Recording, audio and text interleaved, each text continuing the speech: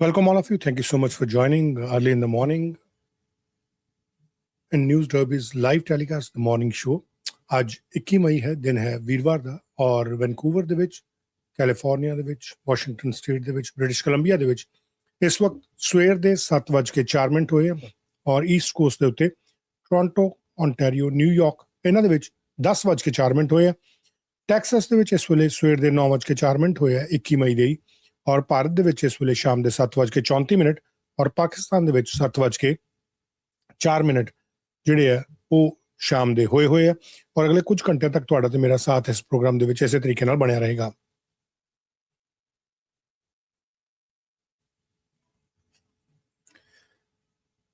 Canada ਦੇ ਨਾਲ ਨਾਲ ਦੁਨੀਆ ਭਰ ਤੋਂ ਆਉਣ ਵਾਲੀਆਂ ਮਹੱਤਵਪੂਰਨ ਖਬਰਾਂ ਜਿਹੜੀਆਂ ਖਾਸ ਤੌਰ ਦੇ ਉੱਤੇ ਸਾਊਥ ਏਸ਼ੀਅਨ ਭਾਈਚਾਰੇ ਨੂੰ ਜੋੜਦੀਆਂ, ਉਹਨਾਂ ਦੇ ਲਈ ਬੜੀਆਂ ਮਹੱਤਵਪੂਰਨ ਨੇ, ਉਹਨਾਂ ਦੇ ਬਾਰੇ ਆਪਾਂ ਇਸ ਪ੍ਰੋਗਰਾਮ ਦੇ ਵਿੱਚ ਗੱਲਬਾਤ ਕਰਦੇ ਹਾਂ। ਅੱਜ ਵੀ ਉਹਨਾਂ ਵਿਸ਼ਿਆਂ ਦੇ ਉੱਤੇ ਗੱਲਬਾਤ ਜਿਹੜੀ ਆ ਉਹ ਕੀਤੀ ਜਾਏਗੀ, ਔਰ ਖਾਸ ਤੌਰ ਤੇ ਉਹ ਵਾਲੀਆਂ ਖਬਰਾਂ ਜਿਹੜੀਆਂ ਕਿ ਸਾਨੂੰ ਬਹੁਤ ਪ੍ਰਭਾਵਿਤ ਕਰਦੀਆਂ। ਕੈਨੇਡਾ ਦੇ ਵਿੱਚ ਇੰਡਸਟਰੀਜ਼ ਜਿਹੜੀਆਂ ਮੇਨ ਇੰਡਸਟਰੀਜ਼ ਨੇ, ਉਹਨਾਂ ਦੇ ਵਿੱਚੋਂ ਇੱਕ ਇੰਡਸਟਰੀ ਹੈ ਟਰੱਕ ਇੰਡਸਟਰੀ। ਜਿਹੜੀ ਇਹ ਟਰੱਕਿੰਗ ਇੰਡਸਟਰੀ ਹੈ, ਇਹਦੇ ਵੱਖੋ ਵੱਖਰੇ ਪਹਿਲੂ ਨੇ। ਟਰੱਕਿੰਗ ਇੰਡਸਟਰੀ ਨਾਲ ਬਾਕੀ ਦੀਆਂ ਇੰਡਸਟਰੀਜ਼ ਜਿਹੜੀਆਂ ਜੁੜੀਆਂ ਹੋਈਆਂ, ਔਰ ਵੱਡੇ ਤੌਰ ਦੇ ਉੱਤੇ ਇਕਨੋਮੀ ਦੇ ਨਾਲ ਨਾਲ ਜਿਹੜੀ ਮਹਿੰਗਾਈ ਹੈ ਉਹ ਕਿਤੇ ਨਾ ਕਿਤੇ ਇੱਥੋਂ ਜੇਕਰ ਇਸ ਇੰਡਸਟਰੀ ਦੇ ਉੱਤੇ ਕੋਈ ਸਮੱਸਿਆ ਬਣਦੀ ਹੈ ਜਾਂ ਇੰਡਸਟਰੀ ਕਿਸੇ ਚੁਣੌਤੀ ਦੇ ਵਿੱਚੋਂ ਗੁਜ਼ਰਦੀ ਹੈ, ਚੈਲੰਜ ਦੇ ਵਿੱਚੋਂ ਗੁਜ਼ਰਦੀ ਹੈ, ਤਾਂ ਉਹਦਾ ਪ੍ਰਭਾਵ ਕੈਨੇਡਾ ਦੀ ਇਕਨੋਮੀ ਦੇ ਉੱਤੇ ਵੀ ਪੈਂਦਾ, ਔਰ ਨਾ ਕੇਵਲ ਇਕਨੋਮੀ ਤੇ ਪੈਂਦਾ, ਬਹੁਤ ਵੱਡੇ ਲੈਵਲ ਦੇ ਉੱਤੇ ਸਪਲਾਈ ਚੇਨ ਦੇ ਉੱਤੇ ਪੈਂਦਾ। ਸਮਾਨ ਜਿਹੜਾ ਆਉਣਾ, ਜਾਣਾ, ਭੇਜਣਾ, ਲਿਆਉਣਾ ਦੁਨੀਆ ਭਰ ਦੇ ਮੁਲਕਾਂ ਦੇ ਵਿੱਚੋਂ, ਉਹਦੇ ਉੱਤੇ ਬਹੁਤ ਵੱਡਾ ਅਸਰ ਜਿਹੜਾ ਉਹ ਪੈਂਦਾ ਜੇਕਰ ਕੈਨੇਡੀਅਨ ਟਰੱਕਿੰਗ ਜਿਹੜੀ ਹੈ ਉਹ ਕਿਤੇ ਨਾ ਕਿਤੇ ਪ੍ਰਭਾਵਿਤ ਹੁੰਦੀ ਹੈ। ਅੱਜ ਹੁਣ ਤੋਂ ਕੁਝ ਸਮਾਂ ਪਹਿਲਾਂ, ਇਨਫੈਕਟ ਕੁਝ ਮਿੰਟ ਪਹਿਲਾਂ, ਇਸੇ ਸਪਲਾਈ ਚੇਨ ਨੂੰ ਲੈ ਕੇ ਕੈਨੇਡੀਅਨ ਟਰੱਕਰ ਡੀਲਰ ਜਿਹੜੇ ਨੇ, ਕੈਨੇਡੀਅਨ ਟਰੱਕ ਡੀਲਰਸ, ਉਹਨਾਂ ਦੇ ਵੱਲੋਂ ਇੱਕ ਪ੍ਰੈਸ ਕਾਨਫਰੰਸ ਜਿਹੜੀ ਹੈ ਉਹ ਆਯੋਜਿਤ ਕੀਤੀ ਗਈ ਹੈ। ਔਰ ਇਹ ਜਿਹੜੀ ਪ੍ਰੈਸ ਕਾਨਫਰੰਸ ਹੈ ਪਾਰਲੀਮੈਂਟ ਹਿੱਲ ਦੇ ਵਿੱਚ ਆਯੋਜਿਤ ਕੀਤੀ ਗਈ ਉਹਨਾਂ ਦੇ ਵੱਲੋਂ।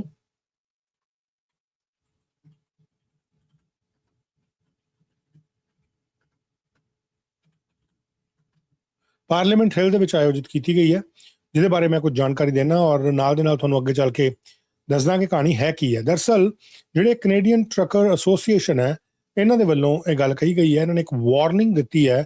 ਇਹ ਕਹਿੰਦੇ ਕਿ 2027 ਦੇ ਜਿਹੜੇ ਐਮਿਸ਼ਨ ਰੂਲਸ ਨੇ, ਜਿਹੜੇ ਕਿ ਪੋਲਿਊਸ਼ਨ ਦੇ ਨਾਲ ਜੁੜੇ ਹੋਏ ਰੂਲਸ ਨੇ, ਐਮਿਸ਼ਨ ਦੇ ਰੂਲਸ ਨੇ, ਉਹਦੇ ਕਰਕੇ ਸਪਲਾਈ ਚੇਨ ਕ੍ਰਾਈਸਿਸ ਜਿਹੜਾ ਉਹ ਕੈਨੇਡਾ ਦੇ ਵਿੱਚ ਆ ਸਕਦਾ ਹੈ। ਕੈਨੇਡੀਅਨ ਟਰੱਕ ਡੀਲਰਸ ਨੇ ਇਹ ਵਾਰਨਿੰਗ ਦਿੱਤੀ ਹੈ।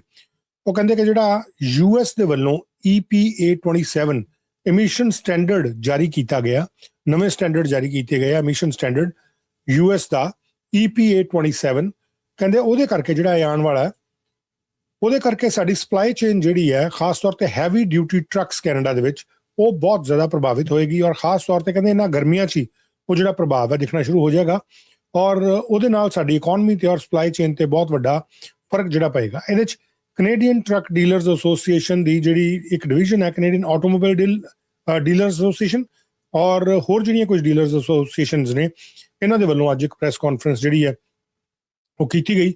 ਇਹਨਾਂ ਦੇ ਡਾਇਰੈਕਟਰ ਨੇ ਕੈਵਿਨ ਡਿਸ਼ਰ, ਉਹਨਾਂ ਦੇ ਵੱਲੋਂ ਜਾਣਕਾਰੀ ਦਿੱਤੀ ਗਈ, ਔਰ ਉਹ ਕਹਿੰਦੇ ਕਿ ਇਹ ਜਿਹੜੀ ਇੱਕ ਵਾਰਨਿੰਗ ਹੈ ਇਹਨੂੰ ਬਹੁਤ ਗੰਭੀਰਤਾ ਦੇ ਨਾਲ ਲਈ ਜਾਣ ਦੀ ਲੋੜ ਹੈ। ਮੈਂ ਸਿੱਧਾ ਤੁਹਾਨੂੰ ਪਾਰਲੀਮੈਂਟ ਹਿੱਲ ਲੈ ਕੇ ਜਾਣਾ, ਜਿੱਥੇ ਇਸ ਵੇਲੇ ਪ੍ਰੈਸ ਕਾਨਫਰੰਸ ਜਿਹੜੀ ਹੈ ਉਹ ਇਹਨਾਂ ਦੀ ਚੱਲ ਰਹੀ ਹੈ। ਆਪਾਂ ਥੋੜੀ ਜਿਹੀ ਪ੍ਰੈਸ ਕਾਨਫਰੰਸ ਸੁਣਦੇ ਹਾਂ, ਉਸ ਤੋਂ ਬਾਅਦ ਪ੍ਰੋਗਰਾਮ ਨੂੰ ਅੱਗੇ ਵਧਾਉਂਦੇ ਹਾਂ। ਅੱਜ ਖਾਸ ਤੌਰ ਤੇ ਜਿਹੜੀ ਆਪਾਂ ਅੱਗੇ ਚੱਲ ਕੇ ਗੱਲਬਾਤ ਕਰਾਂਗੇ ਵੀ, ਉਹ ਮਿਡਲ ਈਸਟ ਦੇ ਨਾਲ ਜੁੜੀ ਹੋਈ ਔਰ ਕੈਨੇਡਾ ਦੀਆਂ ਜਿਹੜੀਆਂ ਕੁਝ ਹੋਰ ਇਸ ਵੇਲੇ ਇਸ਼ੂਜ਼ ਨੇ। ਖਾਸ ਤੌਰ ਦੇ ਉੱਤੇ ਕੈਨੇਡਾ ਦੇ ਵਿੱਚ ਜਿਹੜਾ ਇਸ ਵੇਲੇ ਕ੍ਰਾਈਮ ਦੀ ਵਿਵਸਥਾ ਚੱਲ ਰਹੀ ਹੈ ਔਰ ਪੋਲਿਟਿਕਸ ਜਿਸ ਤਰੀਕੇ ਦੇ ਨਾਲ ਚੱਲ ਰਹੀ ਹੈ, ਉਸ ਵਿਸ਼ੇ ਦੇ ਉੱਤੇ ਵੀ ਗੱਲਬਾਤ ਜਿਹੜੀ ਹੈ ਉਹ ਕੀਤੀ ਜਾਏਗੀ। ਹੋਰ ਵੀ ਬਹੁਤ ਸਾਰੀਆਂ ਜਾਣਕਾਰੀਆਂ ਜਿਹੜੀਆਂ ਤੁਹਾਡੇ ਨਾਲ ਸਾਂਝੀਆਂ ਕਰਨੀਆਂ ਪ੍ਰੋਗਰਾਮ ਦੇ ਅਗਲੇ ਹਿੱਸਿਆਂ ਦੇ ਵਿੱਚ, ਸੋ ਤੁਸੀਂ ਬਣੇ ਰਹੋ ਔਰ ਸੁਣਦੇ ਰਹੋ ਨਿਊਜ਼ ਡਰਬੀ ਦਾ ਇਹ ਮਾਰਨਿੰਗ ਸ਼ੋ। ਔਰ ਸਭ ਤੋਂ ਪਹਿਲਾਂ ਤੁਹਾਨੂੰ ਮੈਂ ਕੈਨੇਡੀਅਨ ਟਰੱਕ ਡਰਾਈਵਰ ਜਿਹੜੇ ਆ ਉਹਨਾਂ ਦੀ ਜਾਣਕਾਰੀ ਜਿਹੜੀ ਹੈ ਉਹ ਦੇਣਾ, ਜਿਹੜੀ ਉਹਨਾਂ ਦੀ ਪ੍ਰੈਸ ਕਾਨਫਰੰਸ ਚੱਲ ਰਹੀ ਹੈ। ਲੈਟਸ ਗੋ ਦੇਅਰ ਔਰ ਉਸ ਪ੍ਰੈਸ ਕਾਨਫਰੰਸ ਨੂੰ ਆਪਾਂ ਸੁਣਦੇ ਹਾਂ ਕਿ ਉਹਨਾਂ ਦੇ ਵੱਲੋਂ ਕੀ ਕਿਹਾ ਜਾ ਰਿਹਾ।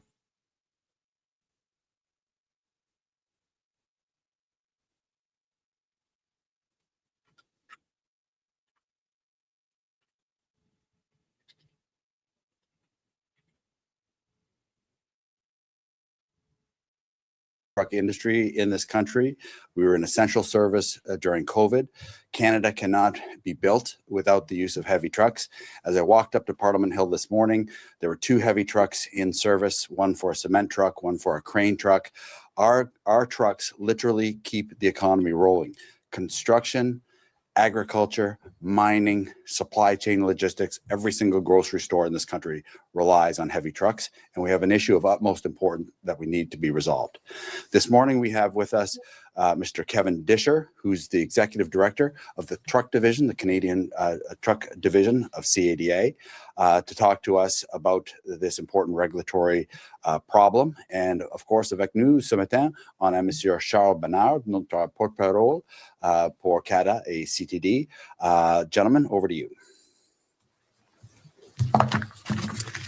Thank you. Good morning, everyone. My name is Kevin Disher, and I'm the Executive Director of the Canadian Truck Dealers Association, a division of the Canadian Automobile Dealers Association. CTD represents more than 700 heavy truck dealerships, and over 40,000 people are employed in Canada. Our members support businesses and supply chains in every region of the country and played a critical role in keeping goods moved across Canada every single day. Each year, approximately 30,000 Class 8 trucks are sold in Canada. This represents more than $8 billion in economic activity. We're here today because our industry is facing a serious challenge around the regulations and allow the importation of heavy trucks into Canada. And the consequences of inaction could have a significant impact on our supply chains, businesses, and consumer affordability across the country. A few targeted regulatory adjustments are needed to ensure Canada maintains a clear, workable path for the importation of U.S. certified heavy-duty trucks into the Canadian market. Without timely action and regulatory certainty from Canadian officials, there is a risk that the availability and the importation of new trucks in Canada could face significant disruptions as early as January 1st, 2027. Canada has limited domestic manufacturing capacity for medium and heavy-duty trucks. This underlines the importance of continued access to U.S. products, which are currently 95% of the supply in Canada. What we're looking to do today is to ensure that the urgency level is properly reflective of the risk that the Canadian economy is facing if this issue isn't solved rapidly. If Canada faces a shortage of heavy trucks, the impact will extend far beyond our industry. This issue affects every major sector of the Canadian economy: shipping, infrastructure, construction, forestry, mining, agricultural, and many more industries. Trucking moves most goods in Canada. Nearly $2 trillion in freight is transported annually across the country, supporting business, workers, and communities from coast to coast.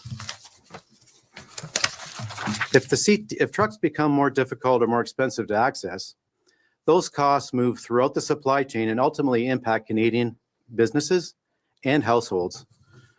We've had productive discussions over the last couple of days with key public officials, and there's been a real intent on collaborating with the industry to ensure that Canada has a practical regulations in place to preserve access to the commercial vehicles across the country.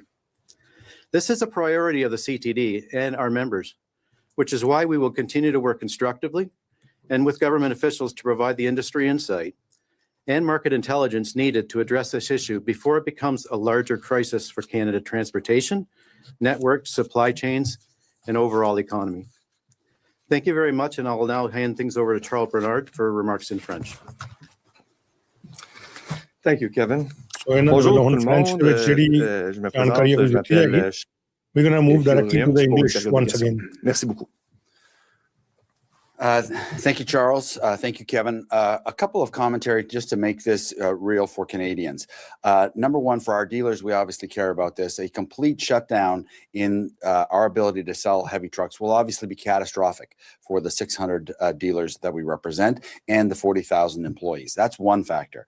But for the objectives of the government, which are rightly placed on building Canada's economy, the objectives of the government, which are about a infrastructure program, a mining program, a competitiveness of the economy program, a loss of the ability to sell heavy trucks would be catastrophic for the economy. When we look at the overall picture of what it means on a just a tactical basis, the average large fleet turns over their vehicles on a pace that's once every 3 years. They get to 1 million miles and they move them out. So for a large fleet to lose a complete year, a model year, would be an absolute disaster for Canadian supply chain and logistics. Even for smaller fleets, they're turning these heavy trucks over every 5 years. So you'd imagine a 20% lack of productivity. That is reflected not just in Canada's ability to move forward on our ambitious agenda for infrastructure, our ambitious and proper agenda to make the Canadian economy work, but more seriously, it would have ramifications well beyond our industry. So we're here not just on behalf of our members, not just on behalf of the technicians that keep these trucks rolling, but more importantly for the economy and the Canadian people as a whole. This is a very serious issue, and we appreciate your time to it. And now happy to take questions. Merci. Thank you. So we can go ahead with the question period. Nick, I don't know if you just arrived, if you have a question in the room. If not, for the people who are on Zoom, I just ask you to raise your hand, please, and I'll get to you as soon as I can. So let's go with Todd Phillip from Canadian Auto Dealer. You can go ahead. Yeah, good morning, gentlemen. Can you hear me okay? Yeah, good morning, Todd. Hey, Hugh, this is a question, maybe a political question for you off the hop here. We know kind of politically Canada's trying to chart a more independent policy, you know, in a lot of areas, certainly with CUSMA negotiations coming up and, you know, trying to flex their own muscles. So is there a risk that, you know, we're getting swept up to a certain extent in this independent regulatory path, you know, ignoring the kind of day-to-day, you know, as you mentioned, the supply integration issues that the government just isn't largely aware of? Is that kind of what's at play here? Well, I would say this. The Prime Minister has been very vocal, as have leaders of the opposition, to talk about the fact that we're in a trade rupture with the U.S. And the U.S. is charting somewhat of an independent path on a number of fronts, probably too many to name. I think this is a case where we've had a long history of regulatory alignment. And because of some, you know, independent regulatory shifts, and some of them quite major in terms of, you know, moving from EPA to NHTSA as an example, the language on both sides of the border no longer matches. So this is you know, more of a paperwork problem and a paperwork misalignment than it is a misalignment of vision. These trucks, I think it's important to note, are going to be cleaner than ever in terms of their NOx emissions and cleaner than ever in terms of the greenhouse gas emissions. But without the right regulatory recognition, we will not be able to have these trucks sold in Canada. I would also make the very important point that my colleague spoke about the January 1st deadline. That's the actual deadline for those trucks coming over for the 2027 model year. But in our business, the truck business, what happens is truck dealers are in discussions for pre-orders, for pre-allocation now with manufacturers. That process can't go on, and allocation for the Canadian market is currently being lost. The pre-order period for the 2027 model year begins this August. So at the end of August, what happens is the trucking companies, the fleets that I spoke of earlier, are making decisions for what they need to renew, and they will not be able to order those trucks. I think that the government may be operating under the impression that this is a 2027 problem. This is a yesterday problem that we've talked about you know, as a trucking association, and manufacturers have been in dialogue with officials for well over a year. This is the first time we, as the actual retailers, have recognized that the manufacturers and the government have not been able to resolve this problem. I think, Todd, you might have a follow-up. You raised your hand again. Go ahead. Yeah, sorry, if that's okay. This is a question either for Kevin or Hugh, really. I mean, I know the association is newly formed. And had an official launch a couple months ago, Canadian Truck World. So do you find that it's taken a while, or do you find that you're now getting the government's attention in these discussions? You mentioned that there was some discussions with officials. Until now, probably there wasn't the same high level advocacy work going on. So are they starting to, I guess, recognize the CTD and have these conversations? Yeah, a couple of points there, Todd, and I'm glad you raised it. The heavy duty truck dealers, and they're an important and have been an important part of the Canadian Auto Dealers Association since the 1980s. I think what's changed recently is the structure internally of CADA to create a specific executive director to deal with those challenges. One of the examples that I used with officials yesterday is that when we've worked on issues for the Canadian Auto Dealers Association and our truck dealer members in conjunction, we've usually been able to resolve the issues that affect them both. The best example of that, and it actually relates to today's discussion, is the issue of during COVID being named an essential business. During COVID, car dealers, heavy truck dealers on this side of the border, we had discussions with government about the fact that the economy couldn't roll without our dealer members on the service, the parts, and new sales of heavy trucks, and they couldn't function without the sale service of new automobiles. We do all the maintenance work on police vehicles, emergency, provide all the entire new car support and new car truck supply chain.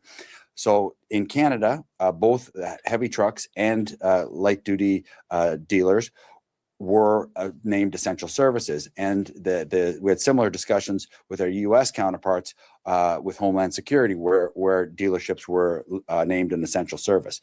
Canada, and that recognition clearly shows that you cannot run an economy without our services. So what's happened is that Kevin, who I'll let speak here in a moment, has a deep background in senior level management in the trucking world, but actually started as a truck technician and knows firsthand how important these trucks are. And Kevin, I wouldn't mind if you wouldn't mention the impact of trucking when we have a national disaster and trucking is held back. Over to you.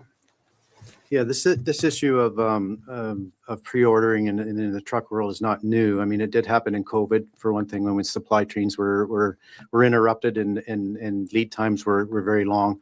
Some other emission regulations happened in 2008 as well too.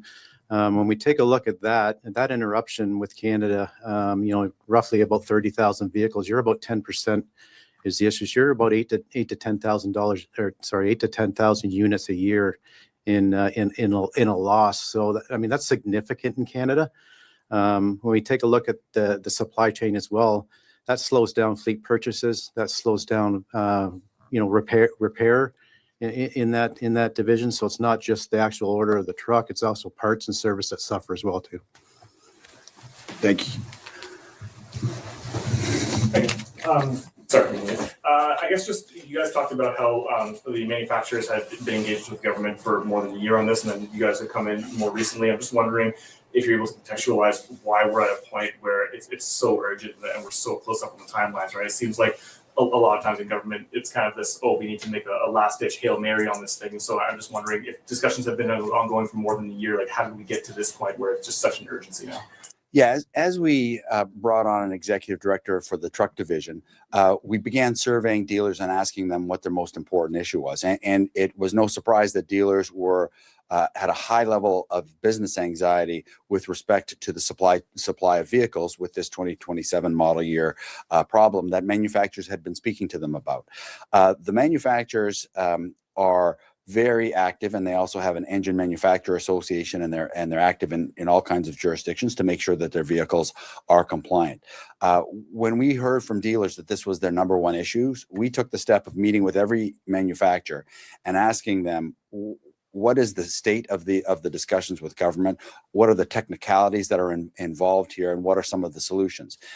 And we heard from every manufacturer in lockstep that this was an industry-wide problem, and one that needed a regulatory fix, and we explored those options with them.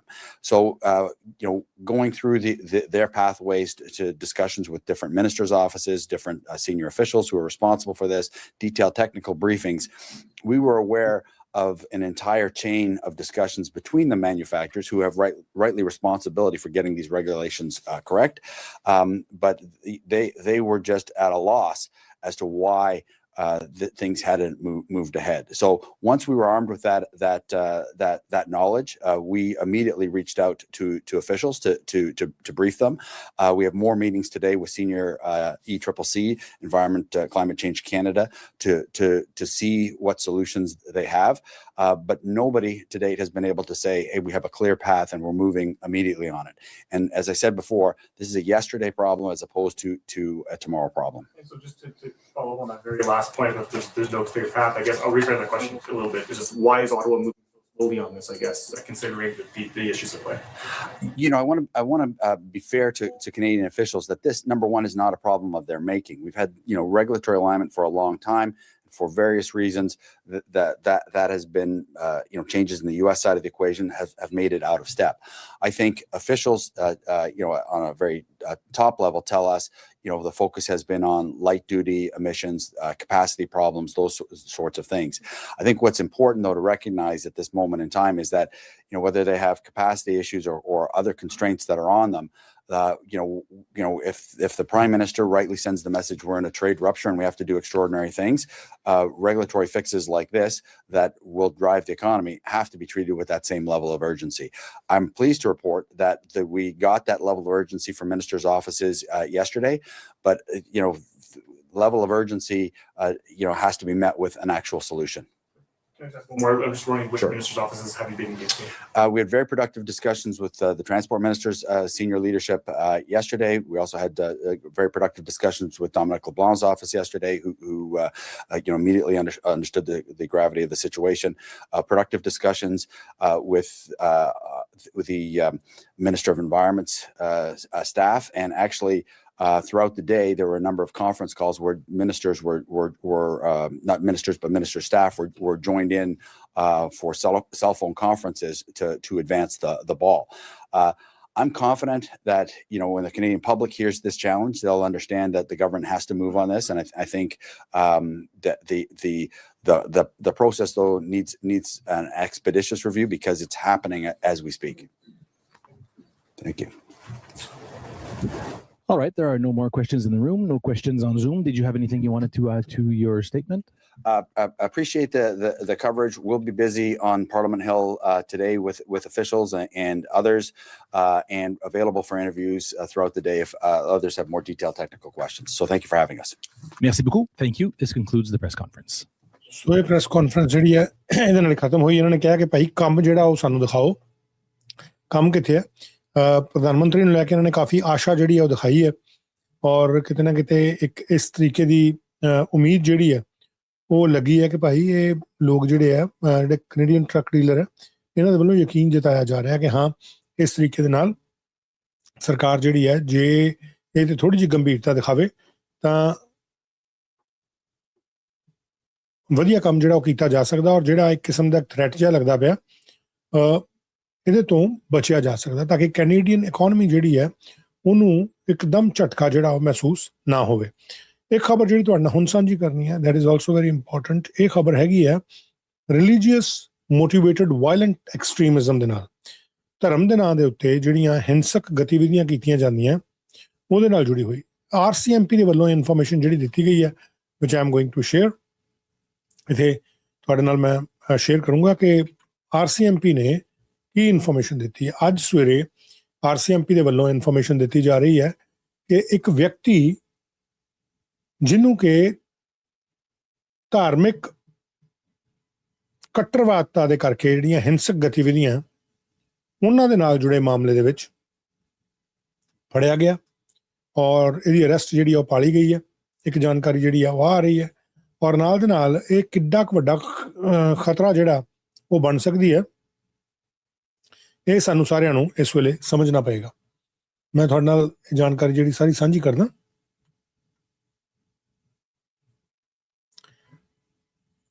ਆ ਇੱਕ information ਜਿਹੜੀ ਹੈ RCMP ਦੇ ਵੱਲੋਂ ਅੱਜ ਜਾਰੀ ਕੀਤੀ ਗਈ। ਦਿਸ ਇਨਫੋਰਮੇਸ਼ਨ, ਇਸ ਇਨਫੋਰਮੇਸ਼ਨ ਦੇ ਵਿੱਚ if you look at this information, ਇਹ 'ਚ ਬਹੁਤ ਕਲੀਅਰ ਲਫ਼ਜ਼ਾਂ ਦੇ ਵਿੱਚ ਜਿਹੜਾ ਲਿਖਿਆ ਗਿਆ ਕਿ ਇਹ ਜਿਹੜਾ ਵਿਅਕਤੀ ਹੈ ਕੁਬੈਕ ਦਾ ਰਹਿਣ ਵਾਲਾ, ਇਸ ਦਾ ਨਾਮ ਮੁਹੰਮਦ ਅਲੀ ਬਿਨ ਚਾਊਆ, ਮੁਹੰਮਦ ਅਲੀ ਬਿਨ ਚਾਊਆ 40 ਸਾਲ ਦਾ, ਲੈਵਿਸ ਦਾ, ਕੁਬੈਕ ਦਾ ਇੱਕ ਜਗ੍ਹਾ ਹੈ ਲੈਵਿਸ, ਉੱਥੋਂ ਦਾ ਰਹਿਣ ਵਾਲਾ। ਇਹਨੂੰ ਅੱਜ ਸਵੇਰੇ 21 ਮਈ ਨੂੰ ਅੱਜ ਸਵੇਰੇ ਇਹਦੀ ਗ੍ਰਿਫਤਾਰੀ ਪਾਈ ਗਈ ਹੈ as a part of national security investigation. As part of national security investigation ਜਿਹੜਾ ਇਹ ਮਿਸਟਰ ਮੁਹੰਮਦ ਅਲੀ ਬਿਨ ਚਾਊਆ ਨੇ, ਇਹਨਾਂ ਨੂੰ ਅਰੈਸਟ ਕੀਤਾ ਗਿਆ।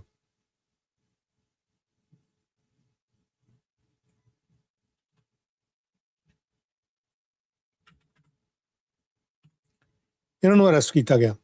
ਅੱਛਾ, ਹੁਣ ਇਹਦੇ 'ਚ ਜਾਣਕਾਰੀ ਕੀ ਆ ਰਹੀ ਆ? ਉਹ ਕਹਿੰਦੇ ਕਿ ਇਹ ਵਿਅਕਤੀ ਜਿਹੜਾ ਇਹ ਟਿਕਟੌਕ ਦੇ ਉੱਤੇ, ਜਿਹੜਾ ਟਿਕਟੌਕ ਹੁੰਦਾ ਉਹਦੇ ਉੱਤੇ ਇਹ ਬਹੁਤ ਜ਼ਿਆਦਾ ਐਕਟਿਵ ਸੀ, ਔਰ ਐਕਟਿਵ ਹੋ ਕੇ ਨਾ ਕੇਵਲ ਟਿਕਟੌਕ ਤੇ ਐਕਟਿਵ ਸੀ, ਲੇਕਿਨ ਇਹਦੇ ਵੱਲੋਂ ਉਹਦੇ ਉੱਤੇ ਕੁਝ ਐਸੀਆਂ ਚੀਜ਼ਾਂ ਜਿਹੜੀਆਂ ਸ਼ੇਅਰ ਕੀਤੀਆਂ ਜਾਂਦੀਆਂ ਸੀ, ਜਾਂ ਉਹ ਜਿਹੜੀਆਂ ਯੂ ਕੈਨ ਸੇ ਕਿ ਫੈਲਾਈਆਂ ਜਾਂਦੀਆਂ ਸੀ, ਜਿਹੜੀਆਂ ਕਿ ਟੈਰਰਿਜ਼ਮ ਦੇ ਨਾਲ ਜੁੜੀਆਂ ਹੋਈਆਂ ਸੀ, ਟੈਰਰਿਜ਼ਮ ਦੇ ਨਾਲ ਜੁੜੀਆਂ ਹੋਈਆਂ ਸੀ। ਔਰ ਇਹ ਜਿੰਨੀਆਂ ਪੋਸਟ ਬਣਾਉਂਦਾ ਸੀ ਉਹ ਕਥਿਤ ਤੌਰ ਤੇ ਇਸਲਾਮਿਕ ਸਟੇਟ ਜਿਹੜਾ ISIS ਹੈ ਉਹਦੇ ਸਪੋਰਟ ਦੇ ਵਿੱਚ ਬਣਾਉਂਦਾ ਸੀ, ਉਹਦੇ ਹੱਕ ਦੇ ਵਿੱਚ ਬਣਾਉਂਦਾ ਸੀ। ਇਨਵੈਸਟੀਗੇਸ਼ਨ ਜਿਹੜੀ ਹੈ ਪਿਛਲੇ ਸਾਲ ਸ਼ੁਰੂ ਹੋਈ ਸੀ। ਇੱਕ ਆਨਲਾਈਨ ਰਿਪੋਰਟ ਆਈ ਸੀ RCMP ਦੇ ਨੈਸ਼ਨਲ ਸਿਕਿਉਰਿਟੀ ਇਨਫੋਰਮੇਸ਼ਨ ਨੈਟਵਰਕ ਨੂੰ। ਜਦੋਂ ਇਹ ਸਾਰਾ ਕੁਝ ਪਤਾ ਲੱਗਾ, ਇਹਦਾ ਜਿਹੜਾ ਉਹ ਸਾਰਾ ਕੁਝ ਚੈੱਕ ਕੀਤਾ ਗਿਆ ਕਿ ਭਾਈ ਆਖਰਕਾਰ ਇਹ ਵਿਅਕਤੀ ਹੈ ਕੌਣ, ਕਿਸ ਤਰੀਕੇ ਨਾਲ ਇਹ ਜਿਹੜੀਆਂ ਪੋਸਟ ਆ ਉਹ ਬਣਾ ਰਿਹਾ, ਤਾਂ ਫਿਰ ਉਸ ਤੋਂ ਬਾਅਦ ਜਿਹੜੇ ਮਿਸਟਰ ਮੁਹੰਮਦ ਅਲੀ ਬਿਨ ਚਾਊਆ ਨੇ ਇਹਨਾਂ ਉੱਤੇ ਟੈਰਰਿਜ਼ਮ ਦੇ ਐਲੀਗੇਸ਼ਨ ਲਾ ਕੇ ਇਹਨਾਂ ਨੂੰ ਗ੍ਰਿਫਤਾਰ ਕੀਤਾ ਗਿਆ। ਨੈਸ਼ਨਲ ਸਿਕਿਉਰਿਟੀ ਦਾ ਹਵਾਲਾ ਦੇ ਕੇ ਇਸ ਵਿਅਕਤੀ ਨੂੰ ਗ੍ਰਿਫਤਾਰ ਕੀਤਾ ਗਿਆ। ਸੋ ਇੱਕ ਵੱਡੀ ਖਬਰ ਹੈ। ਔਰ ਲੇਕਿਨ ਇਹਦੇ 'ਚ ਜਿਹੜੀ ਜਾਣਕਾਰੀ RCMP ਦੇ ਵੱਲੋਂ ਹੀ ਆ ਰਹੀ ਹੈ ਉਹ ਇੰਪੋਰਟੈਂਟ ਕਿਉਂ ਬਣਦੀ ਹੈ? ਉਹ ਇਸ ਕਰਕੇ ਬਣਦੀ ਹੈ, let me show you from the RCMP's direct page. ਜਿਹੜਾ RCMP ਦਾ ਵੈਬ ਪੇਜ ਹੈ, ਤੁਹਾਨੂੰ ਉੱਥੋਂ ਮੈਂ ਇਨਫੋਰਮੇਸ਼ਨ ਜਿਹੜੀ ਨਾਲ ਦੇ ਨਾਲ ਦੇਣਾ।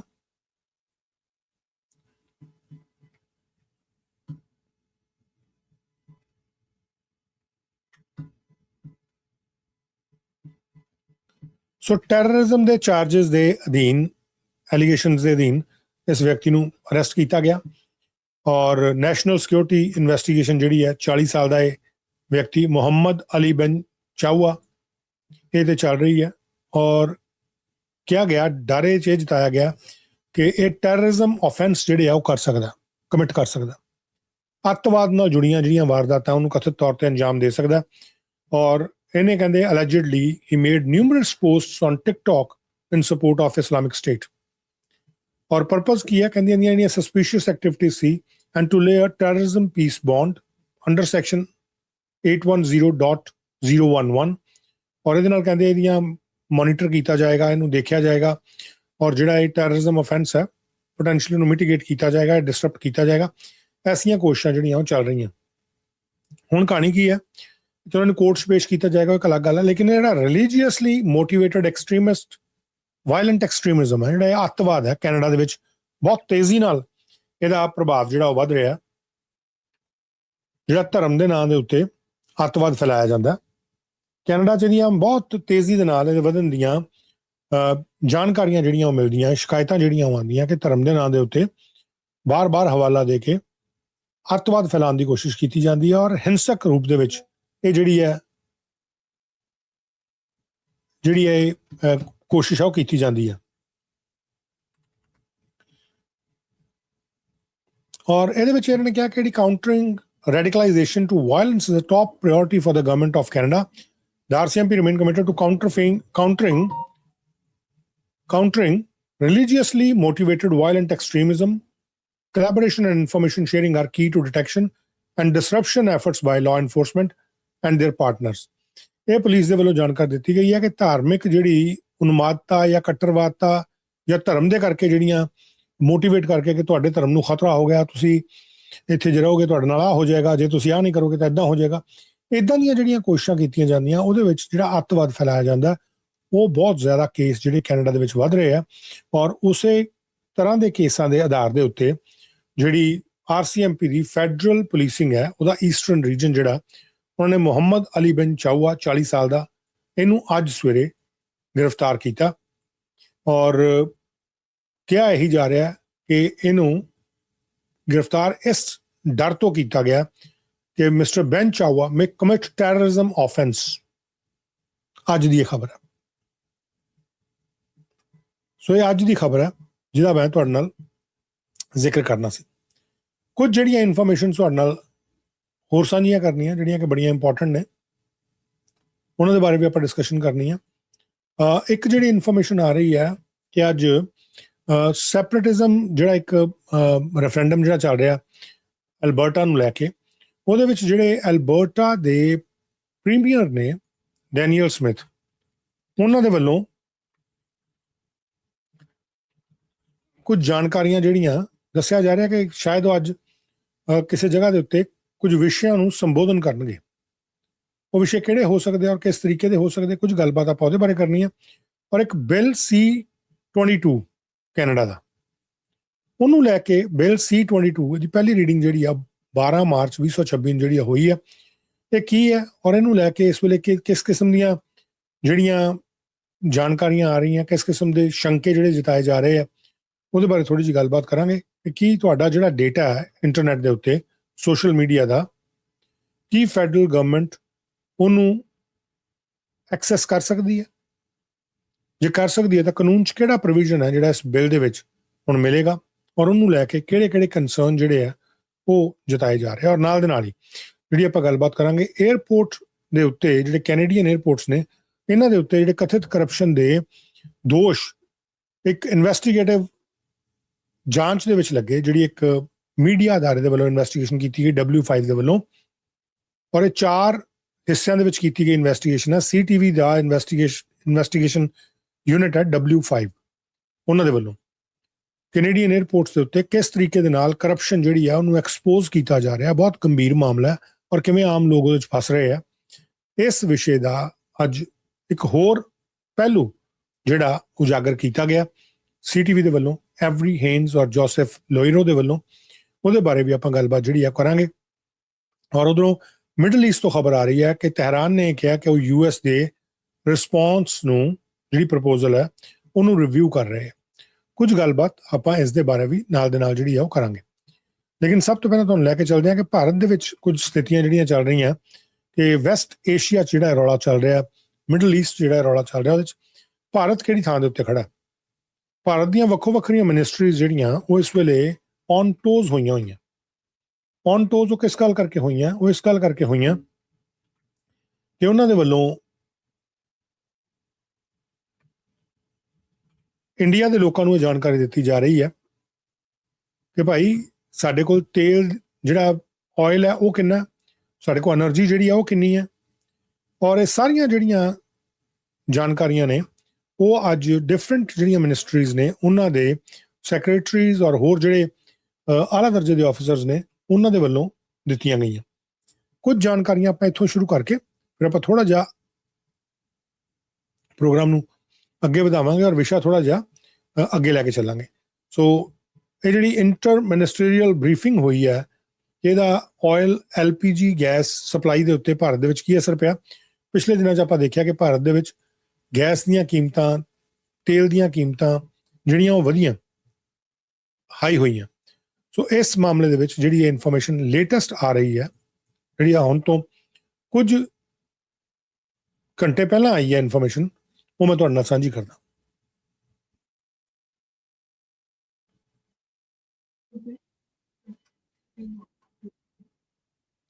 We'll begin with updates from the Petroleum Ministry. Over to you, Sujata. Petroleum ministry शुरुआत ਦੇ ਵਿੱਚ। नमस्कार। जैसा कि आप जानते हैं कि वेस्ट एशिया क्राइसिस को स्टार्ट हुए 81 दिन से अधिक हो चुके हैं और हमारे इंपोर्ट्स उससे अफेक्ट हुए हैं, परंतु भारत सरकार ने सभी संभव स्टेप्स लिए हैं ताकि जो आम जनता है उसको कम से कम परेशानी का सामना करना पड़े। इसके चलते मैं दोबारा से ये बात कहना चाहूँगी कि हमारे पास सफिशिएंट सप्लाईज हैं, क्रूड हो, नेचुरल गैस हो, पेट्रोल हो या डीजल हो। हमारी रिफाइनरीज ऑप्टिमम कैपेसिटी पर ऑपरेट कर रही हैं ताकि जो देश की डिमांड है उसको मीट किया जा सके। इसके अलावा रिफाइनरीज में एलपीजी प्रोडक्शन को रैंप अप किया गया है और लगभग 46 से 47 हजार टन एलपीजी देश की रिफाइनरीज में बनाई जा रही है। किसी भी पेट्रोल कुछ पेट्रोल पंप पर और कुछ एरियाज में ये देखा जा रहा है कि जो बाइंग है वो इंक्रीज हुई है और काफ़ी ज़्यादा ग्रोथ भी देखी जा रही है। मंत्रालय में भी इसे एनालाइज किया है और ये पाया है कि कुछ इंक्रीज तो एग्रीकल्चर सीजन के चलते हैं। इसके अलावा कुछ इंक्रीज इसलिए भी है क्योंकि बल्क जो हमारा डीजल था, जो बल्क सप्लाईज थी वो रिटेल पर शिफ्ट हो रही हैं। इसके अलावा प्राइस डिफरेंस है, जो सरकारी तेल कंपनियां हैं उन वो जिस भाव पर पेट्रोल और डीजल बेच रही हैं और उसके मुकाबले जो प्राइवेट कंपनीज हैं वहाँ पर दाम कुछ अधिक है। इसके चलते भी ये डिमांड जो है वो सरकारी कंपनियों पर शिफ्ट हो रही है। परंतु इसके बावजूद भी हमारे पास सफिशिएंट सप्लाईज हैं और डिमांड के हिसाब से तुरंत के तुरंत एक्शन लिया जा रहा है और हर पेट्रोल पंप पर सप्लाई को सुनिश्चित करने का हर प्रयास किया जा रहा है। एलपीजी कुकिंग गैस की सप्लाई भी यथावत है। इनफैक्ट पिछले 3 दिनों में 1,34,00,000 डिलीवरीज की गई हैं डोमेस्टिक एलपीजी सिलेंडर की और इसके अगेंस्ट जो बुकिंग है वो 1,32,00,000 है और 96% ये जो डिलीवरी की गई है इसकी 96% डिलीवरी विद डीएसी कोड की गई है। कमर्शियल एलपीजी की सप्लाई 1 मई से लेकर अब तक लगभग 1,32,000 टन की गई है। पिछले 3 दिनों में भी 23,588 टन कमर्शियल एलपीजी की सेल की गई है।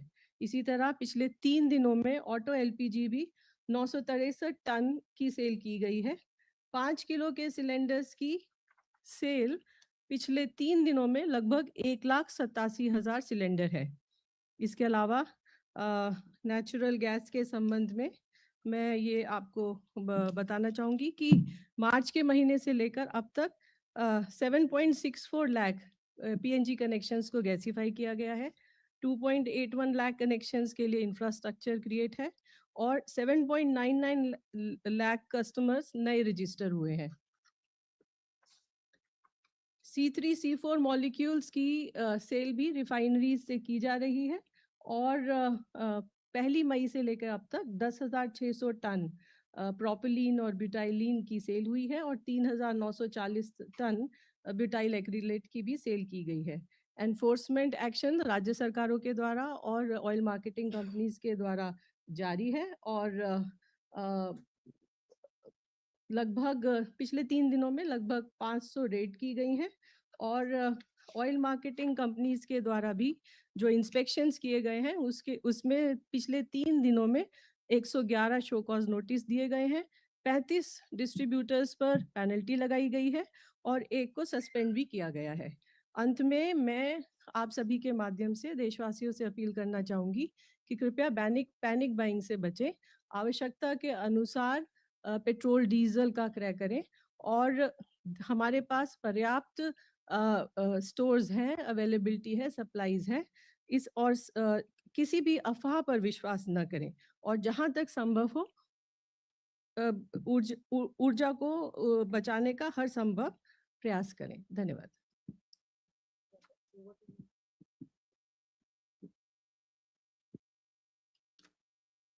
Thank you, ma'am. The Ministry of Port Shipping and Waterways continues to coordinate with Ministry of External Affairs, Indian missions and maritime stakeholders to ensure seafarer welfare and uninterrupted maritime operations. All the Indian seafarers in the region are safe and no incident involving Indian flagged vessel or foreign flagged vessel with Indian crew has been reported in past 72 hours. DG Shipping Control Room update, that's control room has handled 10,106 calls and around 22,215 emails since its activation. In past 72 hours, a total 404 calls and 903 emails have been received. The ministry through DG Shipping has facilitated the safe repatriation of more than 3,300 Indian seafarers, including 99 in last 72 hours. Port operation across India remains normal and no congestion reported. And then there was a question last time that what is the shipping rates to Middle East from 15th of April to 19th of May. So that is around that time on 15th of April per container means 20 feet container. It was 2,400 US dollar, which is now around 2,000 US dollar. Thank you. Thank you, Mukherjee. Now we'll take questions. We'll start from the first row and we'll keep passing the mic. Thank you. Question is for Sujata ma'am. Maybe you spoke about the demand rise at the pumps owned by the state-fuel retailers. Can you give a percentage number as to how much are we seeing the surge in diesel and gasoline demand at the state-owned pumps? Or you also said that the prices, the bulk prices are higher than the retail prices. Can you give a number as to how much is the difference between the bulk and the retail? Hi, this is from Mangal, sir. There have been news reports saying that India is preparing to send its tankers inside Hormuz, on the west of Hormuz, to get energy supplies from there. So what's the plan like? By when can we see that the first Indian tanker entering into the Strait of Hormuz to get the products from there? Thank you. Question to Sujata ma'am. Just wanted to understand how do you calculate under recoveries and losses? I'm asking you this because on one day you said it's 30,000 crore per month is the under recovery or losses. And the next day the secretary MOPNG says 1 lakh is the total loss. The day after that the minister says 1.98 crore is the under recovery, while loss is 1 lakh crore. So what is the difference between loss and under recovery? One. Two, why are we including LPG in these under recoveries or losses? Because LPG, as to my understanding, is a regulated product, and Government of India is committed to compensating the PSUs for their losses. Why can't the Government of India make timely payments so that at least these under recoveries, to that extent, it's mitigated? If you look at the earning statements of all the three OMCs that have come, they have made some 77,000 crore of profit in FY26 with one month of stress, and they have a negative LPG buffer of running into some 26,000 crore. If at least that is cleared, why is the government not making those payments on regular basis? Thank you. Hi, this is Udit from the print. So my question to Sujata ma'am is that, so on Monday, ma'am, you said that the companies are daily losses around 750 crore rupees. Before that, we were told that it was 1,000 crores. So after hike of 3 rupees, it comes to at 750 crores. So what is the hike needed that this becomes a break even, or the companies, those losses starts getting recovered? Hi, ma'am. My question is to Sujata, ma'am. I wanted to get your clarity on the recent US waiver extension that they have given for vessels loading before 17th of April. Now, there are a lot of vessels that are coming to India that have been loaded after 17th of April. So how is Indian refiners going to navigate that situation? Thank you. Ma'am, could you please share current under recovery on petrol, diesel, and LPG? Hello, ma'am. I'm Shivani Sharma from India Today. My question is for Sujata, ma'am. Ma'am, there are reports, especially in states like Uttarakhand, that there are several petrol pumps where a capping has been done for consumers. Like people are getting a petrol of only 1,000 rupees or so. There are multiple reports like that. Is there any direction that has been given by the ministry? And the second question is regarding a report that has been published in Nikkei Asia that quotes Kepler. And it says that India, which is the third largest consumer of LPG, reportedly faces a supply gap of 4 lakh barrels per day. Your reactions on that? Question for Sujata ma'am. I just wanted to understand, because we've been getting these reports of certain shortages in some pockets at the RO level, although, at the macro level, the production and the supplies seem to be all right in terms of production. But these regional imbalances and supply shortages, you've been mentioning for the past few days that a lot of the commercial and bulk demand has shifted to OMC ROs, right? isn't there any mechanism at the disposal of the local administration, the state government, or even the OMCs to prevent the commercial or the bulk consumers from getting to retail ROs and lifting fuel from there? Because essentially, the reason why there's a different price for industrial and bulk commercial consumers is so that the retail consumers can be provided a relatively cheaper fuel, right? But so isn't there any sort of mechanism at your disposal where you can stop this migration of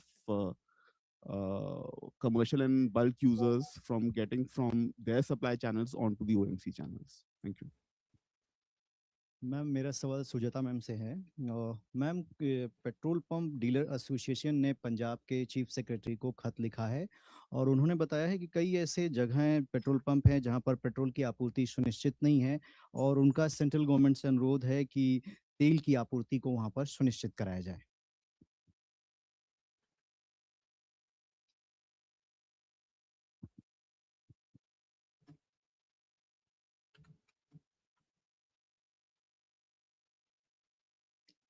Anybody on this side?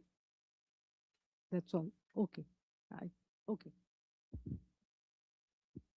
Ma'am, today AITWA, it's a big transport organization. They have written to all the companies that because of disruption in supply, particularly in port areas, so they have asked them that because of this crisis, don't put any kind of penalty. They have asked to companies, but that's primarily coming from the shortage of diesel at some areas. Like companies, if they get delayed in delivering of products, then companies can put penalty on the transporters. No? So they have said that because of the problem with diesel supply, particularly at port areas, so they are unable to supply. Any kind of report that you have, any response? And usually AITW always talks to government. So have they also written to you about this? Okay. There was one question from shipping. I think first you can answer. Thank you, ma'am.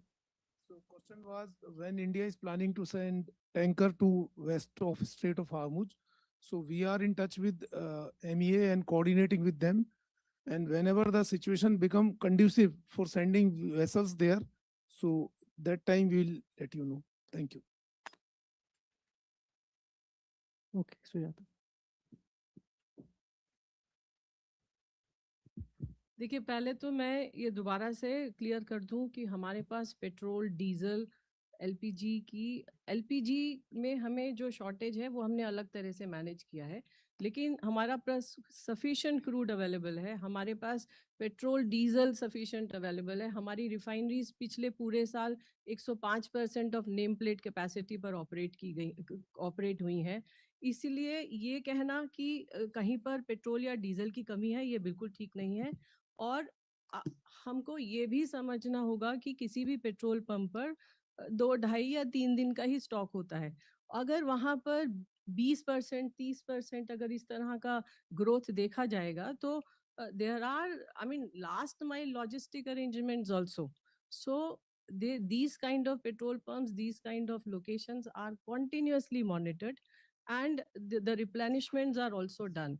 As far as the support from the state government is concerned, the different mechanism to control, yes, this is monitored by the oil marketing companies and the support is coming from the state governments also, in fact from the district administrations also. And there are a couple of states and district administrations where the letters have been issued to their officers, or requesting that the bulk should take from the bulk supply points and the retail consumers should go to the petrol pump. Anybody, because this is an opportunity to inform the people also, the people who want bulk supply can contact the state level nodal officer of the oil marketing companies. The details of all the state level officers is there on the website of all the 3 oil marketing companies. So they can be contacted for the bulk demand.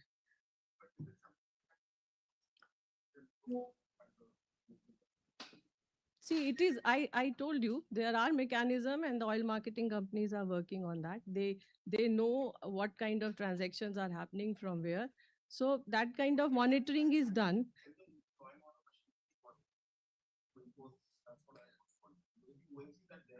So wherever there is an issue, the support of the local police is also taken wherever the need is required. I mean, there is a need. And regarding the LPG, I think we should not lose the fact, our sight on the fact that there is huge increase in the domestic LPG production. ये बात हम सब जानते हैं कि we are an import dependent country. 60% हमारा LPG Hormuz से आता था, सॉरी इंपोर्ट हमारा 60% है, उसका 90% was coming from Hormuz. Now the fact is that how effectively we are able to manage this situation, and in this government has taken lot of steps to ensure that the inconvenience to the consumer is minimum. जो हमारा domestic LPG production है हमारी refineries में वो ramp up हुआ. इसके अलावा जो डिमांड साइड मैनेजमेंट है वो भी किया गया, जो बुकिंग पीरियड्स हैं. इसके अलावा जो कुकिंग गैस है उसको प्रायोरिटाइज किया गया. कमर्शियल को 70% है, लेकिन डोमेस्टिक कुकिंग के लिए घर के खाना बनाने की जो गैस है वो 100% सप्लाई की जा रही है. तो हमें इसको इस तरह से देखना चाहिए कि भारत सरकार ने और ऑयल मार्केटिंग कंपनीज ने कितने इफेक्टिव स्टेप्स लिए हैं ताकि जो देश की जनता है उसको कम से कम कठिनाई का सामना करना पड़े. आपने क्रूड की बात करी तो मैं सिर्फ इतना ही कहना चाहूँगी कि देश का हित, कंज्यूमर्स का हित, देश की एनर्जी सिक्योरिटी, ये हमारे लिए सबसे इम्पोर्टेंट है. इसके लिए जो भी करना पड़ेगा, जो भी भारत सरकार को करना है या ऑयल मार्केटिंग कंपनीज को करना है वो किया जाएगा और किया जा रहा भी है. इसके अलावा आपने लॉसेस की बात की. देखिए हमारे जो एलपीजी का जो लॉसेस की आप बात कर रहे हैं, पहले भी भारत सरकार ने कई बार, 2 बार तो मुझे अभी रिसेंट पास में याद है जब भारत सरकार ने ऑयल मार्केटिंग कंपनीज को सपोर्ट किया है. 2023 में 22,000 करोड़ दिया, उनको अप्रूव किया. पिछले साल 30,000 करोड़ का भी उनको अप्रूवल किया. तो जब ज़रूरत हुई है भारत सरकार ने अपनी ऑयल मार्केटिंग कंपनीज को सपोर्ट किया है. डिफरेंस आपने पूछा, ग्रोथ मैं आपको बता चुकी हूँ. किसी एरिया में किसी 20% और 30% ग्रोथ भी देखी जा रही है. There is a price difference, 40-42 रुपए का फर्क है पर लीटर, जो हमारा रिटेल है और जो हमारा बल्क है. I think I have covered most of the questions. Diesel की है. मैं आपको लोकलाइज्ड एरिया बता रही हूँ जहाँ पर आप जिन एरियाज के आप इशू रेज कर रहे हैं उन एरियाज की बता रही हूँ कि 20 से 30% तक ग्रोथ है. पेट्रोल का डाटा आई डोंट हैव. ਸੋ ਇਹ ਜਿਹੜੀ ਪ੍ਰੈਸ ਕਾਨਫਰੰਸ ਹੈ ਇਹਦੇ ਚ ਆਇਲ ਦੇ ਗੈਸ ਦੇ ਕੀ ਇੰਪੈਕਟ ਹੈ ਜਿਹੜੇ ਪੈ ਰਹੇ ਆ ਉਹਦੇ ਬਾਰੇ ਇਨਫੋਰਮੇਸ਼ਨ ਜਿਹੜੀ ਆ ਉਹ ਦਿੱਤੀ ਗਈ ਹੈ. Sumit Gupta ji, professor Sumit Gupta and Surinder Sharma ji, thank you so much. ਜਿਹੜੀ ਆਪਾਂ ਹੁਣ ਗੱਲ ਕਰਨੀ ਨਾ ਇਹ ਬਹੁਤ ਇੰਪੋਰਟੈਂਟ ਹੈ. ਹੁਣ ਗੱਲ ਕਰਨੀ ਹੈ ਕੈਨੇਡਾ ਦੇ 에ਅਰਪੋਰਟਸ ਦੇ ਉੱਤੇ ਜਿਹੜੀ ਕਰਪਸ਼ਨ ਚੱਲ ਰਹੀ ਹੈ. ਕੈਨੇਡਾ ਦੇ 에ਅਰਪੋਰਟਸ ਦੇ ਉੱਤੇ ਕਰਪਸ਼ਨ ਚੱਲ ਰਹੀ ਹੈ, ਇਹਦੀ ਇੱਕ ਇਨਵੈਸਟੀਗੇਸ਼ਨ ਜਿਹੜੀ ਆ ਉਹ ਸੀਟੀਵੀ ਦੇ ਵੱਲੋਂ ਕੀਤੀ ਗਈ. ਔਰ ਜਿਹੜੀ ਇਹ ਇਨਵੈਸਟੀਗੇਸ਼ਨ ਇਹਨਾਂ ਵੱਲੋਂ ਕੀਤੀ ਗਈ ਉਹ ਬੜੀ ਮਹੱਤਵਪੂਰਨ ਹੈ. ਉਹ ਮਹੱਤਵਪੂਰਨ ਕਿਉਂ ਆ, ਉਹਦਾ ਕੀ ਰੀਜ਼ਨ ਹੈ, ਮੈਂ ਸਾਰੀ ਜਾਣਕਾਰੀ ਤੁਹਾਨੂੰ ਦੇਣਾ. ਔਰ ਇਹਦੀ ਇਨਫੋਰਮੇਸ਼ਨ ਜਿਹੜੀ ਆ ਉਹ ਸੀਟੀਵੀ ਦਾ ਇੱਕ ਇਨਵੈਸਟੀਗੇਟਿਵ ਯੂਨਿਟ ਹੈ W5. ਇਹਦੇ ਮੁਤਾਬਿਕ ਜੇ ਅਸੀਂ ਦੇਖੀਏ ਜੋ ਇਹਨਾਂ ਨੇ ਜਾਣਕਾਰੀ ਦਿੱਤੀ ਹੈ, ਇਸ ਦੇ ਮੁਤਾਬਿਕ ਕੈਨੇਡਾ ਦੇ ਇੰਟਰਨੈਸ਼ਨਲ 에ਅਰਪੋਰਟ ਜਿਹੜਾ ਪੀਅਰਸਨ ਇੰਟਰਨੈਸ਼ਨਲ 에ਅਰਪੋਰਟ ਹੈ ਔਰ ਹੋਰ ਜਿਹੜੇ ਕੁਝ 에ਅਰਪੋਰਟ ਨੇ ਉਹਨਾਂ ਦੇ ਵਿੱਚ ਕਿਸ ਤਰੀਕੇ ਦੇ ਨਾਲ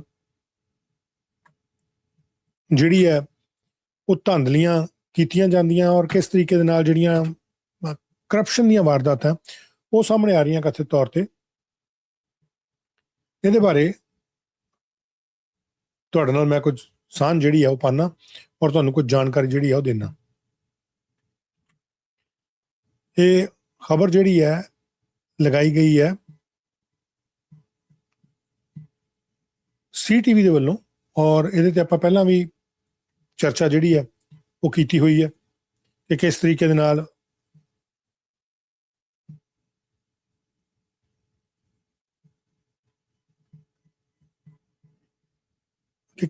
ਨਾਲ ਇੱਥੇ ਕਰਪਸ਼ਨ ਜਿਹੜੀ ਹੋਈ ਔਰ ਆਮ ਲੋਕ ਜਿਹੜੇ ਆ ਉਹ ਉਹਨਾਂ ਕਰਪਟ ਜਿਹੜੇ ਉੱਥੇ ਕਰਮਚਾਰੀ ਕੰਮ ਕਰਨ ਵਾਲੇ ਅਧਿਕਾਰੀ ਕੰਮ ਕਰਨ ਵਾਲੇ ਉਹਨਾਂ ਦੇ ਕੀਤੇ ਹੋਏ ਕੰਮਾਂ ਕਰਕੇ ਫਸੇ ਵੀ ਹੈ ਦੁਨੀਆ ਦੇ ਬਾਕੀ ਮੁਲਕਾਂ ਦੇ ਵਿੱਚ। ਉਹਨਾਂ ਦੇ ਵੱਲੋਂ ਲੋਕਾਂ ਦੇ ਬੈਗ ਜਿਹੜੇ ਉਹ ਚੇਂਜ ਕਰ ਦਿੱਤੇ ਜਾਂਦੇ ਸੀ, ਟੈਗ ਜਿਹੜੇ ਆ ਸਿਕਿਉਰਿਟੀ ਟੈਗ ਉਹ ਚੇਂਜ ਕਰ ਦਿੱਤੇ ਜਾਂਦੇ ਸੀ। ਕੁਝ ਦਿਨ ਪਹਿਲਾਂ ਤੁਹਾਨੂੰ ਮੈਂ ਇਹਦੇ ਬਾਰੇ ਜਾਣਕਾਰੀ ਵੀ ਦਿੱਤੀ ਹੈ।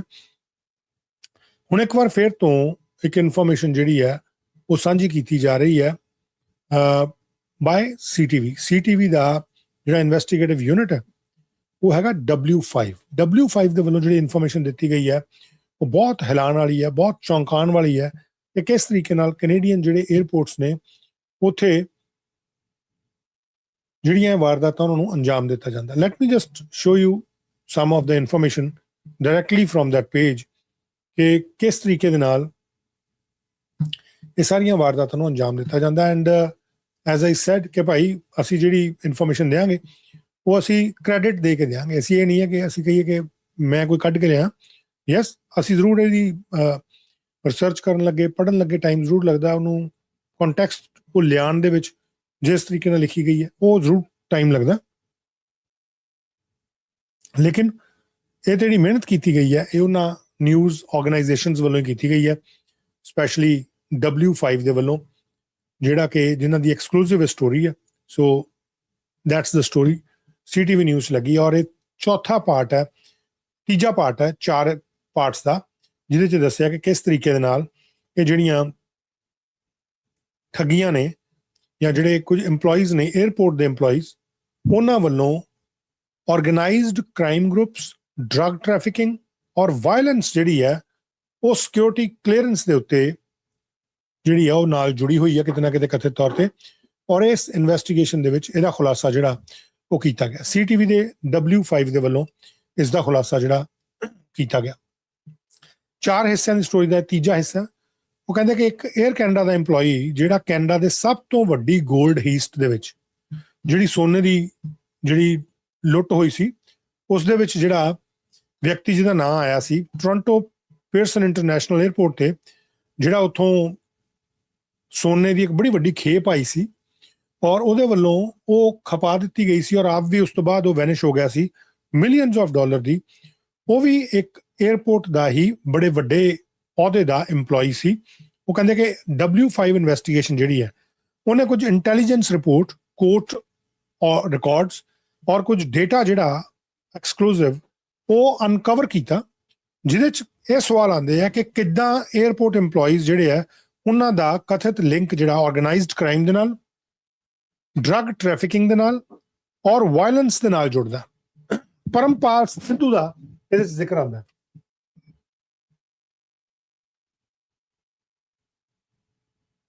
ਪਰਮਪਾਲ ਸਿੱਧੂ ਕੌਣ ਹੈ?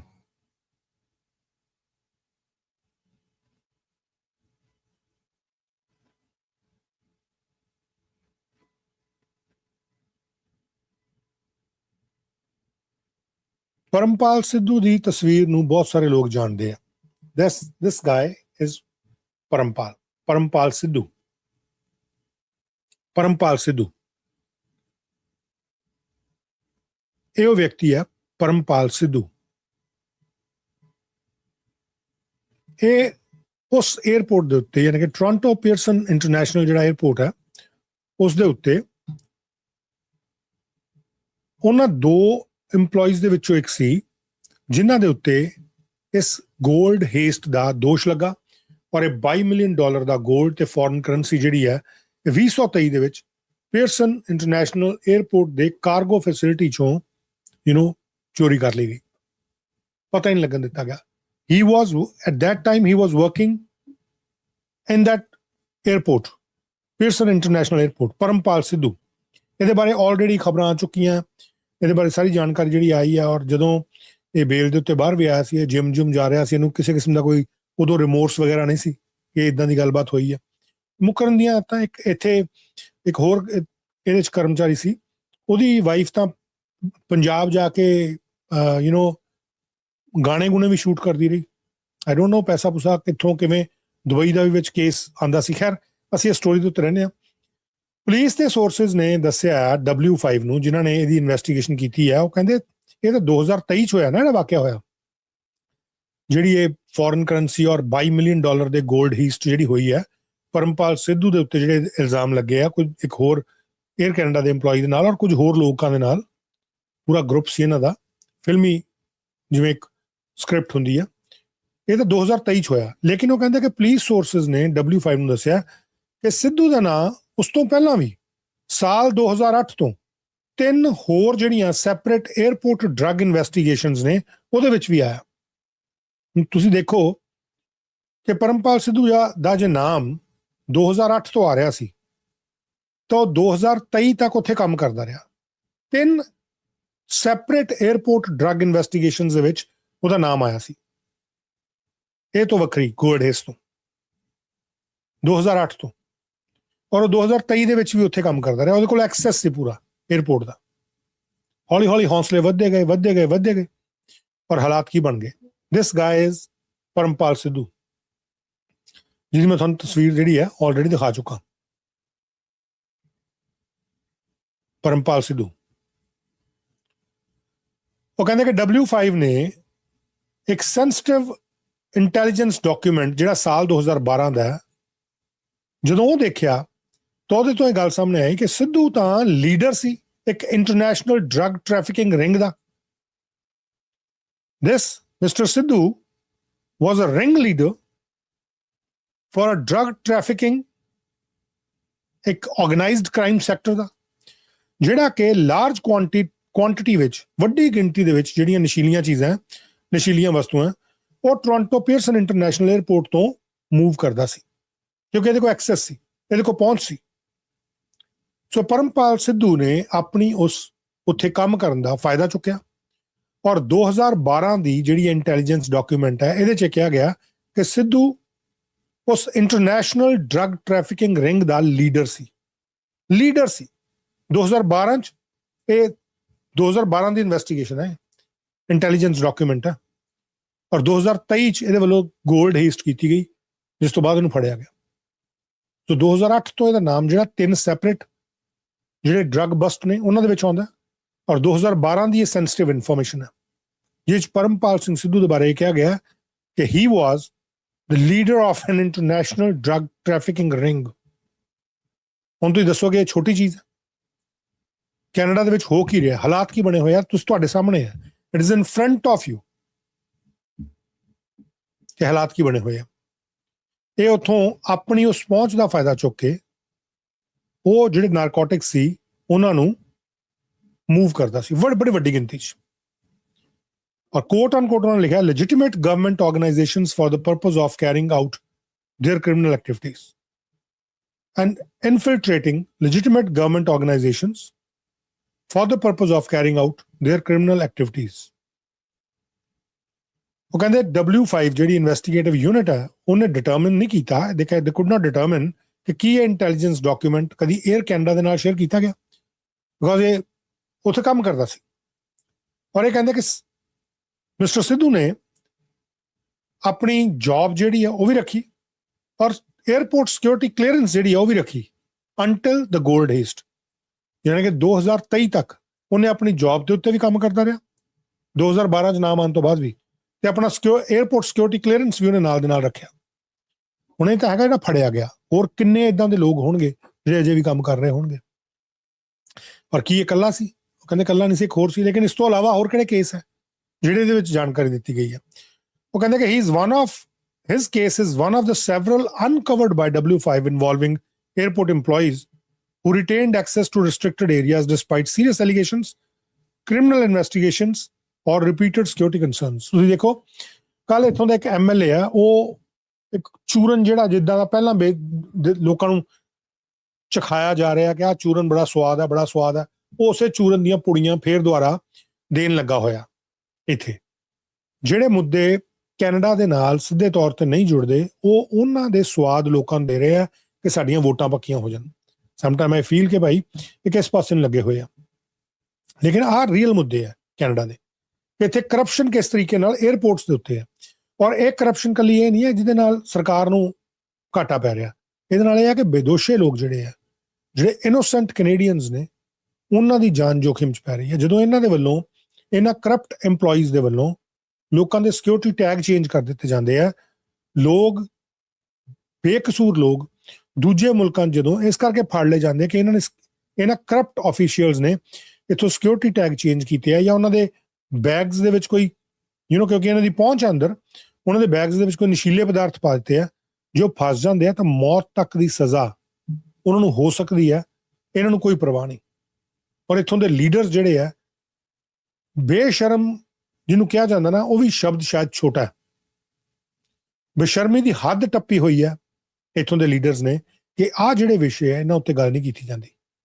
ਇਹ ਤੇ ਕਿਉਂ ਨਹੀਂ ਇਨਵੈਸਟੀਗੇਸ਼ਨ ਖੋਲ੍ਹੀ ਜਾਂਦੀ, ਕਿਉਂ ਨਹੀਂ ਸਿਕਿਉਰਿਟੀ ਕਲੀਅਰੈਂਸ ਇੱਕ ਵਾਰ ਸਭ ਦੇ ਨਵੇਂ ਸਿਰ ਤੋਂ ਬਣਾਏ ਜਾਂਦੇ, ਜਾਂ ਉਹ 'ਚ ਹੋਰ ਸਖਤੀ ਕੀਤੀ ਜਾਂਦੀ, ਕਿਉਂ ਨਹੀਂ ਇਹ ਕਾਗਜ਼ ਜਿਹੜੇ ਆ, ਜਿਹੜਾ 2012 'ਚ ਸਿਕਿਉਰਿਟੀ ਇੰਟੈਲੀਜੈਂਸ ਡਾਕੂਮੈਂਟ ਜਿਹੜਾ ਸਾਹਮਣੇ ਆਇਆ, ਉਹ 2023 ਤੱਕ ਕਿੱਥੇ ਲੁਕਿਆ ਰਿਹਾ, ਕਿਉਂ ਸ਼ੇਅਰ ਨਹੀਂ ਕੀਤਾ ਗਿਆ? ਜੇ ਕੀਤਾ ਗਿਆ ਤਾਂ ਕਿਹਦੇ ਨਾਲ ਕੀਤਾ ਗਿਆ? 2008 ਤੋਂ ਇਹ 3 ਡਿਫਰੈਂਟ ਡਰੱਗ ਬਸਟ ਦੇ ਵਿੱਚ ਪਰਮਪਾਲ ਸਿੱਧੂ ਦਾ ਨਾਮ ਆਇਆ ਸੀ, ਤਾਂ 2023 ਤੱਕ ਵੇਟ ਕਿਉਂ ਕੀਤੀ ਗਈ? ਕੀ ਇਹ ਸਵਾਲ ਨਹੀਂ ਬਣਦੇ?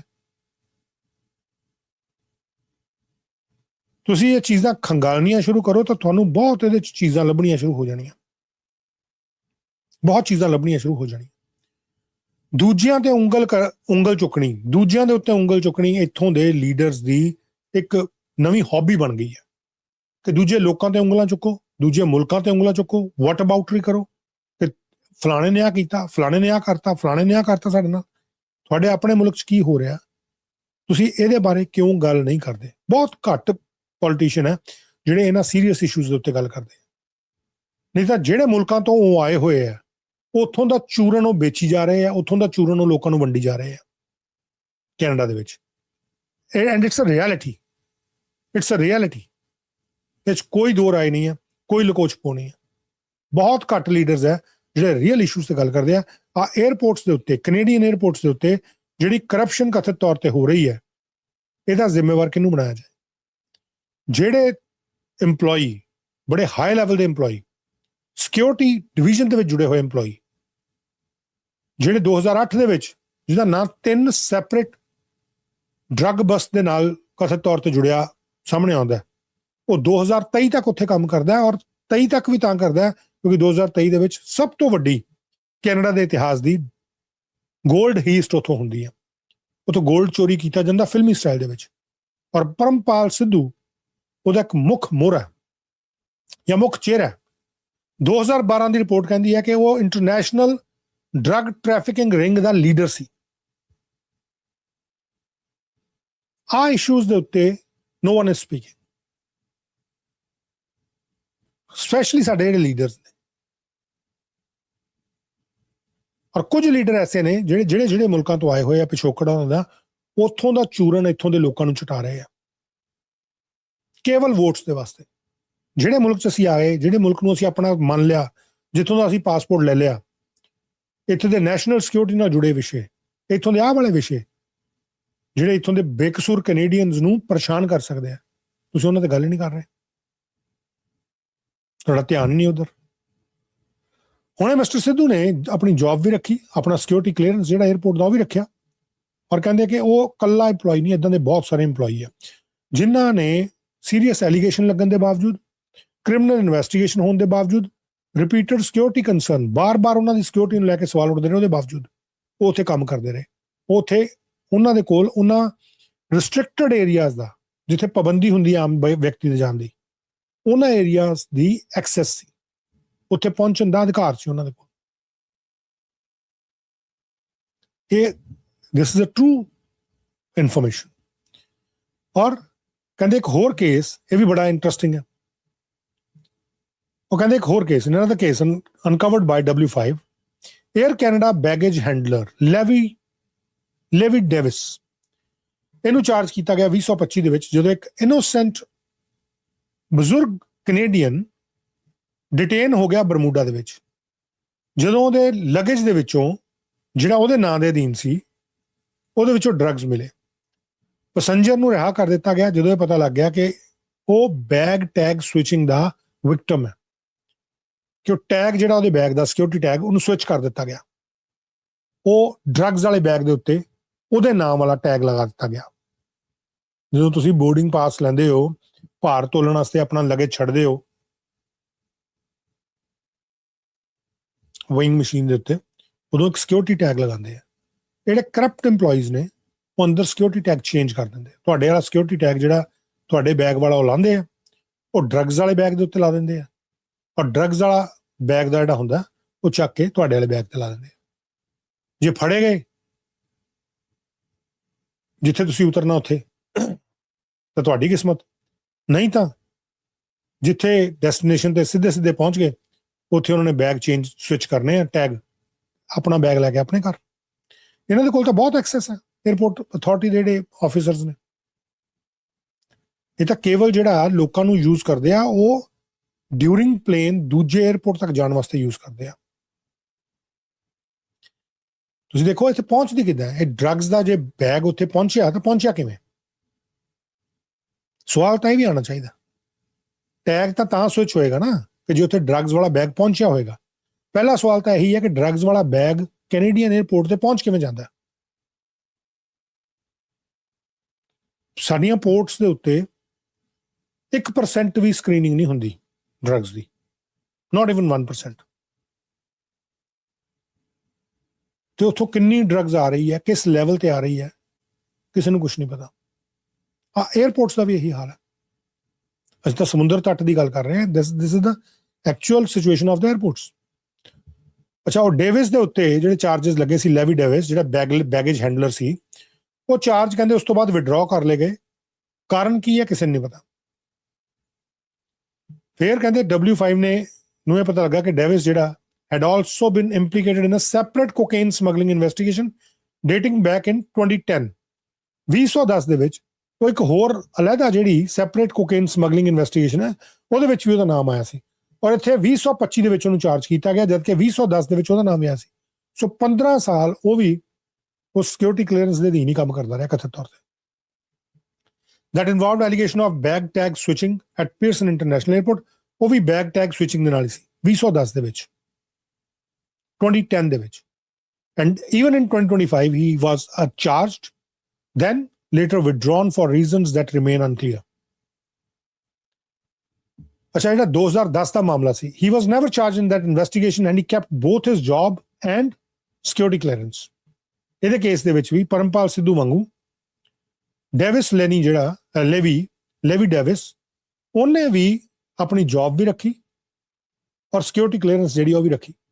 ਸੋ ਤੁਸੀਂ ਦੇਖੋ ਕਿ ਕੀ ਨੈਕਸਸ ਕਿੱਡਾ ਵੱਡਾ ਇਹਨਾਂ EMPLOYEES ਦਾ ਉੱਥੇ, ਜਿਹੜੇ ਕਰਪਟ EMPLOYEES ਨੇ, ਕਿੰਨਾ ਵੱਡਾ ਨੈਕਸਸ ਹੈ ਕਿ ਤੂੰ ਵੀ ਕਮਾਈ ਜਾ ਤੇ ਮੈਂ ਵੀ ਕਮਾਈ ਜਾਣਾ ਤੇ ਆਪਾਂ ਸਾਰੇ ਰਲ ਕੇ ਕਮਾਈ ਜਾਈਏ। ਐਂਡ ਆਹ ਸਿਚੁਏਸ਼ਨ ਕੈਨੇਡੀਅਨ 에ਅਰਪੋਰਟਸ ਦੀ ਹੈ, ਇੰਟਰਨੈਸ਼ਨਲ 에ਅਰਪੋਰਟਸ ਦੀ, ਕਿਸੇ ਛੋਟੇ ਮੋਟੇ 에ਅਰਪੋਰਟ ਦੀ ਨਹੀਂ ਹੈ।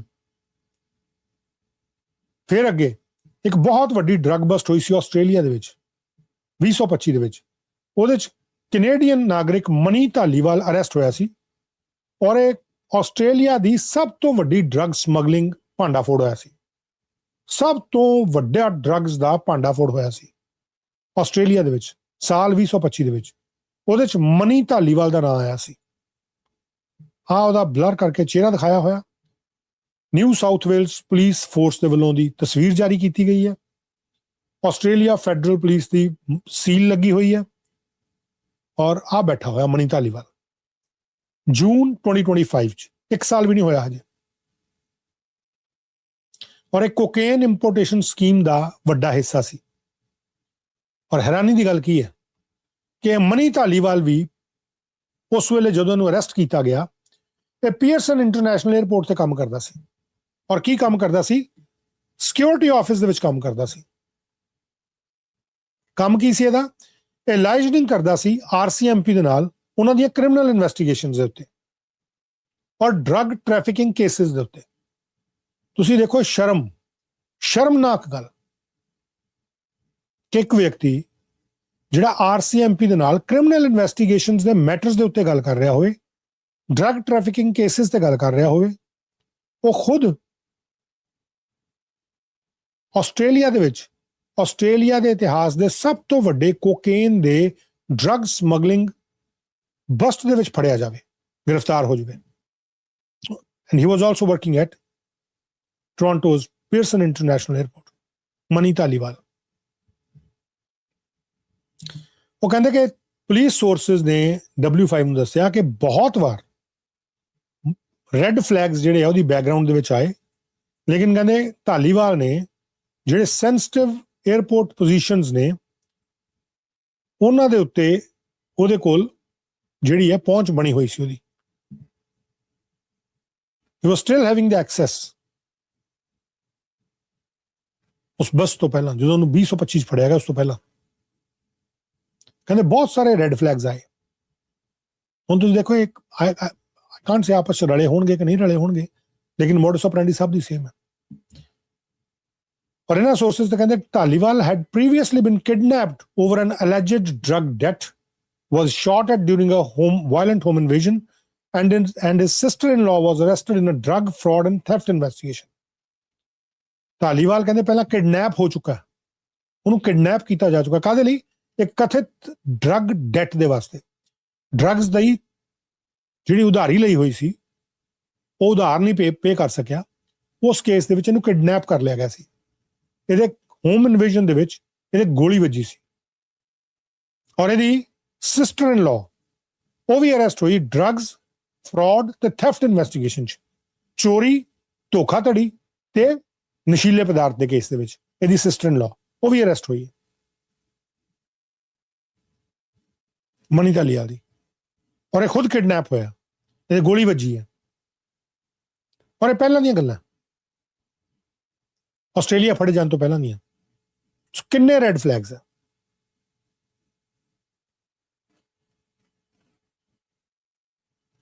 ਔਰ ਹੈਰਾਨਗੀ ਦੀ ਗੱਲ ਹੈ, ਜਦੋਂ ਇਹਨੂੰ ਸਿਕਿਉਰਿਟੀ ਰੋਲ ਵਾਸਤੇ ਰੱਖਿਆ ਗਿਆ, ਹਾਇਰ ਕੀਤਾ ਗਿਆ, ਕਹਿੰਦੇ ਉਸ ਤੋਂ ਪਹਿਲਾਂ ਦੀਆਂ ਇਨਫੋਰਮੇਸ਼ਨਸ ਨੇ ਜਿਹੜੀਆਂ ਡਰੱਗ ਟ੍ਰੇਡ ਦੇ ਨਾਲ ਕਥਿਤ ਤੌਰ ਤੇ ਇਹਦੇ ਜੁੜੇ ਹੁੰਦੀਆਂ। ਸੋ ਕੀ ਵੈਟਿੰਗ ਹੋਈ ਹੈ, ਕਿਵੇਂ ਰੱਖਿਆ ਜਾਂਦਾ, ਕੀ ਇੱਥੇ ਸਿਫਾਰਸ਼ਾਂ ਰੱਖਦੀਆਂ, ਕੀ ਕਹਾਣੀ ਹੈ?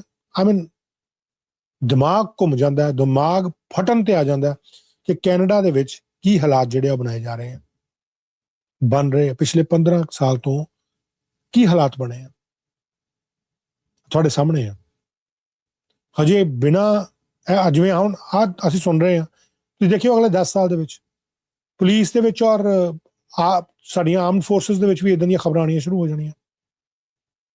ਜਿੱਦਾਂ ਅੱਖਾਂ ਬੰਦ ਕਰਕੇ ਭਰਤੀ ਹੋਈ ਜਾ ਰਹੀ ਹੈ, ਨੋਰਮਸ ਨੂੰ ਕਥਿਤ ਤੌਰ ਦੇ ਉੱਤੇ ਛਿੱਕੇ ਟੰਗਿਆ ਹੋਇਆ। ਆਉਂਦੇ 10-15 ਸਾਲ ਨੂੰ ਇਹ ਵੀ ਇਨਫੋਰਮੇਸ਼ਨਸ ਇਦਾਂ ਦੀਆਂ ਨਿਕਲਣੀਆਂ ਸ਼ੁਰੂ ਹੋ ਜਾਣੀਆਂ। ਲੇਕਿਨ ਇੱਥੋਂ ਦੇ ਸਿਆਸਤਦਾਨ ਉਹ ਚੂਰਨ ਉਹਨਾਂ ਦੇ ਕੋਲ ਹੋਰ ਪਿਆ, ਇੱਥੋਂ ਦੇ ਲੋਕ ਜਿਹੜੇ ਉਹ ਚੂਰਨ ਚੱਟ ਰਹੇ ਆ। ਇਸ਼ੂ ਤਾਂ ਹੈ।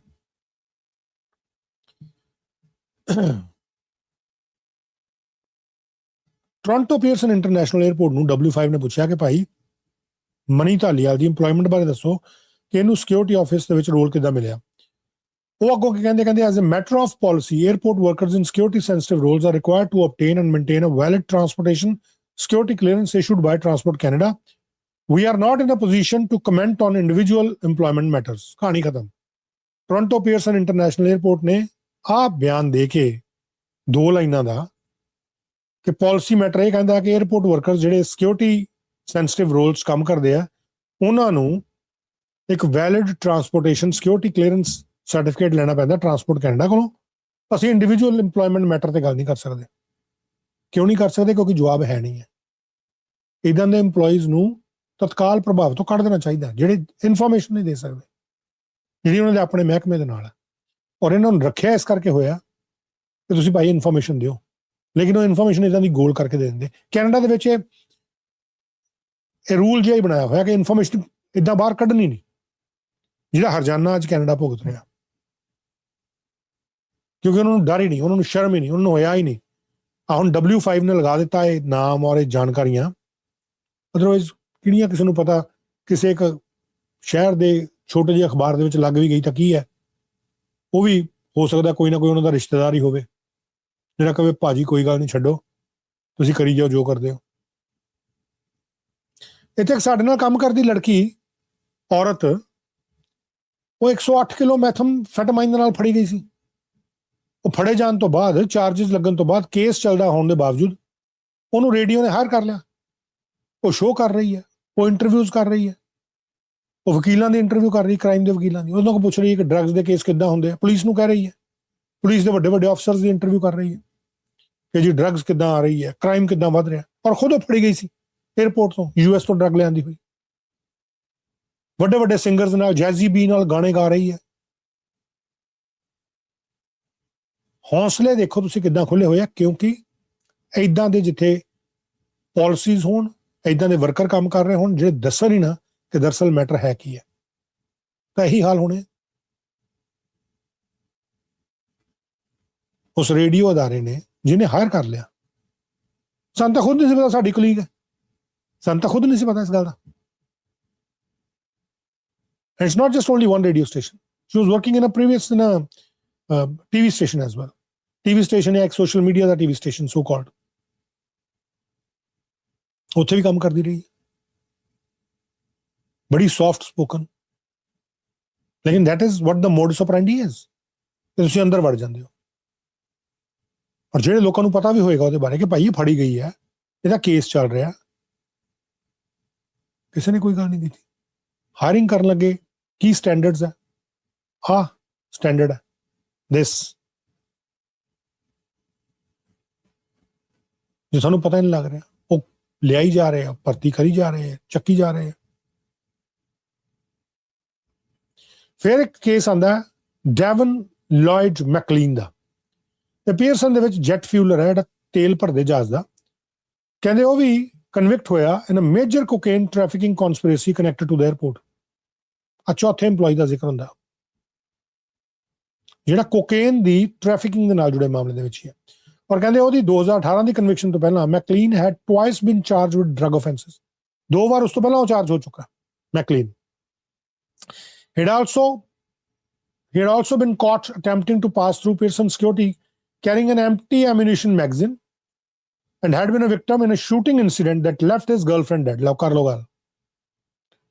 ਉਹ ਕਹਿੰਦੇ ਪੀਅਰਸਨ ਸਿਕਿਉਰਿਟੀ ਵਾਲੇ ਏਰੀਆ ਦੇ ਵਿੱਚ ਉਹ ਖਾਲੀ ਜਿਹੜੀ ਐਮੂਨੀਸ਼ਨ ਮੈਗਜ਼ੀਨ ਹੈ, ਗੋਲੀਆਂ ਵਾਲਾ ਜਿਹੜਾ ਦਸਤਾ ਹੁੰਦਾ ਖਾਲੀ, ਉਹ ਲੈ ਕੇ ਵੜਨ ਦੀ ਕੋਸ਼ਿਸ਼ ਕਰ ਰਿਹਾ ਸੀ, ਫੜਿਆ ਗਿਆ। ਔਰ ਇਦਾਂ ਹੀ he had been a victim in a shooting incident, ਕਿਤੇ ਗੋਲੀਆਂ ਚਲੀਆਂ ਜਿਹਦੇ 'ਚ ਉਹਦੀ ਗਰਲਫ੍ਰੈਂਡ ਦੀ ਮੌਤ ਹੋ ਗਈ, ਉਹਦੇ 'ਚ ਵੀ ਪੀੜਤ ਪੱਖ ਸੀ, ਯਾਨੀ ਕਿ ਇਹਨਾਂ ਦੇ ਉੱਤੇ ਗੋਲੀਆਂ ਚੱਲੀਆਂ ਸੀ। ਕਹਿੰਦੇ ਇੰਨਾ ਕੁਛ ਹੋਣ ਦੇ ਬਾਵਜੂਦ he retained both his job and his airport clearance, security clearance. ਤੇ ਦੇਖੋ ਬੈਕ ਟੂ ਬੈਕ ਕੌਣ ਹੈ ਜਿਹੜਾ ਇਹਨਾਂ ਸਿਕਿਉਰਿਟੀ ਕਲੀਅਰੈਂਸ ਦੇਖਦਾ ਰਿਹਾ, ਕਿਉਂਕਿ ਜਿਹੜੇ ਉੱਪਰ ਬੈਠੇ ਆ ਉਹਨਾਂ ਨੂੰ ਕੇਵਲ ਇਹ ਹੈ ਕਿ ਅਸੀਂ ਚੁੱਪ ਚੁਪੀਤੇ ਆਪਣਾ ਟਾਈਮ ਜਿਹਾ ਲੰਘਾਈਏ, ਅੱਗੇ ਜੌਬ ਮਿਲ ਜੀ, ਅੱਗੇ ਲੈ ਕੇ ਨਿਕਲ ਜੀ। ਹੋ ਸਕਦਾ ਇਹਨਾਂ ਦੇ ਵਿੱਚ ਕਈ ਲੋਕ ਐਸੇ ਹੋਣ ਜਿਹੜੇ ਇਹਨਾਂ ਦੇ ਉੱਪਰ ਵੀ ਬੈਠੇ ਹੋਣ, ਉਹ ਵੀ ਫਾਇਦਾ ਲੈ ਰਹੇ ਹੋਣ ਕਿਸੇ ਨਾ ਕਿਸੇ ਤਰੀਕੇ ਦਾ। ਕਿਉਂਕਿ ਕਿਹਨੇ ਪੁੱਛਣਾ ਕਿਹਨੇ ਹੈ, ਜਾਣਕਾਰੀ ਕੌਣ ਲਏਗਾ। That's the picture of Devon Lloyd McLean. ਹਾਂ, ਸਿਆਹ ਰੰਗ ਦਾ ਬੰਦਾ, ਬਲੈਕ ਕਮਿਊਨਿਟੀ ਨਾਲ ਜੁੜਿਆ ਹੋਇਆ ਡੈਵਨ ਲਾਇਡ ਮੈਕਲੀਨ। ਜਦੋਂ ਕਹਿੰਦੇ ਟਰਾਂਸਪੋਰਟ ਕੈਨੇਡਾ ਨੂੰ ਪੁੱਛਿਆ, ਜਿਨ੍ਹਾਂ ਨੇ ਸਿਕਿਉਰਿਟੀ ਕਲੀਅਰੈਂਸ ਦੇਣੀ ਹੁੰਦੀ ਹੈ, which is ultimately responsible for approving and revoking, ਜਿਹਨੇ ਲੈਣੀ ਜਾਂ ਵਾਪਸ ਖੋਣੀ ਹੁੰਦੀ ਹੈ ਸਿਕਿਉਰਿਟੀ ਕਲੀਅਰੈਂਸ ਕੈਨੇਡੀਅਨ 에ਅਰਪੋਰਟਸ ਤੇ, ਕਿ ਦੱਸੋ ਭਾਈ ਉਹ EMPLOYEES ਜਿਨ੍ਹਾਂ ਦੇ ਕੁਐਸਚਨੇਬਲ ਹਿਸਟਰੀਜ਼ ਰਹੀਆਂ ਔਰ ਆਰਗੇਨਾਈਜ਼ਡ ਕ੍ਰਾਈਮ ਦੇ ਨਾਲ ਉਹਨਾਂ ਦੀਆਂ ਤੰਦਾਂ ਜੁੜਦੀਆਂ ਰਹੀਆਂ, ਉਹ ਕਿਵੇਂ ਆਪਣੀ ਕਲੀਅਰੈਂਸ ਨੂੰ ਤੁਹਾਡੇ ਕੋਲੋਂ ਲੈਂਦੇ ਰਹੇ ਔਰ ਉਹਨੂੰ ਮੇਨਟੇਨ ਕਰਦੇ ਰਹੇ। ਸਟੇਟਮੈਂਟਸ ਉਹਨਾਂ ਨੇ ਕਿਹਾ, ਕਹਿੰਦੇ individuals are approved only when Transport Canada is satisfied that the applicant does not present a risk to transportation security. Decision must be evidence-based, proportionate, and legally sound. They are based on information that partners can provide to Transport Canada and can meet the disclosure requirement to the applicant.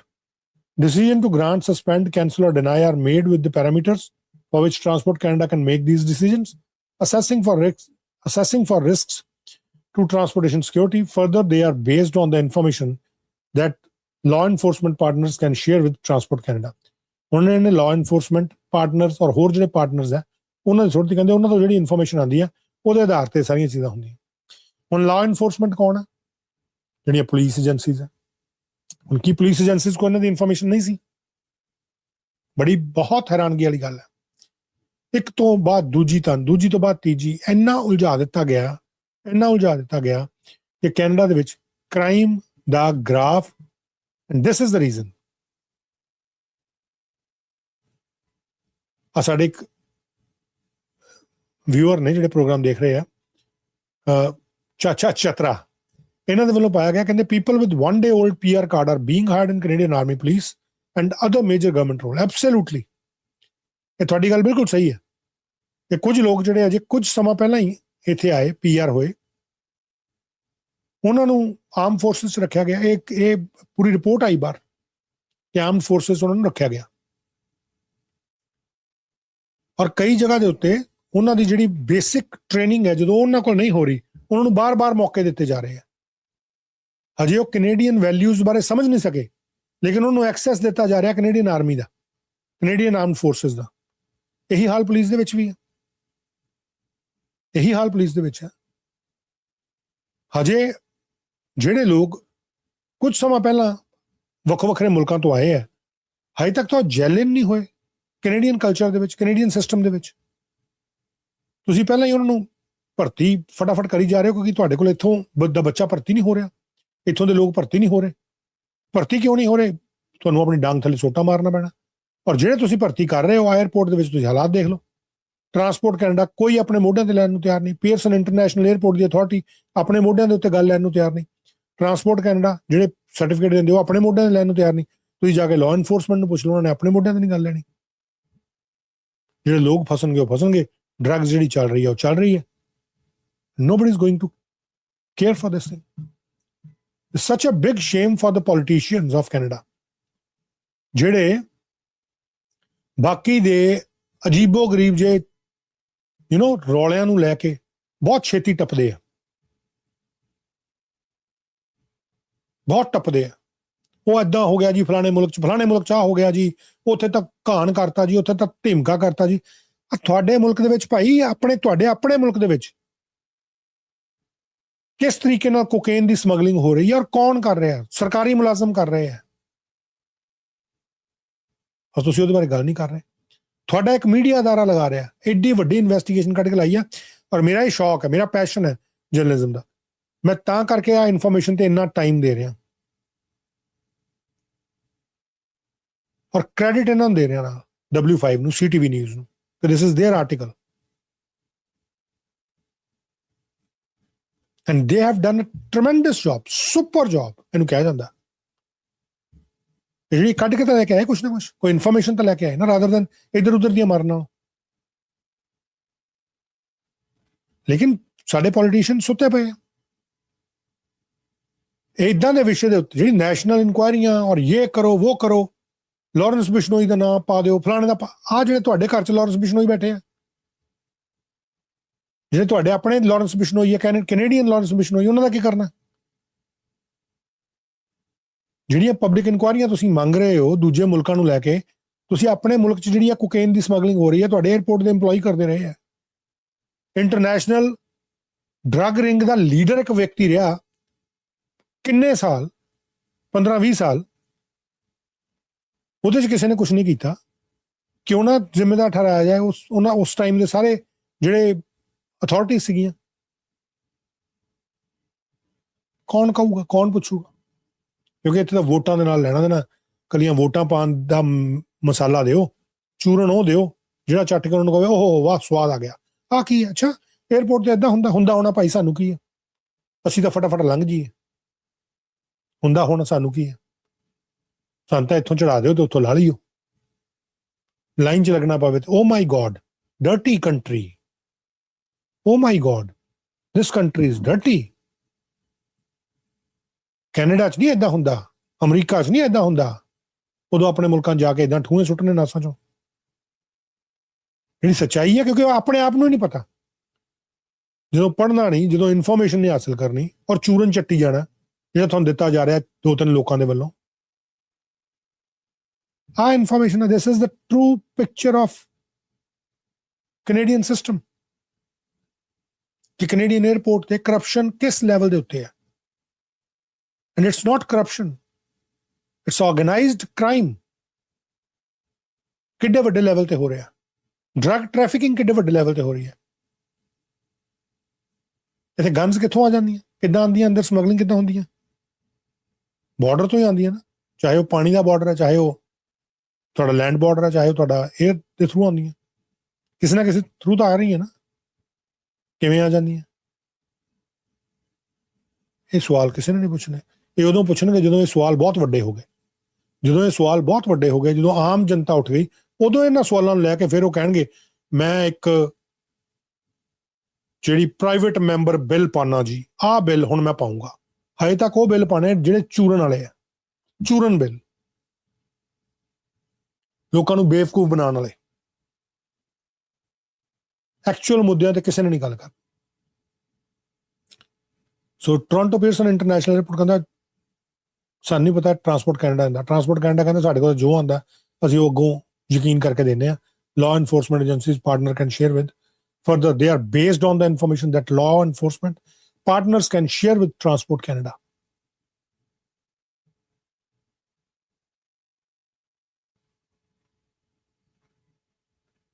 RCMP ਦੇ ਇੱਕ retired investigator ਨੇ, organised crime investigator ਪੁਲਿਸਿਸ ਬੋਥੇਲੋ, ਉਹ ਕਹਿੰਦੇ ਮੈਨੂੰ ਇਹ ਇਦਾਂ ਦਾ ਕੋਈ ਵੀ case ਜਿਹੜਾ ਸਰਪ੍ਰਾਈਜ਼ ਨਹੀਂ ਕਰ ਰਿਹਾ।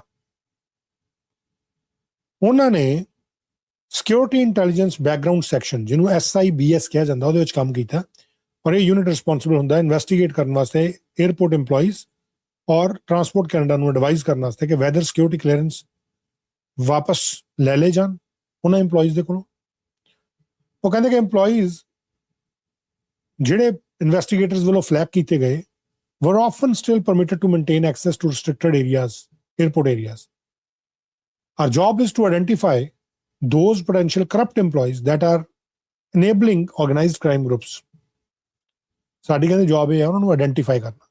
ਔਰ ਕਹਿੰਦੇ EMPLOYEES ਜਿਹੜੇ ਫਲੈਗ ਕੀਤੇ ਵੀ ਜਾਂਦੇ ਆ ਉਹਨਾਂ ਦੇ ਕੋਲ ਪਰਮਿਟ ਰਹਿੰਦਾ ਜ਼ਿਆਦਾਤਰ, ਕਿ ਉਹ 에ਅਰਪੋਰਟ ਦੇ ਉਹਨਾਂ ਏਰੀਆਜ਼ ਦੇ ਵਿੱਚ ਜਿਹੜੇ ਪਾਬੰਦੀ ਵਾਲੇ ਏਰੀਆਜ਼ ਹੈ, ਰਿਸਟ੍ਰਿਕਟਡ ਏਰੀਆਜ਼ ਹੈ, ਉਹਨਾਂ 'ਚ ਉਹਨਾਂ ਦੀ ਪਹੁੰਚ ਬਣੀ ਰਹੇ। When they get to us at our level, they are deemed as being potentially a risk to those prohibited areas. ਆ ਹੈ ਉਹ ਵਿਅਕਤੀ ਜਿਹੜੇ ਯੂਲਿਸਿਸ ਬੋਥੇਲੋ, RCMP ਦੇ ਰਿਟਾਇਰਡ ਆਰਗੇਨਾਈਜ਼ਡ ਕ੍ਰਾਈਮ ਇਨਵੈਸਟੀਗੇਟਰ, ਜਿਨ੍ਹਾਂ ਨੇ CTV ਦੇ ਵਿੱਚ ਆਪਣੀ ਇੰਟਰਵਿਊ ਦਿੱਤੀ ਹੈ। ਉਹ ਕਹਿੰਦੇ ਮੈਨੂੰ ਕੋਈ ਹੈਰਾਨਗੀ ਨਹੀਂ ਹੋਈ ਇਹਨਾਂ ਨਾਲ, ਮੈਨੂੰ ਕੋਈ ਹੈਰਾਨਗੀ ਨਹੀਂ ਹੋਈ ਇੱਦਾਂ ਦੇ ਕੇਸਿਸ ਦੇ ਨਾਲ। ਉਹ ਕਹਿੰਦੇ ਕਿ ਜਿਹੜੇ SIBS ਦੇ ਇਨਵੈਸਟੀਗੇਟਰ ਹੈ, ਸਿਕਿਉਰਿਟੀ ਵਾਲੇ, ਜਿਹੜੀ ਇੱਥੇ ਦੀ ਫੁੱਲ ਫਾਰਮ ਦਿੱਤੀ ਹੋਈ ਹੈ SIBS ਦੀ, ਸਿਕਿਉਰਿਟੀ ਇੰਟੈਲੀਜੈਂਸ ਬੈਕਗਰਾਉਂਡ ਸੈਕਸ਼ਨ, ਉਹ ਕਹਿੰਦੇ ਕਿ ਉਹ ਪ੍ਰਿਪੇਅਰ ਕਰਦੇ detailed report outlining concerns and pass them to Transport Canada. ਕਿ ਉਹ ਤਾਂ ਇੱਕ ਆਊਟਲਾਈਨ ਬਣਾ ਕੇ ਕੰਸਰਨਸ ਦੀ ਦਿੰਦੇ, which ultimately decide whether airport employees keep their restricted credit cards. ਇਹਨਾਂ ਨੇ ਚੱਕ ਕੇ ਫਿਰ ਟਰਾਂਸਪੋਰਟ ਕੈਨੇਡਾ ਦੇ ਪਾਤੀ। And there was a concerning number of employees who maintained clearance despite serious concerns raised by investigators. ਉਹ ਕਹਿੰਦੇ ਕਿ ਇੱਦਾਂ ਦੀਆਂ ਗੰਭੀਰ ਸਮੱਸਿਆਵਾਂ, ਗੰਭੀਰ ਚਿੰਤਾਵਾਂ ਦੱਸਣ ਦੇ ਬਾਵਜੂਦ ਉਹ ਜਿਹੜੇ EMPLOYEES ਸੀ ਉਹਨਾਂ ਦੇ ਕੋਲ ਉਹਨਾਂ ਰਿਸਟ੍ਰਿਕਟਡ ਏਰੀਆ 'ਚ ਜਾਣ ਦੀ ਪਰਮਿਸ਼ਨ ਸੀਗੀ। ਸੋ ਕੀ ਉਹਨਾਂ ਇਨਵੈਸਟੀਗੇਟਰਸ ਦਾ ਮੋਰਾਲ ਰਹੂਗਾ ਜਦੋਂ ਉਹਨਾਂ ਨੂੰ ਪਤਾ ਲੱਗੂਗਾ ਕਿ ਭਾਈ ਇਹ ਤਾਂ ਕਰੀ ਜਾ ਰਹੇ ਹੋ। ਮੈਂ ਆਈ ਥਿੰਕ ਕਿ ਟਰਾਂਸਪੋਰਟ ਕੈਨੇਡਾ ਦੀ ਵੀ ਇਨਕੁਆਇਰੀ ਖੋਲ੍ਹਣੀ ਚਾਹੀਦੀ ਹੈ। ਇੱਥੇ ਤਾਂ ਇਹ ਪਤਾ ਲੱਗਦਾ ਕਿ ਟਰਾਂਸਪੋਰਟ ਕੈਨੇਡਾ ਦੇ ਵਿੱਚ ਕੀ ਚੱਲ ਰਿਹਾ, ਇਹਦੀ ਵੀ ਇਨਕੁਆਇਰੀ ਖੋਲ੍ਹਣੀ ਚਾਹੀਦੀ ਹੈ। ਜੋ ਇਹ ਹਾਲਾਤ ਦੱਸ ਰਹੇ ਆ, ਕੋਟ ਅਨਕੋਟ ਕੀ ਕਿਹਾ, ਕਹਿੰਦੇ I was still seeing people there, I was still seeing people there who were targets from when I was investigating organized crime back in 2007, 2008, and still had passes and access to prohibited areas in critical infrastructure. ਕਹਿੰਦੇ ਮੈਂ ਤਾਂ ਦੇਖਦਾ ਰਿਹਾ ਲੋਕਾਂ ਨੂੰ ਜਿਹੜੇ 2007, 2008 ਦੇ ਵਿੱਚ ਜਦੋਂ ਇਨਵੈਸਟੀਗੇਟ ਕੀਤੇ ਜਾਂਦੇ ਸੀ ਆਰਗੇਨਾਈਜ਼ਡ ਕ੍ਰਾਈਮ, ਉਸ ਵੇਲੇ ਸਾਲਾਂ ਦੇ ਵਿੱਚ ਜਿਹੜੇ ਟਾਰਗੇਟ ਸੀ, ਉਹਨਾਂ ਕੋਲ ਪਾਸ ਵੀ ਹੁੰਦੇ ਸੀ, ਉਹਨਾਂ ਕੋਲ ਐਕਸੈਸ ਵੀ ਹੁੰਦਾ ਸੀ ਇਹਨਾਂ ਪ੍ਰੋਹਿਬਿਟਡ ਏਰੀਆਜ਼ ਜਾਣ ਦਾ। ਕਹਿੰਦੇ when asked directly whether Transport Canada sometime allowed airport workers with organized crime connections to keep security clearance, ਤਾਂ ਉਹ ਕਹਿੰਦੇ ਜੀ ਕਿ it happens, ਇਹ ਹੁੰਦਾ ਕਹਿੰਦੇ ਕਈ ਵਾਰੀ। If you want to associate with organized crime, if you want to engage in illicit activity, if you are violent, you can do many other things without having that restricted airside card. You can do many other things. If even one person associated to organized crime is enabling them behind the scenes in those prohibited areas, that's one too many. ये एक भी बंदा है, कहने वो भी बहुत 1000 flag, but approved anyway. WHO ने collect ਕੀਤਾ exclusive data Transport Canada ਤੋਂ ਕਿ ਇਹ issue ਕਿੱਡਾ ਕੁ ਵੱਡਾ ਹੈ. 5 ਸਾਲ ਦੇ periods ਕਹਿੰਦੇ more than 125,000 security clearances were approved across Canada's 4 largest airports.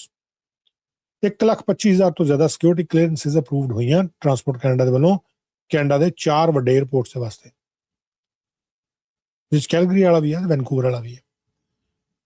ਉਹ ਕਹਿੰਦੇ 7500 ਤੋਂ ਜ਼ਿਆਦਾ ਜਿਹੜੀਆਂ of those employees were flagged. More than 7,500 of those employees were flagged for some type of security concern, but still received clearance allowing access to restricted airport areas.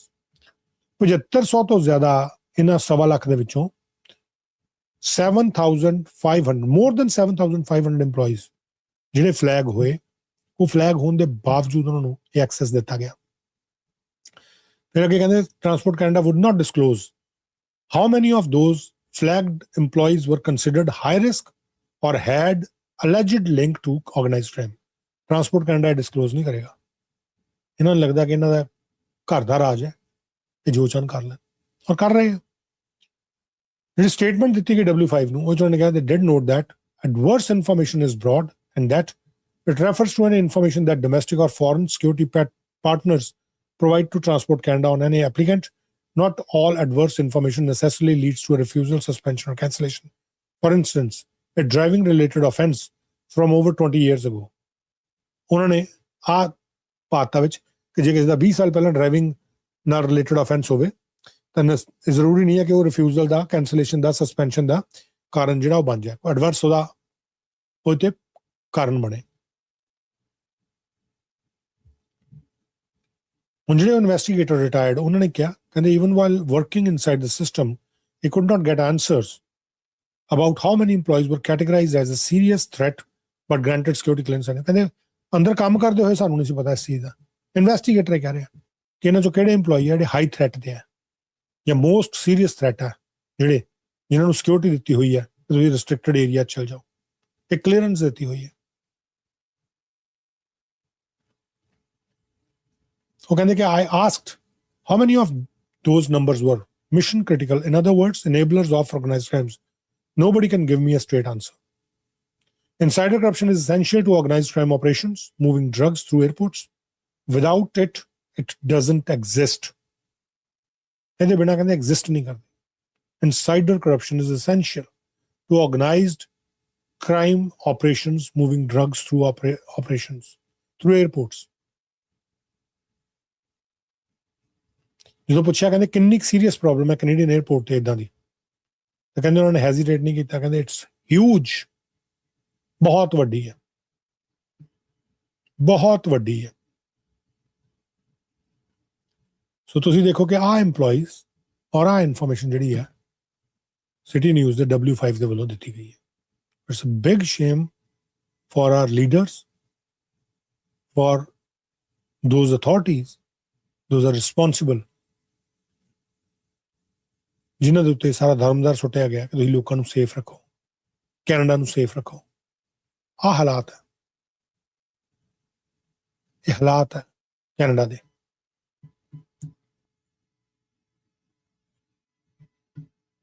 ਔਰ ਇਹ true information ਹੈ, it is true information.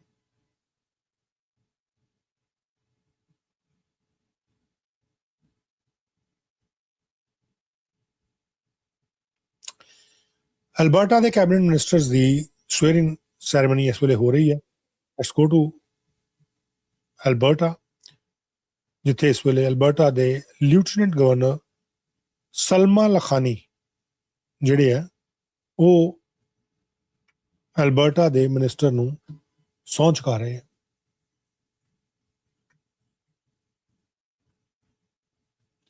ਜਿਹੜੇ premier ਨੇ Daniel Smith, ਉਹਨਾਂ ਦੀ cabinet ਦੇ ਵਿੱਚ ਇਹ ਜਿਹੜੇ ਮਿਨਿਸਟਰਸ ਨੇ ਉਹ ਸ਼ਾਮਿਲ ਹੋਣਗੇ. ਕੌਣ ਕੌਣ ਆਪਾਂ ਜਾਣਦੇ ਹਾਂ ਅਲਬਰਟਾ ਦੀ ਕੈਬਨਿਟ ਦੇ ਵਿੱਚ.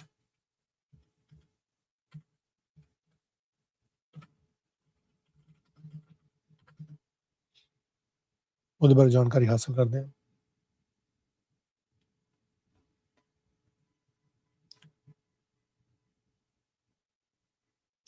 Sometimes I feel surprised ਕਿ ਜਿੱਦਾਂ ਦੀ ਇਨਫੋਰਮੇਸ਼ਨ ਇਹ ਆਈ ਹੈ ਉਹਨੇ ਹਿਲਾ ਕੇ ਰੱਖ ਦਿੱਤਾ।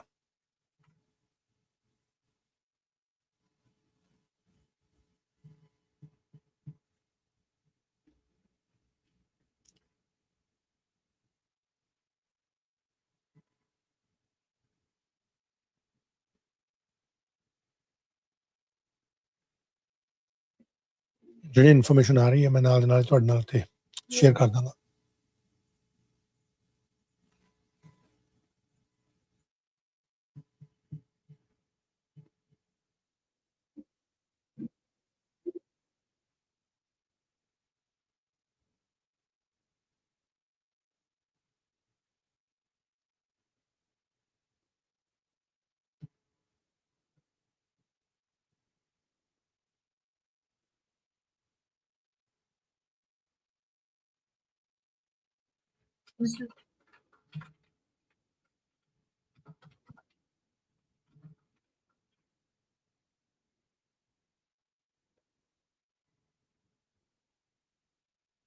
For the swearing in of the new cabinet. Her Honor, the Honorable Selma Lakhani, Lieutenant Governor of Alberta, will now bring remarks. Your Honor.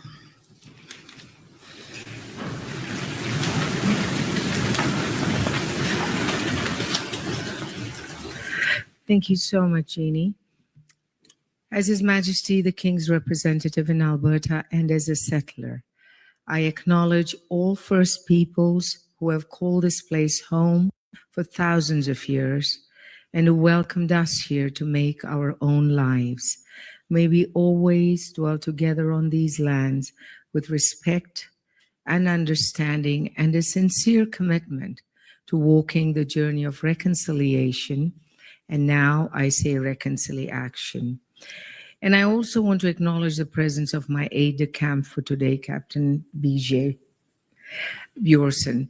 BJ is a volunteer with the Office of the Lieutenant Governor, and I'd like to applaud his presence and the presence of every person in this room who volunteers their time. Because as we all know, volunteers are the backbone of our society, of our communities, and they make things happen. So big round of applause to all the volunteers in this room. So today, I want to say thank you to all the outgoing ministers, and I congratulate all of you who will be taking on new roles in cabinet, and I thank you for the valued service you have contributed to this province already. As you well know, the decisions you make in your new roles will impact the opportunities and the quality available to your quality of life available to your fellow Albertans. And you know too, this is no small matter.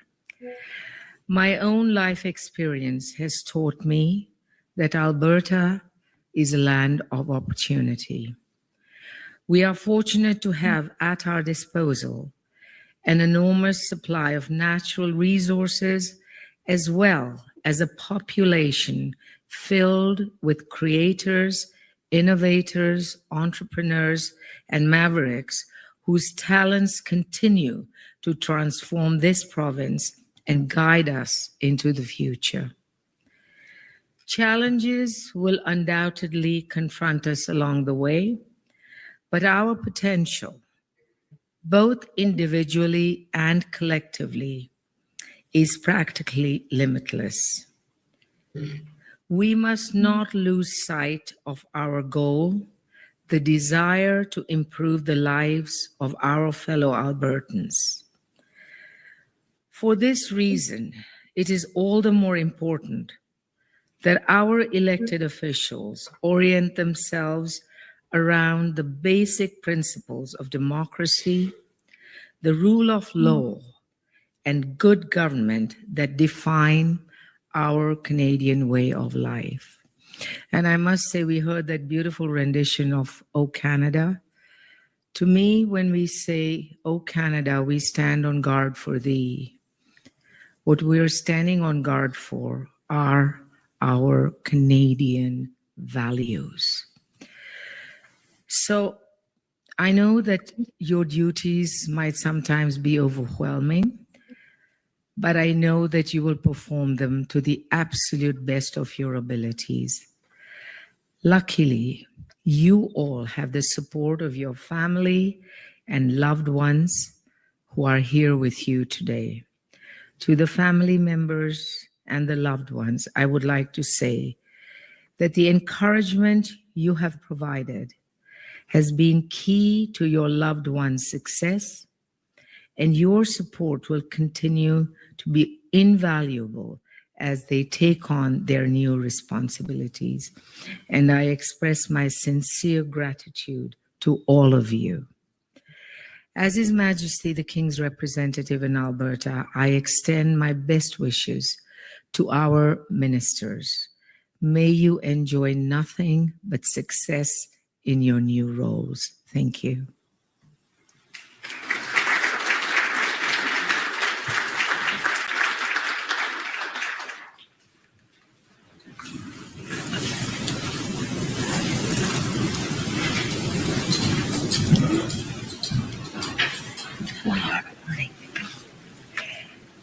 I have a letter from the Premier recommending the members of Executive Council. I accept her recommendations. Premier, please now introduce the members of the Executive Council.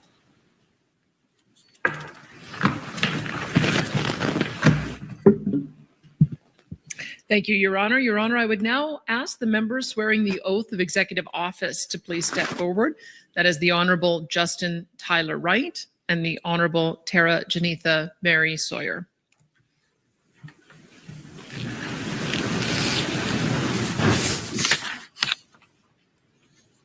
I will now administer the oath of Executive Council to the new members.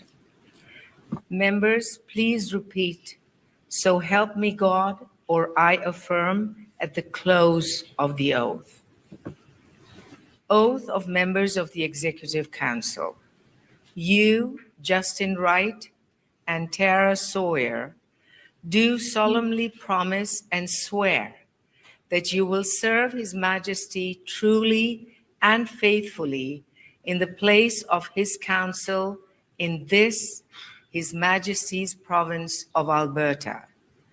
You will keep close and secret all such matters as shall be treated, debated, and resolved on in Executive Council without publishing or disclosing the same or any part thereof by word, writing, or any otherwise to any person out of the same council, but to such only as be of the council.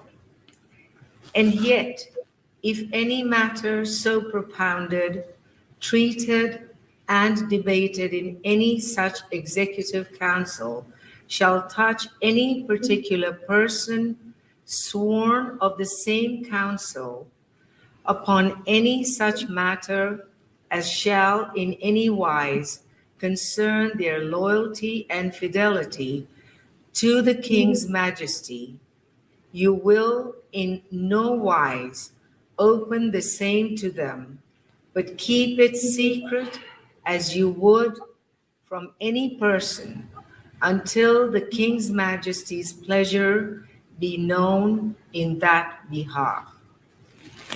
You will in all things to be moved, treated, and debated in any such executive council faithfully, honestly, and truly declare your mind and opinion to the honor and benefit of the King's Majesty and the good of his subjects, without partiality or exception of persons, in no wise forbearing so to do from any manner of respect, favor, love, meed, displeasure, or dread of any person or persons whatsoever.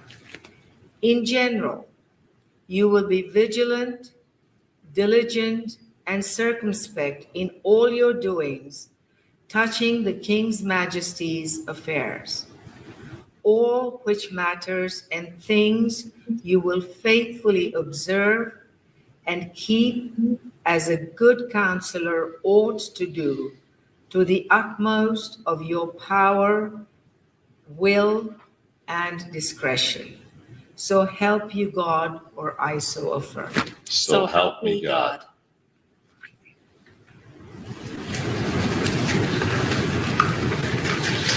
Members will now subscribe to the oath by signing the Executive Council roll book.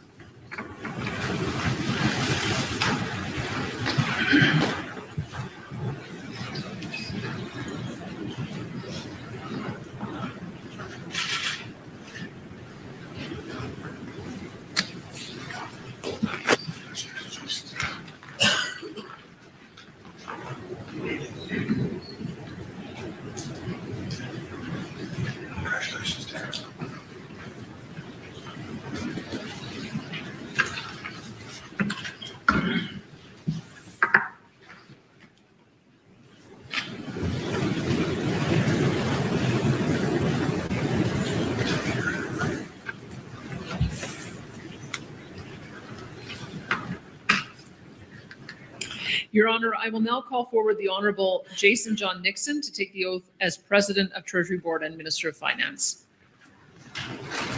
Please take the oath of office and subscribe to the same in the Executive Council roll book. I, Jason John Nixon, do solemnly and sincerely promise and swear that I will duly and faithfully and to the best of my skill and knowledge execute the powers and trust reposed in me as President of Treasury Board and Minister of Finance for the province of Alberta. So help me God.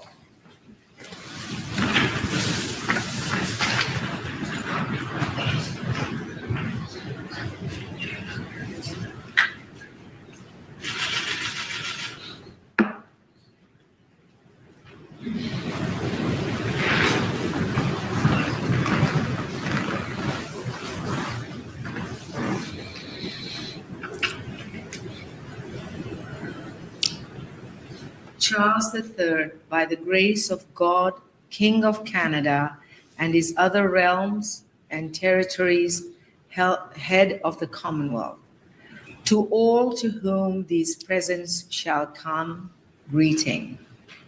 Know ye that having confidence in the loyalty, integrity, and ability of the Honorable Jason John Nixon, ECA, of Mountain View County, in the province of Alberta, I, under and by virtue of the power in me vested in that behalf, do appoint the said Honorable Jason John Nixon, ECA, to be President of Treasury Board and Minister of Finance for the province of Alberta, to have and to hold with all and every the powers, privileges, authority, and advantages to the said office of President of Treasury Board and Minister of Finance by right and by law appertaining. In testimony whereof, I have caused the... Just 1 minute.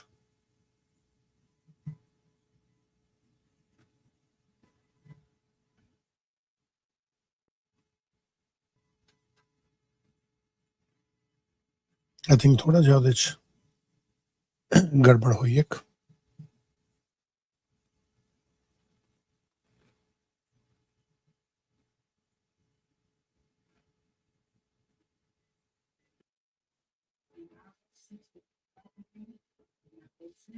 this 21st day of May 2026, and in the 4th year of His Majesty's reign, by command.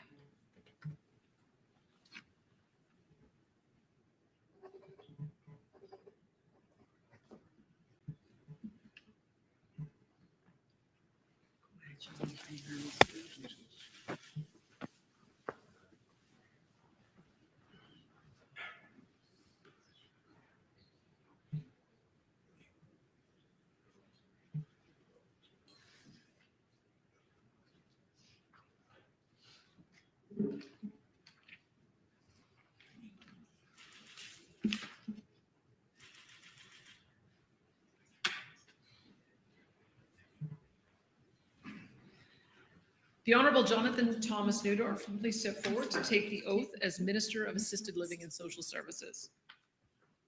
Please take the oath of office and subscribe to the same in the Executive Council Law Book.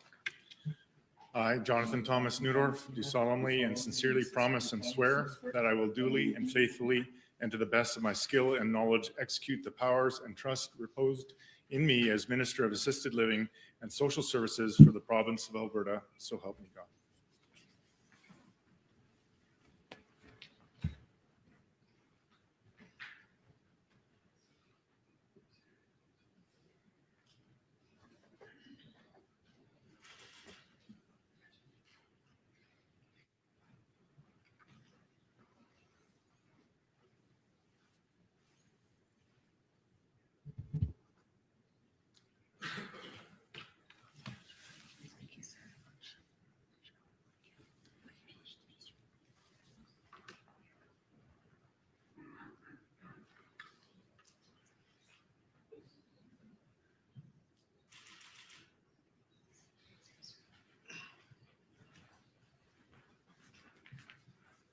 The Honorable R.J. Sigurdsson, please step forward to take the oath as Minister of Affordability and Utilities.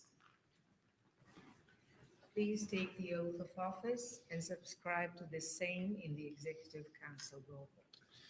I, R.J. Sigurdsson, do solemnly and sincerely promise and swear that I will duly and faithfully, to the best of my skill and knowledge, execute the powers and trusts reposed to me as the Minister of Affordability and Utilities for the province of Alberta, so help me God.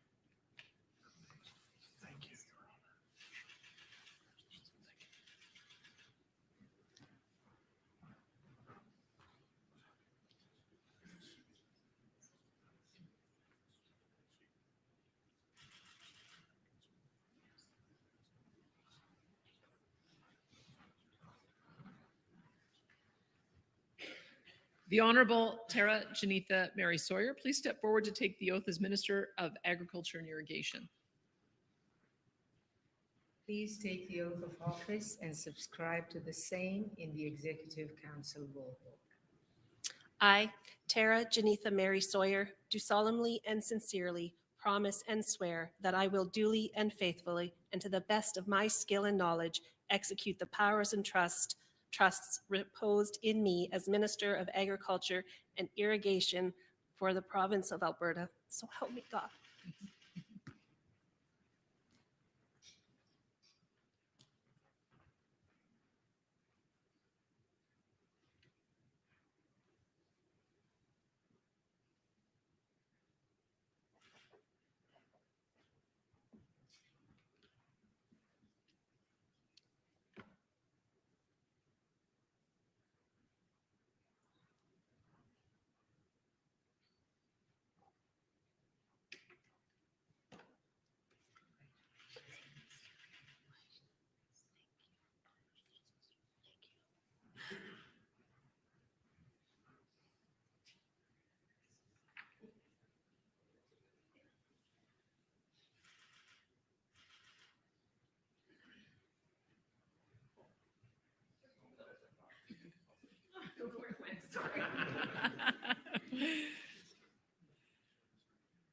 The Honorable Adriana LaGrange, please step forward to take the oath as Minister of Hospital and Surgical Health Services.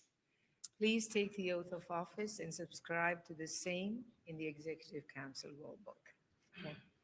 I, Adriana LaGrange, do solemnly and sincerely promise and swear that I will duly and faithfully, and to the best of my skill and knowledge, execute the powers and trusts reposed in me as Minister of Hospital and Surgical Health Services for the province of Alberta, so help me God.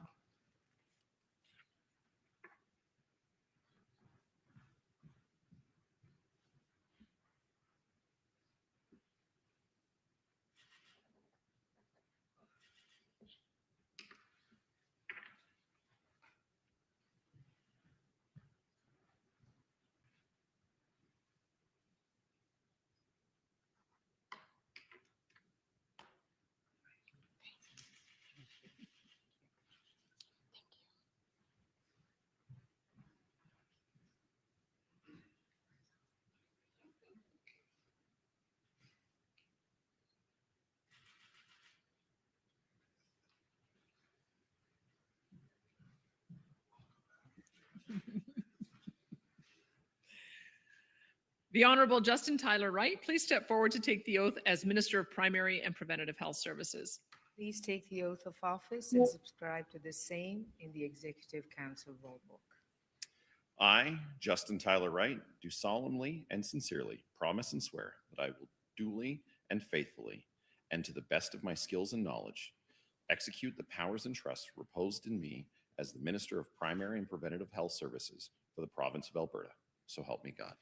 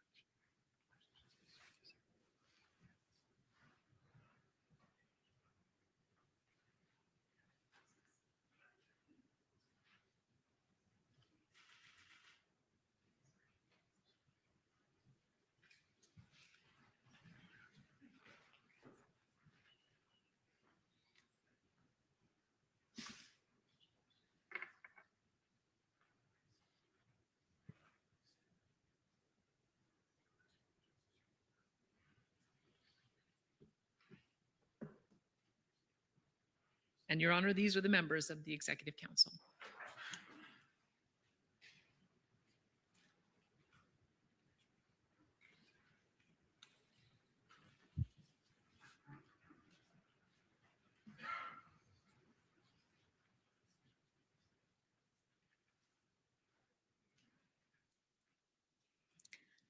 I would now like to ask the Honorable Premier of Alberta, the Honorable Danielle Smith, to bring remarks.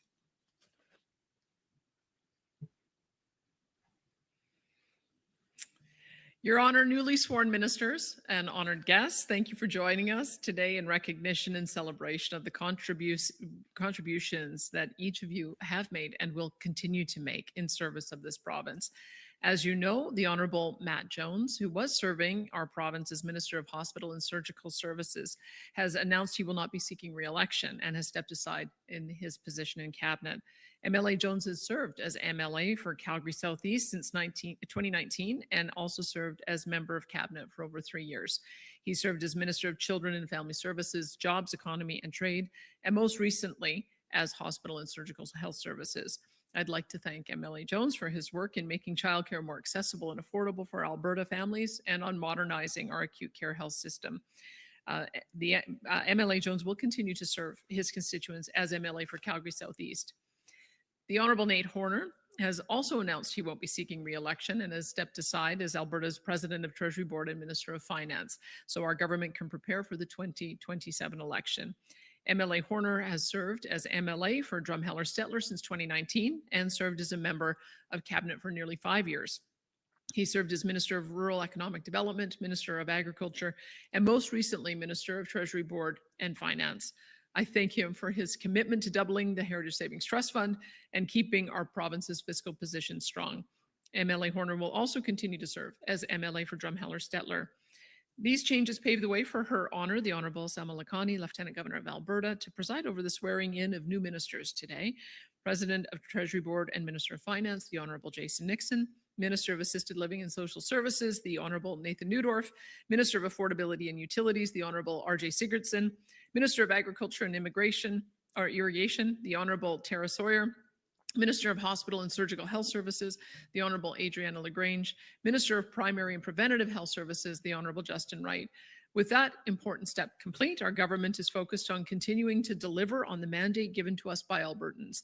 Since 2023, we have made significant progress, including helped create over 277,000 jobs, attracted billions of dollars in investment, strengthened Alberta's position as a reliable global energy supplier while advancing trade diversification and new export opportunities, improving Alberta's healthcare system by expanding continuing care spaces and helping to move patients out of hospital beds when they no longer require acute care. We are adding critical capacity to our acute care system by renovating and building space for hospitals and also building 8 new urgent care centers across the province.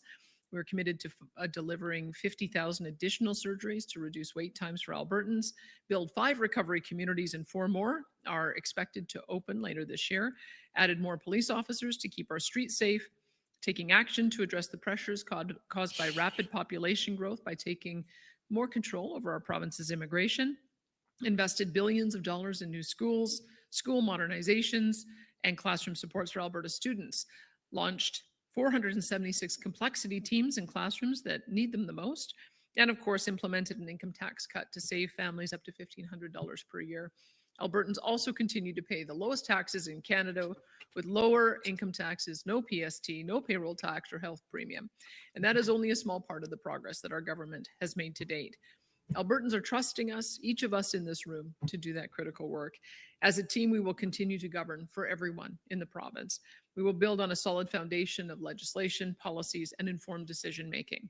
Over the past 3 years, our government has taken meaningful action to grow Alberta's economy, create jobs, attract investments, strengthen our energy sector, and provide tax relief for Alberta families. At the same time, we've continued investing in safer communities, improved healthcare access, recovery-oriented supports, education infrastructure, and the critical services needed to support Alberta's rapidly growing population. With this team of ministers, we will stay focused on delivering on our commitments and ensuring Alberta remains forever strong and free. Thank you.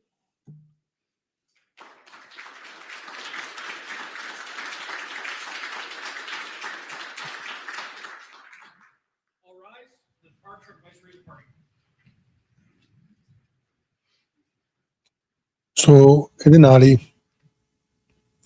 ਇਹ ਵੀ ਜਿਹੜੀ press release ਆ ਉਹ ਲਗਭਗ ਖਤਮ ਹੋਣ ਵਾਲੇ ਪਾਸੇ ਆ ਔਰ ਇਸ ਤੋਂ ਬਾਅਦ ਇੱਕ ਬੜੀ ਇੰਪੋਰਟੈਂਟ ਇਨਫੋਰਮੇਸ਼ਨ ਆਪਾਂ ਸਵੇਰੇ ਟਰੱਕਿੰਗ ਦੀ ਗੱਲ ਕਰ ਰਹੇ ਸੀ ਆਪਾਂ ਉਸ ਪਾਸੋਂ ਚੱਲਾਂਗੇ.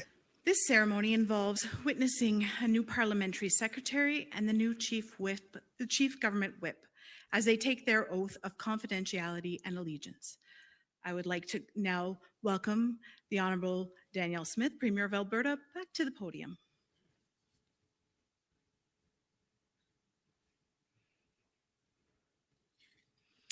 Thank you. I want to take a moment to recognize Scott Sear for his dedicated service to Albertans. I'm happy to announce Scott Sear as Parliamentary Secretary for Transportation and Strategic Development. Since being elected a United Conservative MLA in 2023, Scott has brought a strong work ethic, thoughtful leadership, and a commitment to accountability and responsible government.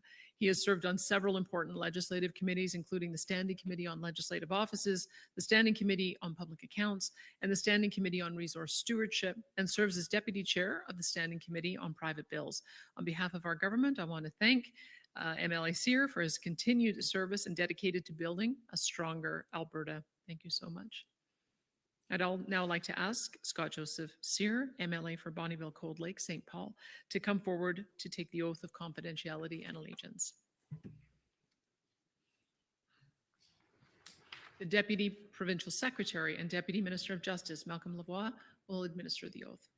I ask that Scott Joseph Sear take the oath of confidentiality and allegiance and sign the same.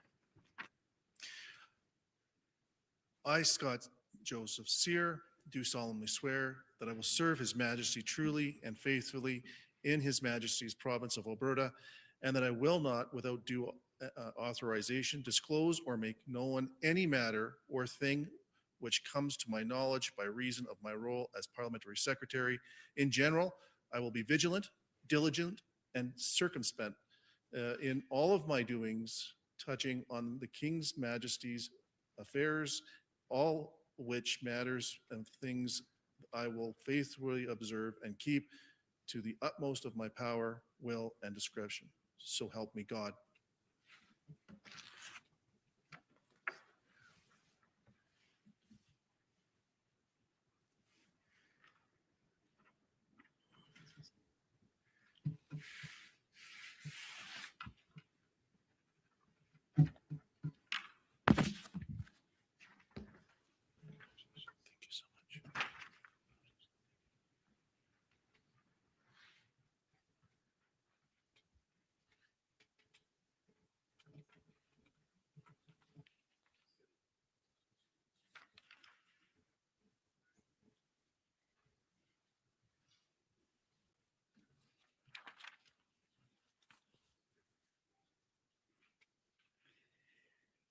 Today, I'm also proud to recognize the service and leadership of Brandon Lunty and to announce his appointment as our new Chief Government Whip for our United Conservative Caucus. Since being elected in 2023 as the MLA for Leduc-Beaumont, Brandon has distinguished himself as a thoughtful, steady, and hardworking member of our government caucus. He's earned the respect of his colleagues through his professionalism, his integrity, and his commitment to public service. Over the past 3 years, Brandon has taken on several important leadership roles within the Legislative Assembly. He served as chair of the Standing Committee on Legislative Offices, helping to ensure transparency and accountability of Alberta's independent institutions. He also served as deputy chair of the Standing Committee on Public Accounts, where he worked diligently to strengthen oversight of government spending and to protect taxpayer dollars. In addition, Brandon has chaired both the Special Select Citizen Initiative Proposal Review Committee and the two Special Committee on Electoral Boundaries, two responsibilities that required fairness, collaboration, and careful attention to the voices of Albertans across the province. Those experiences have helped to prepare him well for this next chapter of service. The role of Chief Government Whip requires strong leadership, sound judgment, and the ability to bring people together to deliver results on behalf of Albertans and on behalf of our government. I want to thank Brandon Lunty for accepting this role. I would now like to ask Brandon Glenn Lunty, MLA for Leduc-Beaumont, to come forward to take the oath of confidentiality and allegiance. And again, the Deputy Provincial Secretary, Deputy Minister of Justice, Malcolm Lavoie, will administer the oath. I ask that Brandon Glenn Lunty take the oath of confidentiality and allegiance and sign the same. I, Brandon Glenn Lunty, do solemnly swear that I will serve His Majesty truly and faithfully in this His Majesty's province of Alberta. I will keep confidential all matters that are addressed, discussed, and decided at Cabinet and its committees, without publishing or disclosing them or any part of them verbally, in writing or otherwise to any person out of Cabinet or its committees. In general, I will be vigilant, diligent, and circumspect in all of my doings touching His Majesty's affairs, all which matters and things I will faithfully observe and keep to the utmost of my power, will, and discretion, so help me God.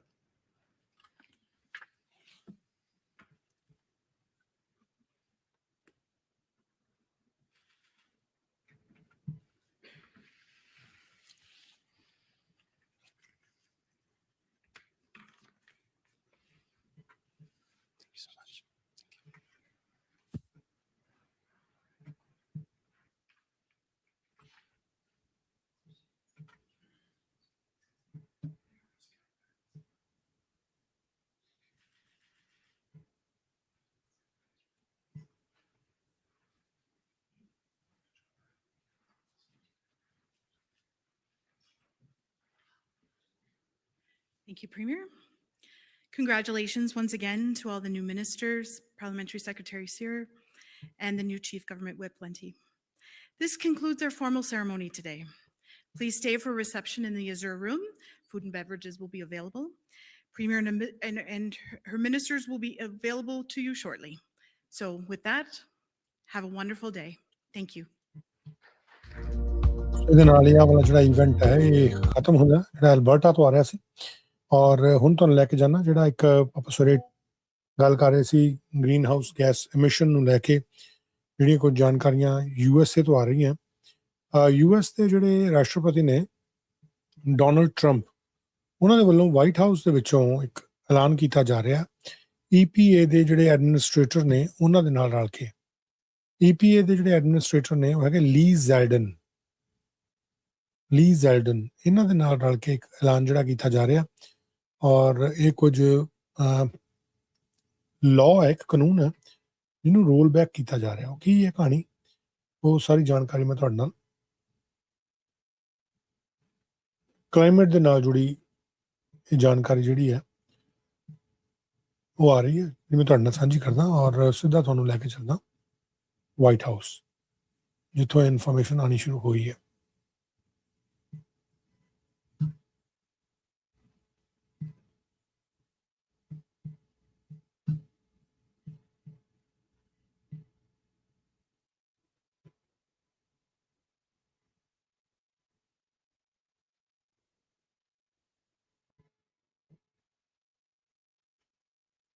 In a minute. Today is my honor to be discussing the taking of a very historic action to substantially lower costs for consumers, protect hundreds of thousands of jobs, and save Americans well over $2 billion a year by officially terminating the Biden administration's ridiculous regulations imposing costly requirements on refrigerators and air conditioners. It's ridiculous, unnecessary, and costly, and actually makes the machinery worse. I want to thank EPA Administrator Lee Zeldin, Senators John Husted. John, thank you. I heard you're doing very well in your race, I hear. That's what the word is. And Ashley, I know you're doing very well also. Ashley Moody, Florida, great. As well as Representatives Stephanie Bice, Zach Nunn, and Craig Goldman. Thank you all. Thank you. Thank you all. You look good. We're joined by Kroger CEO. That's a big one. Kroger, that's a big, I see those stores all over the place. Greg Foran. Where's Greg? Greg, very good. You look like Central Casting. Just like you're supposed to look. Fairway Store CEO Reynolds Kramer. Mr. President. Okay. Hello, Reynolds. Hello there. Maybe I won't look around every time. Why Not Stop CEO and co-owner Ann Guthier. Ann?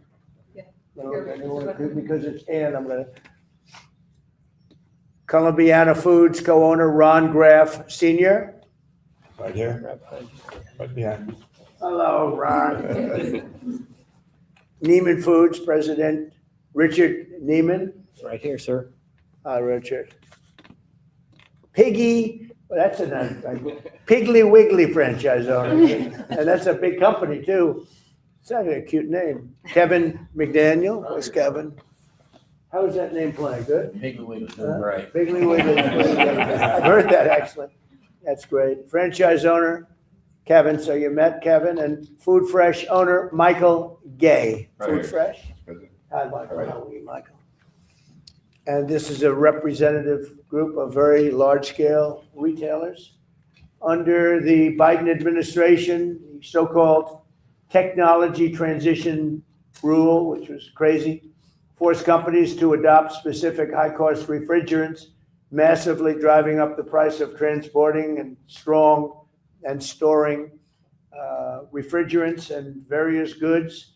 Many grocery stores and restaurants had no choice but to replace their refrigerators entirely. They went out of business, half of them. And these costs rose. Americans faced higher grocery prices and reduced access to critical medical supplies. It was a very catastrophic thing that they did. At the same time, this rule also drove up the cost of living by forcing consumers to purchase higher cost residential air conditioning units. They went up very substantially in cost, and also they were going to be obsolete very quickly. It created national security risk by adding additional hurdles to the already complicated process of mess. Likewise, the so-called emissions rule imposed crippling leak repair requirements on virtually all existing large-scale refrigeration systems, hurting consumers and small businesses, making it almost impossible for many small businesses to even buy inferior equipment. And this is all across the country. The higher cost threatened thousands of jobs and was passed on in the form of higher prices and higher taxes. Today's reforms will deliver significant financial relief, saving American families and businesses more than $2.4 billion. Think of that, each year.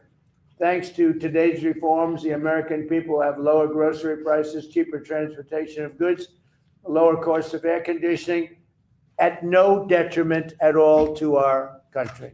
Zero, including environmental detriment. My administration's historic deregulatory agenda has already saved our country an estimated $1.2 trillion. That's been done over a relatively short period of time. 1.2 trillion with a T. We're committed to fixing and really completely ending Biden's disastrous regulatory policies and delivering financial relief to each and every American, which is what we're doing. This was a tremendous burden, a tremendous cost. These people had to live with it, not only refrigerants, but a lot more. And it was making the equipment unaffordable. And the actual benefit was nothing. It just made it worse, made life worse, and it made it worse, and it drove up costs tremendously. So now I'd like to ask Administrator Lee Zeldin, who's absolutely fantastic. He's doing an incredible job. We're proud of you, Lee. Really, the job you're doing is incredible. Followed by Greg, Kevin, and Michael. Is that okay? Lee, go ahead, please.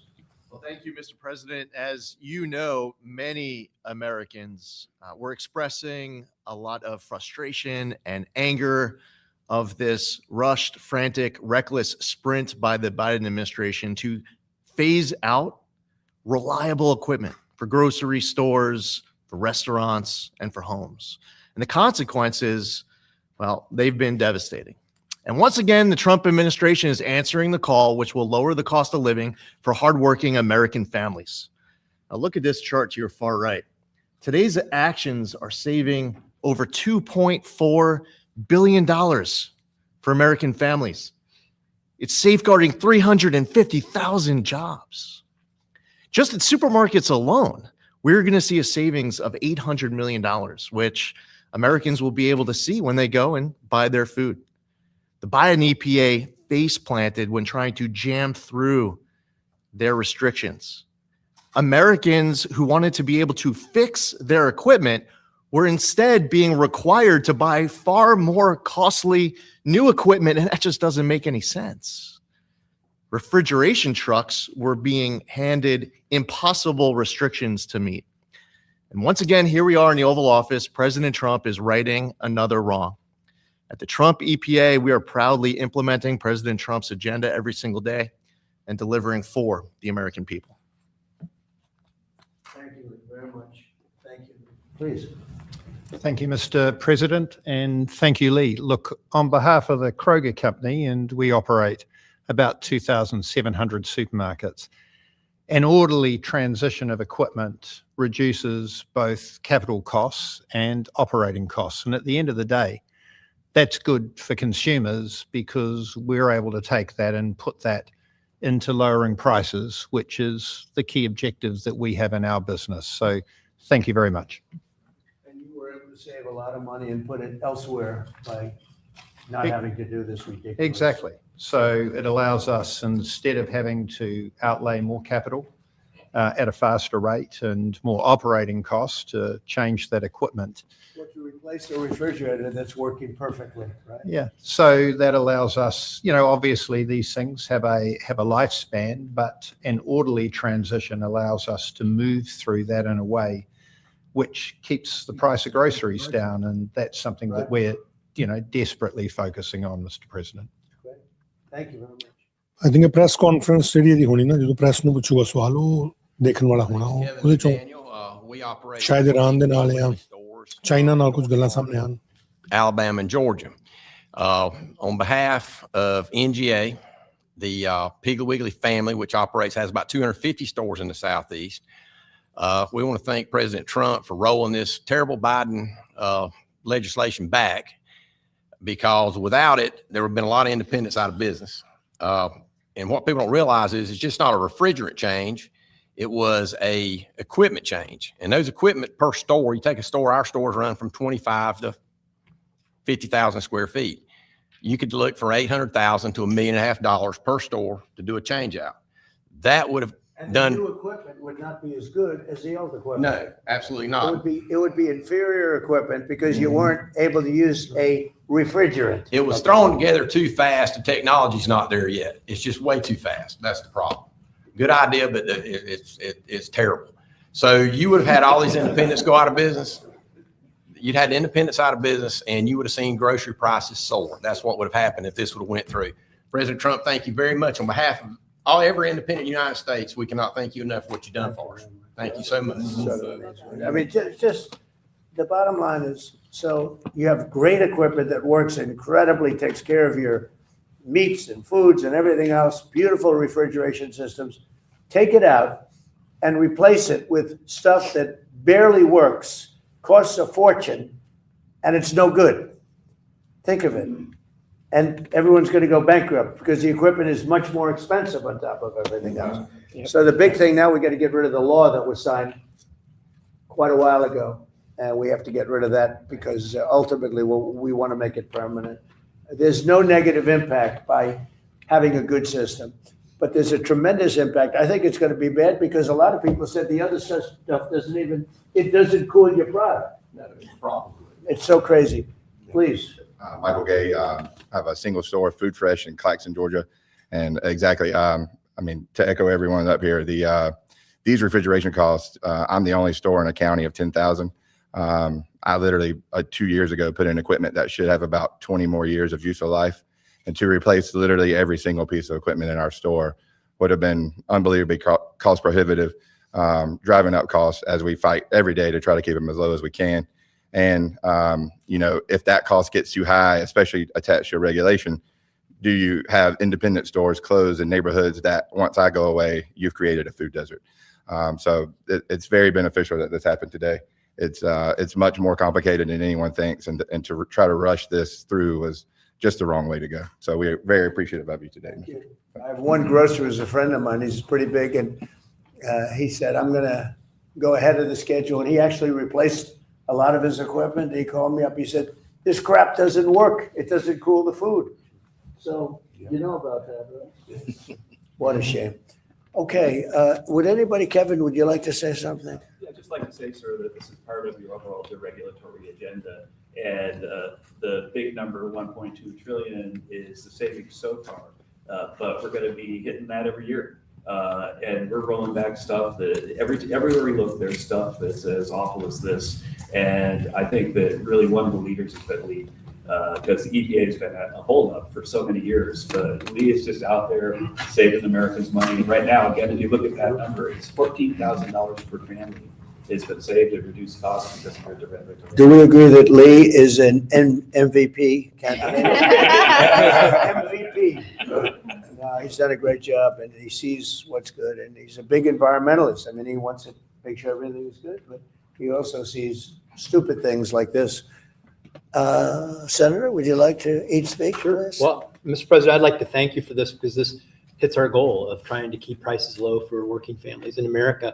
Cost of food. I have the Graff family here right behind it. They operate 3 grocery stores in Columbiana County. They had already upgraded their refrigeration.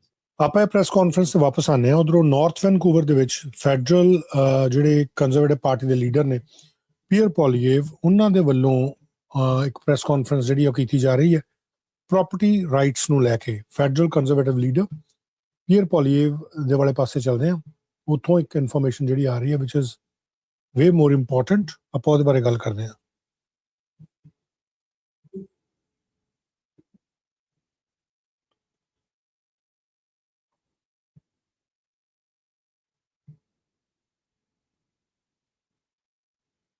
Previous conservative government cut taxes, balance budgets, deliver affordable homes, and crack down on crime and corruption.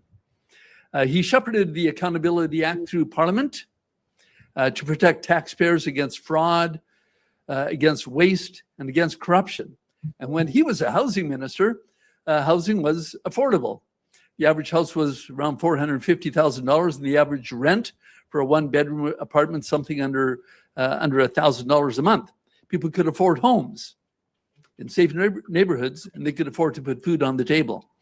As vice chair of the Commons Committee on Finance, he was the first major voice in Parliament to warn that massive spending, massive money printing was going to lead to inflation. Mark Carney, on the other hand, wrongfully predicted that prices were going to come down. Pierre also led the charge against the carbon tax, toughening laws to fight crime, banning drugs, and unlocking resources. Now, the Liberals claim that these were all their ideas, but it was this man who came up with the ideas.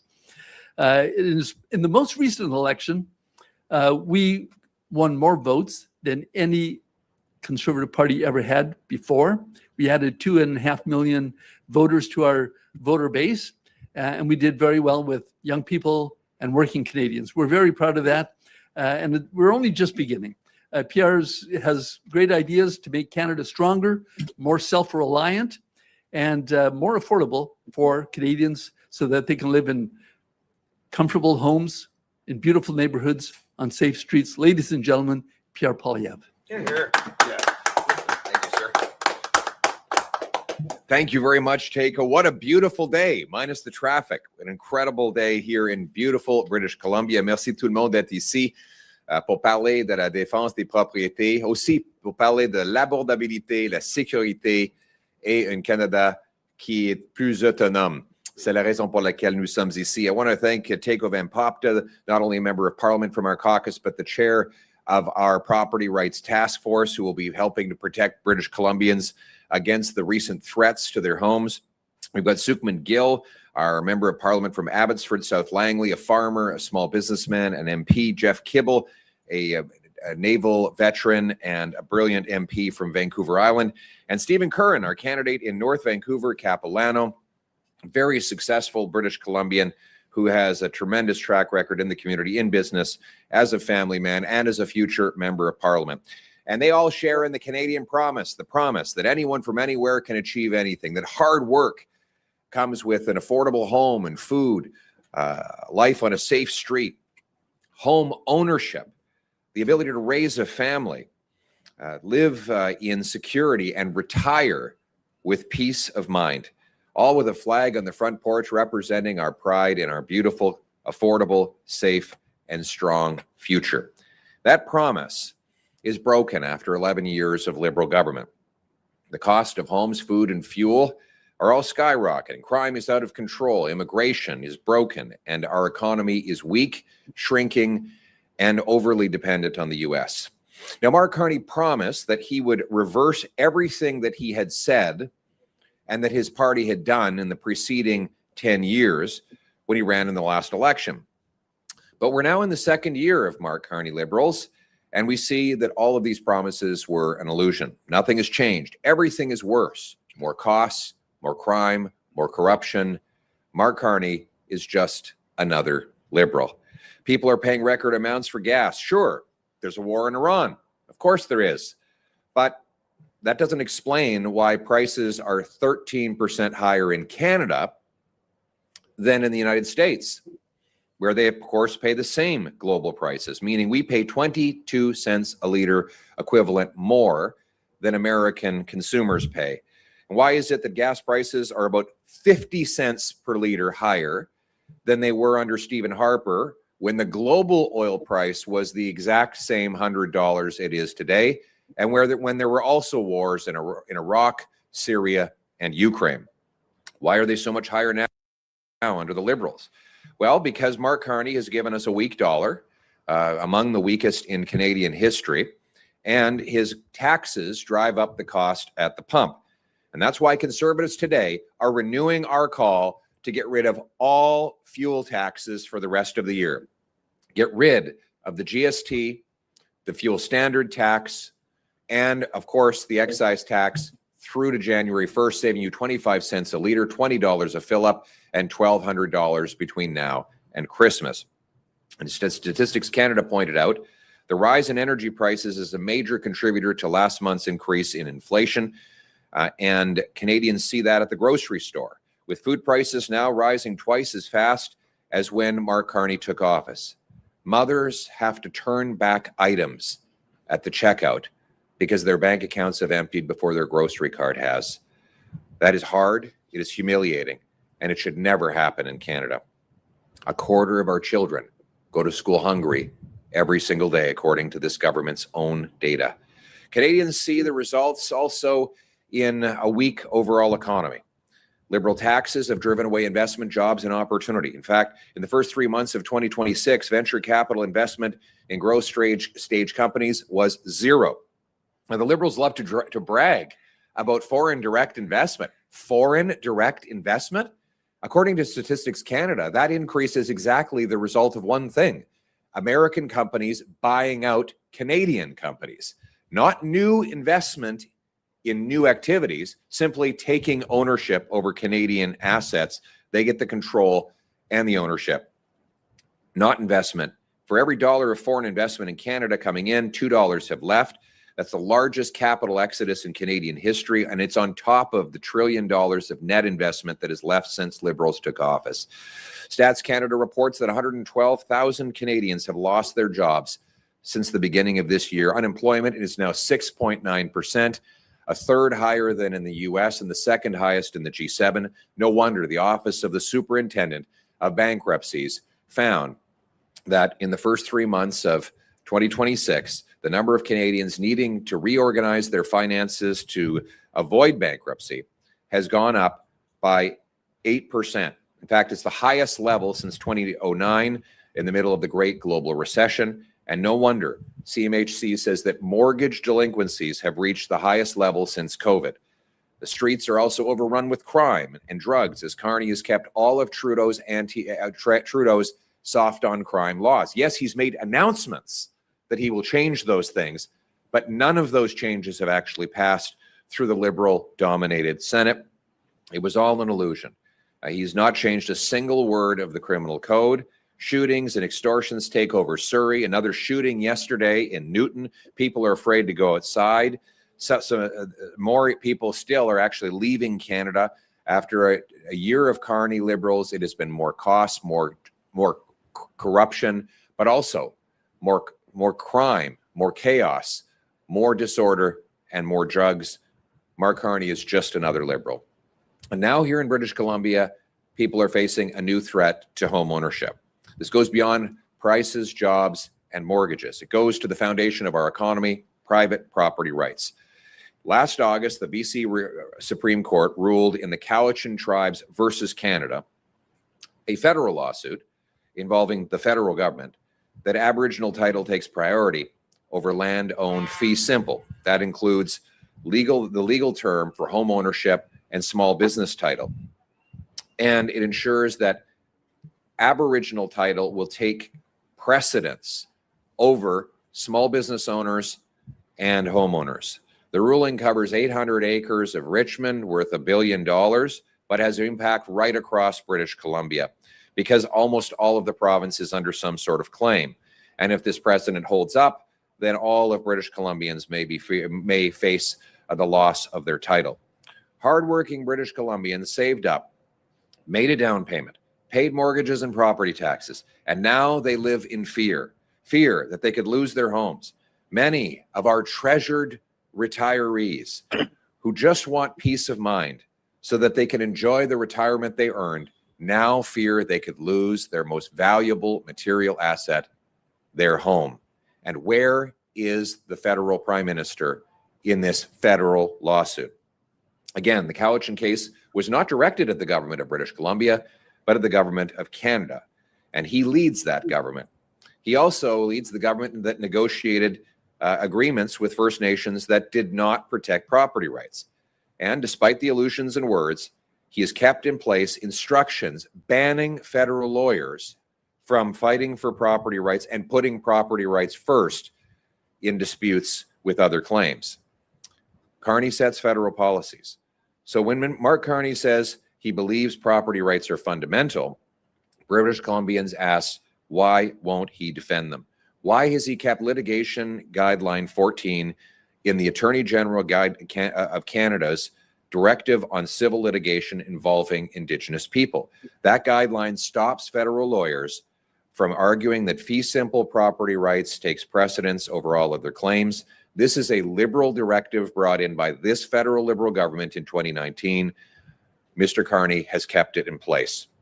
Then in February, the Carney Liberals signed the Musqueam Rights Recognition Agreement with no public scrutiny or consultation. That agreement recognizes Aboriginal rights and title over 533,000 hectares of Metro Vancouver, Burnaby, Richmond, Delta, and in fact, the parts of Richmond that are already affected by the Cowichan ruling.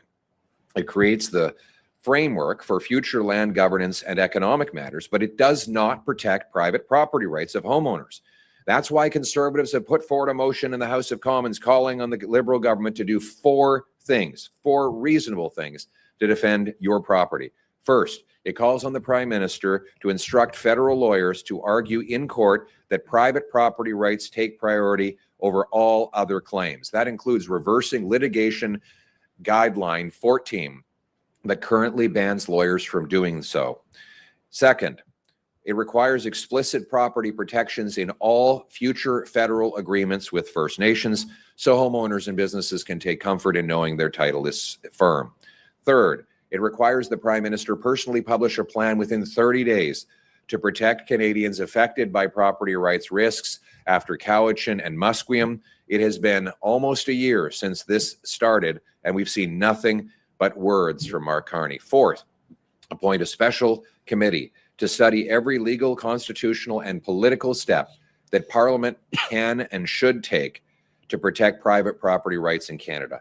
These are reasonable steps. They are all within the power of the federal government, and they are urgently needed. Yesterday, we began running a radio ad campaign to increase support for our federal conservative motion protecting property rights. Contact your member of Parliament and tell them to vote yes for property rights on Monday in the House of Commons, because BC homeowners cannot take Liberal sound bites to the bank. They cannot use Carney's words as collateral, and they cannot protect their homes with another photo op, another promise, or another Liberal illusion. If Mark Carney really believes private property is fundamental, if it is not just an illusion, then he should act accordingly and vote for our motion. He can defend owners, he can put property rights first, and he can work with us to restore the promise of Canada, a country that is affordable at home, safe at home, and strong at home. Thank you very much. Thank you. We'll now take questions.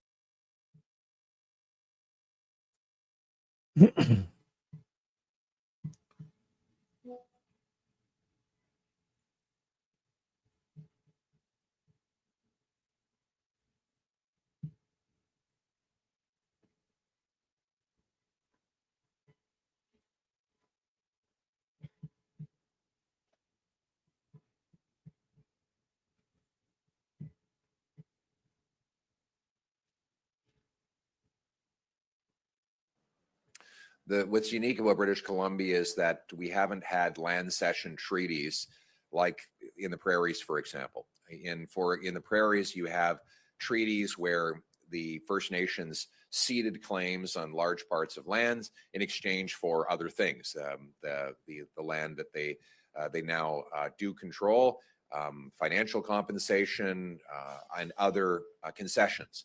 Those treaties did not happen, at least not on the same scale in British Columbia. And as a result, you have a lot of claims with no cession whatsoever. And that's why British Columbia is unusually threatened by this ruling, although there are other parts of the country where this precedent could spill over. In places where there are not land cession treaties, in Ontario and parts of Quebec and Atlantic Canada, you might also see risks. But right now, British Columbia really is ground zero. And in this province, you have basically every square inch of the province that is claimed by one or another First Nation group. So if you take the Cowichan ruling and apply the precedent province-wide, you could see basically every major British Columbia community threatened with the loss of home ownership that we now face in Richmond.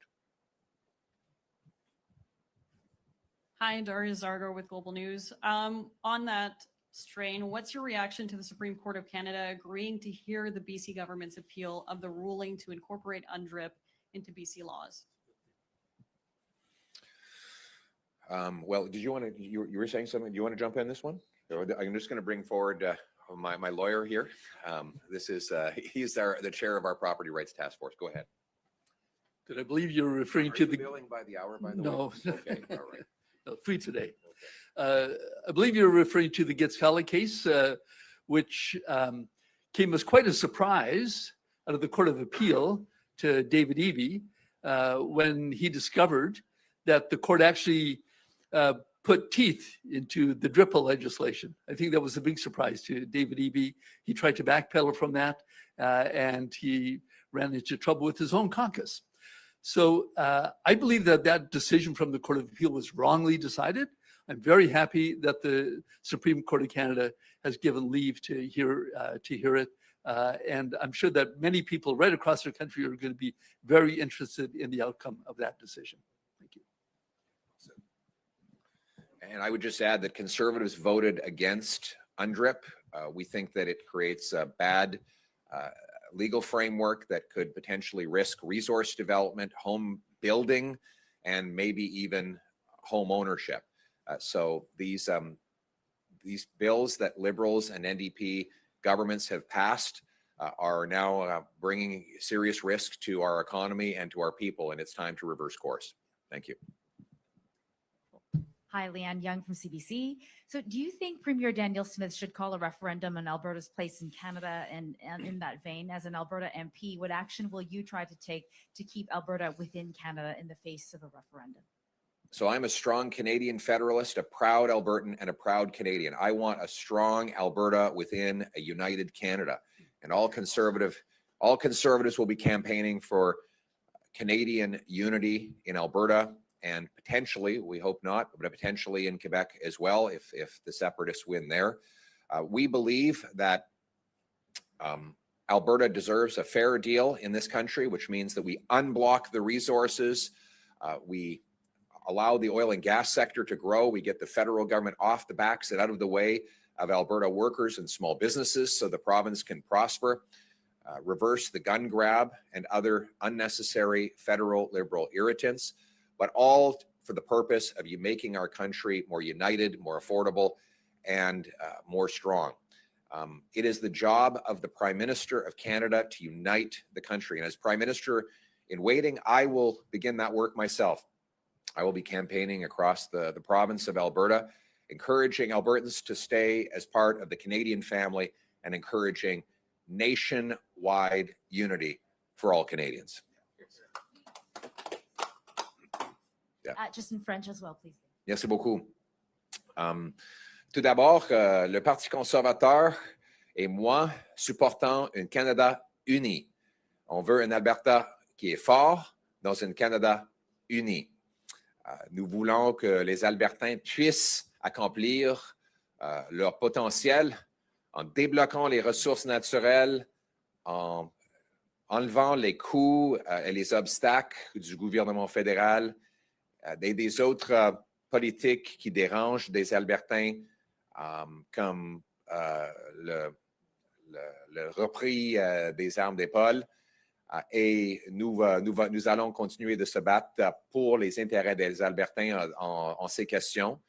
En même temps, nous reconnaissons que la responsabilité principale de n'importe quel premier ministre, c'est d'unir le pays. Et moi, en tant que Premier ministre futur, je vais commencer ce travail dès aujourd'hui.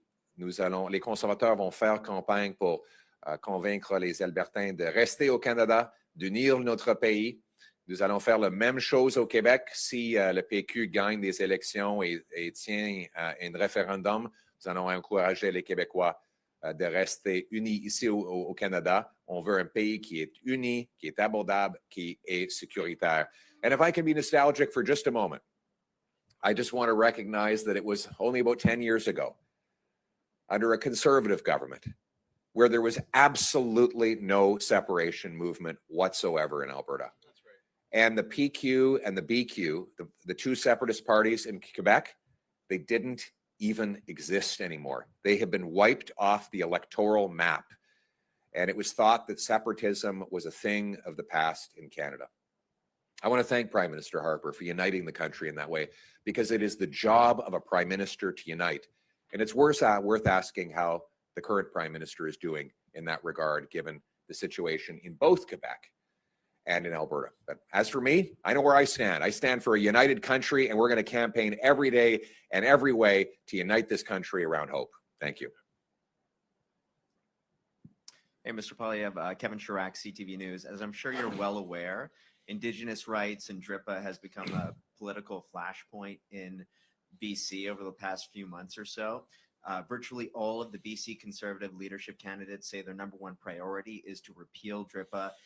Premier David Eby has gone back and forth on amending DRIPA, and has resulted in a response from First Nations groups, including threats of lawsuits and protests for major projects. So I'm wondering, with this motion that you're set to introduce on Monday, how do you think that'll impact government and Indigenous relations? Well, my motion would improve Indigenous relations by bringing clarity, that homeowners are protected. Quite frankly, it's time for Mark Carney to step up. The Cowichan decision came from a federal lawsuit.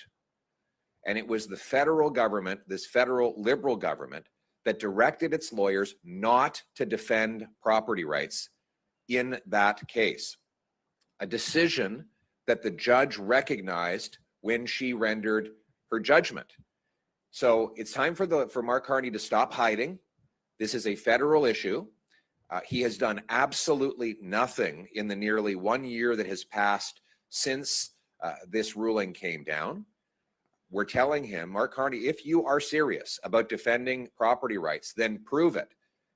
Change your directives to direct lawyers at a federal level to fight for property rights first.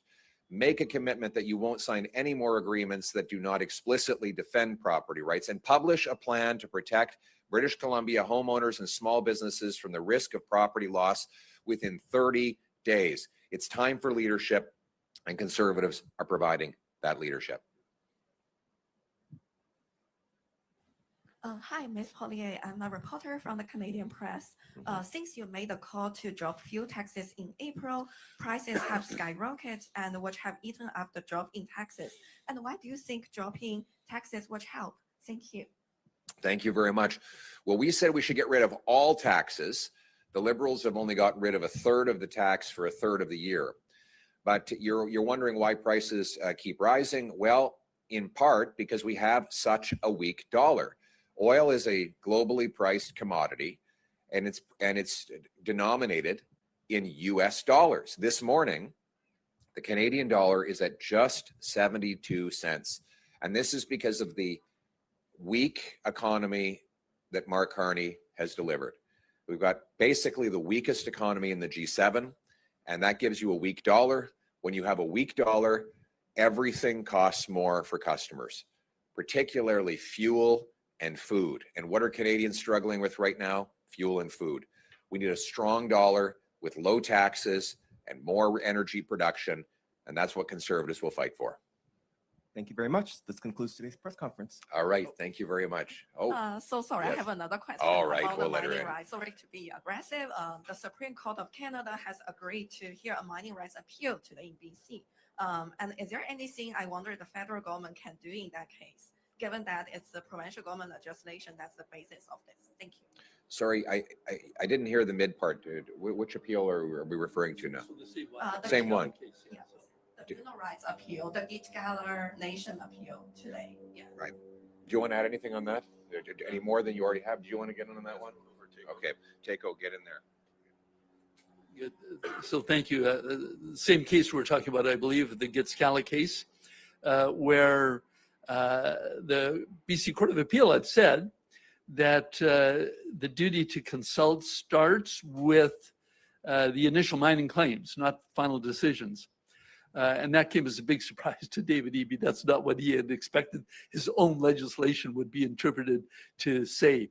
So I think that the BC Court of Appeal got it wrong. I'm just going to repeat myself, and I'm very pleased that it's going to the Supreme Court of Canada, and we're hoping for a better outcome.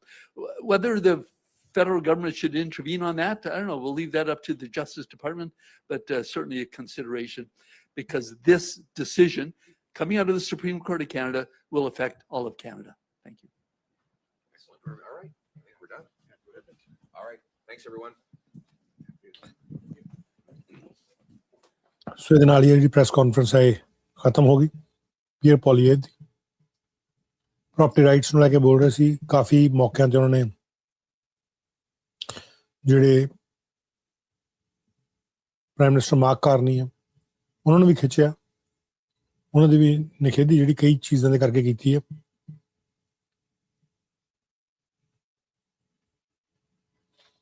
ਹੁਣ ਜਿਹੜੀ ਤੁਹਾਡੇ ਨਾਲ ਗੱਲ ਕਰਨੀ Minnesota ਤੋਂ ਖਬਰ ਆ ਰਹੀ ਹੈ, ਬਹੁਤ ਇੰਪੋਰਟੈਂਟ ਖਬਰ ਹੈ। ਮਿਨੀਸੋਟਾ ਤੋਂ ਜਿਹੜੇ ਉੱਥੋਂ ਦੇ ਅਸਿਸਟੈਂਟ ਅਟਾਰਨੀ ਜਨਰਲ ਨੇ ਨੈਸ਼ਨਲ ਫਰਾਡ ਇਨਫੋਰਸਮੈਂਟ ਡਿਵੀਜ਼ਨ ਦੇ,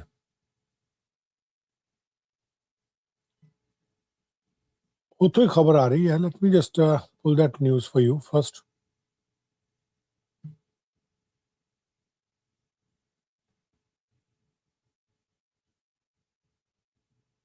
ਉਹਨਾਂ ਦੇ ਵੱਲੋਂ ਜਿਹੜੀ ਇਨਫੋਰਮੇਸ਼ਨ ਦਿੱਤੀ ਜਾ ਰਹੀ ਆ ਉਹ ਕਹਿੰਦੇ ਕਿ ਅਸੀਂ ਅੱਜ ਬੜੀ ਵੱਡੀ ਗਿਣਤੀ ਦੇ ਵਿੱਚ 15 ਡਿਫੈਂਡੈਂਟ ਆ ਜਿਨ੍ਹਾਂ ਦੇ ਫਰਾਡ ਸਕੀਮ ਦੇ ਕਰਕੇ ਚਾਰजेस ਲਾਏ ਆ। ਫਰਾਡ ਸਕੀਮ ਨਾਲ ਜੁੜੇ ਹੋਏ ਚਾਰजेस ਜਿਹੜੇ ਆ ਮਿਨੀਸੋਟਾ ਦੇ ਵਿੱਚ ਲਾਏ ਆ।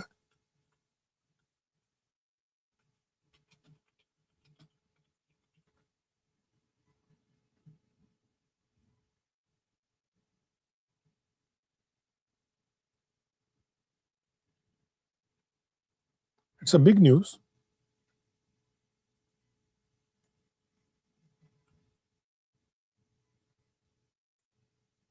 The Department of Justice है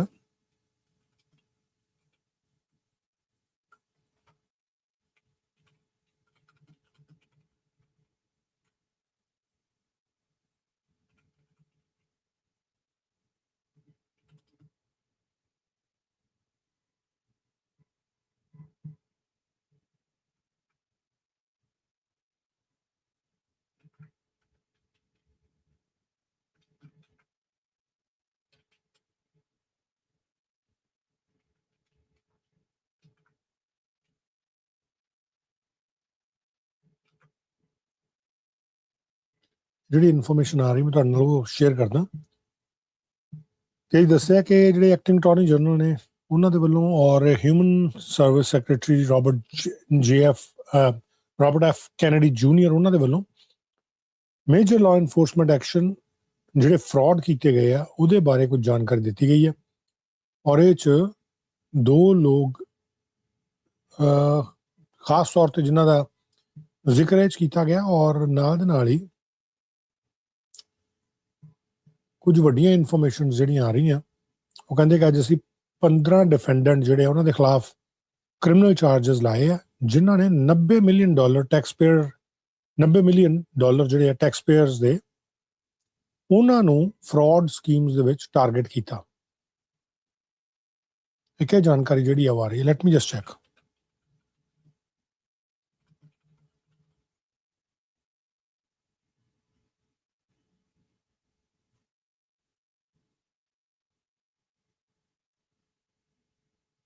ਬਹੁਤ ਵੱਡਾ ਇਹਨਾਂ ਨੇ ਐਕਸ਼ਨ ਲਿਆ।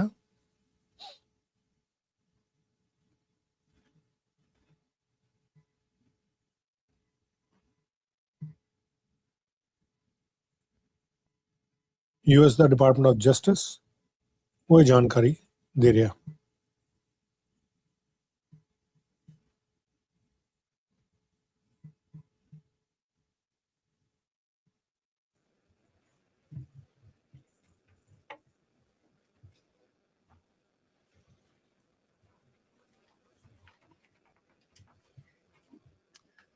Good morning to you all.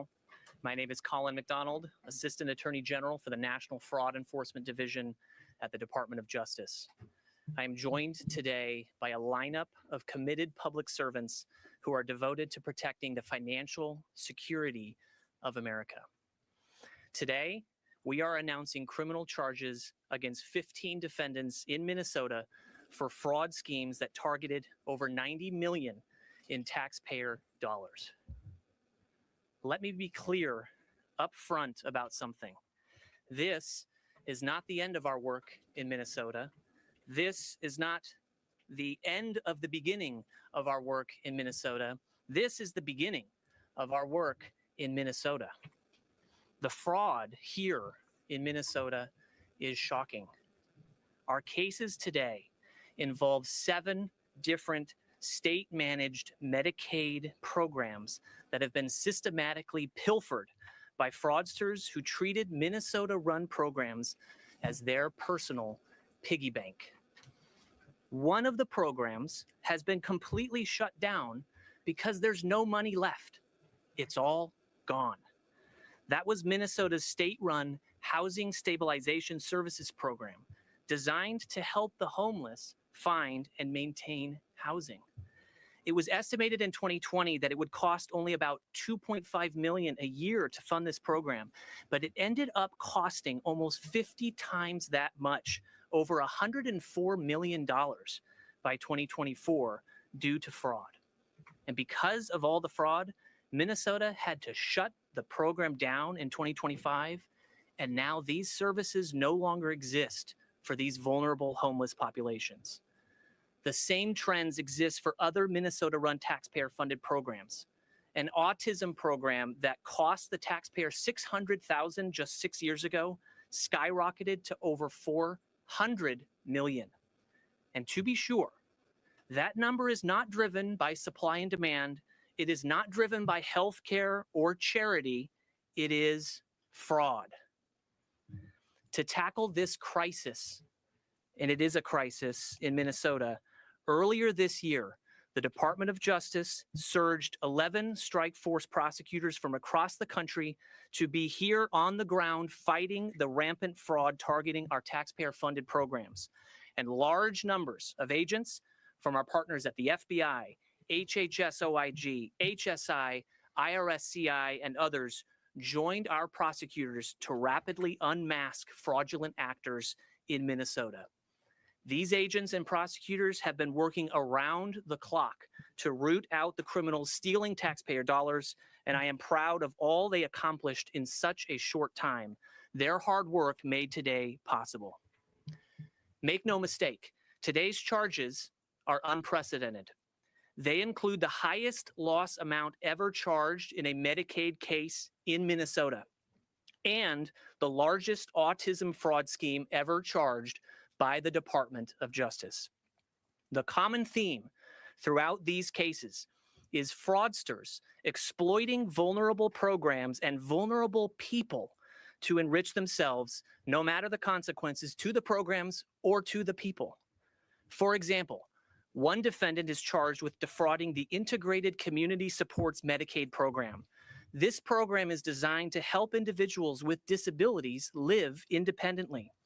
One patient was supposed to be receiving 24-hour care through this program, but he was actually being serviced by a fraudster and received no services.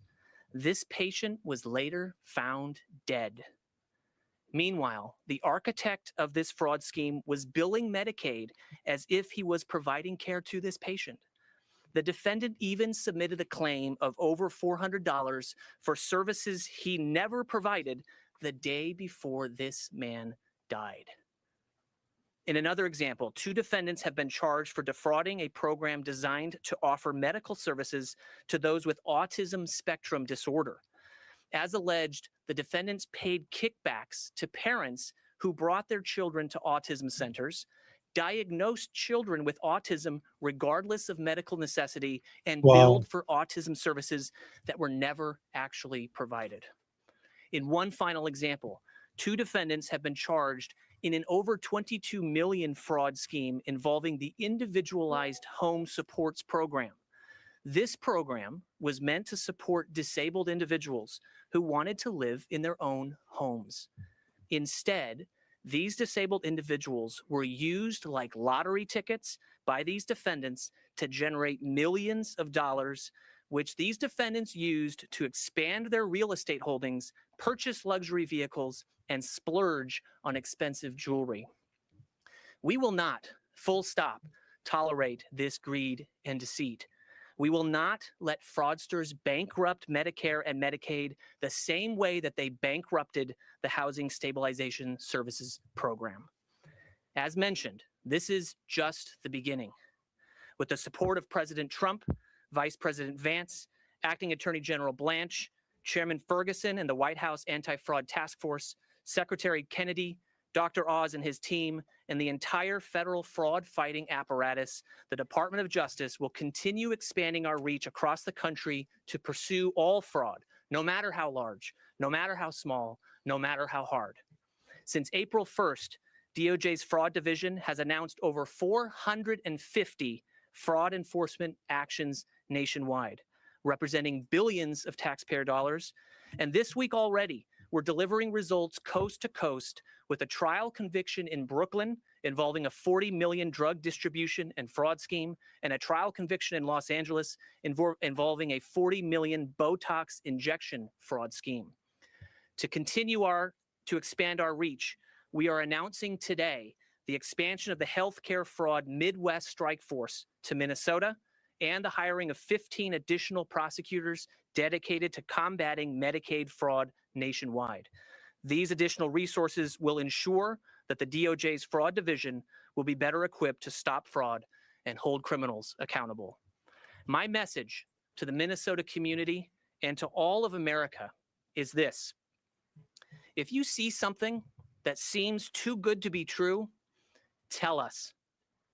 In some areas, such as in the daycare prosecutions we announced today, a culture of fraud has taken root, where child care centers even offer kickbacks to parents to enroll their children.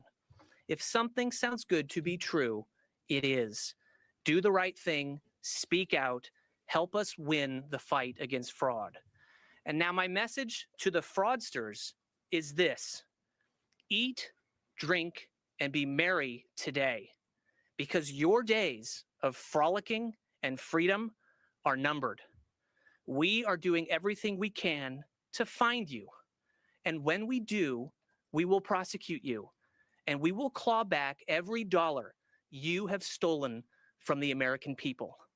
We will not rest until every fraudster knows that the cost of stealing from the American people is far higher than any scheme is worth.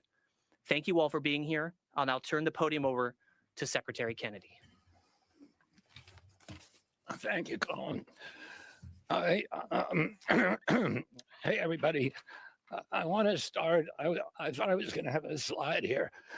I want to call your attention to this, which is in your, okay, here it is, which is in your packet. This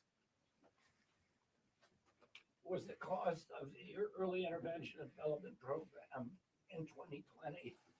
It was $38.1 million. This is what we expected to be paying every year. Instead, this year it hit $442 million. And that is, I'm showing you that because that's the magnitude of the fraud and the damage that we're talking about today. And I want to thank Todd Blanche, who couldn't be here today, Colin McDonald, and everyone at the Department of Justice for leading this effort. I want to thank also the FBI, who you're going to hear from in a little while, the HHS Office of Inspector General, CMS, and especially Dr. Oz, the White House Anti-Fraud Task Force, and Vice President Vance, and the investigators and law enforcement personnel whose relentless work made today's action possible. Today's arrests represent the largest autism fraud bust in American history. This was not a paperwork error. It was not a technical violation. This was organized threat, organized theft that exploited the most vulnerable children in America, deceived families, stole taxpayer dollars meant to help children with autism access legitimate care and support. Investigators uncovered brazen schemes that billed taxpayers for non-existent services, fraudulent diagnoses, and fake care, while criminals enrich themselves at public expense. Every fraudulent autism diagnosis steals time, care, and resources from the children for whom this program was denied and who desperately need this care. Families with autistic children already face enormous challenges navigating therapies, specialists, and support systems. Fraud makes those barriers even steeper. America is facing a real autism crisis. Today, approximately 1 in every 31 children is diagnosed with autism spectrum disorder. Medicaid finances a significant share of autism-related services nationwide, and spending has risen dramatically over the last decade, and a lot of that spending is because of fraud. When criminals exploit these programs, taxpayers lose billions, and vulnerable children lose their access to care. Healthcare fraud now costs the United States tens of billions of dollars every year. Some estimates place the broader cost of healthcare fraud and improper payments at $100 billion annually. That fraud drives up healthcare costs for all Americans. It weakens public trust. It drains taxpayer resources and threatens the long-term stability of both Medicaid and Medicare. If we fail to confront the fraud aggressively, these programs will not survive for future generations in the form Americans rely upon them today. Under the leadership of President Trump and Vice President Vance, this administration is carrying out the most aggressive anti-fraud effort in American history. And I want to be clear, this is an extraordinary bust today, because these kind of operations usually take many years, sometimes a decade. This was executed with a precision and speed that is unprecedented in the history of law enforcement. And it's unprecedented now, but under Vice President Vance's leadership and President Trump's direction, we are going to normalize this speed. We're restoring accountability, strengthening oversight, prosecuting criminal networks, and protecting the integrity of our public health systems. We will not allow criminals to treat children as billing opportunities while American taxpayers foot the bill. This administration will continue rooting out fraud because every stolen dollar is a dollar taken from a child, a parent, a senior of a family who desperately needs help. We're going to protect these programs and protect vulnerable children and restore integrity to American healthcare system. And now I want to introduce the United States Attorney Rosen.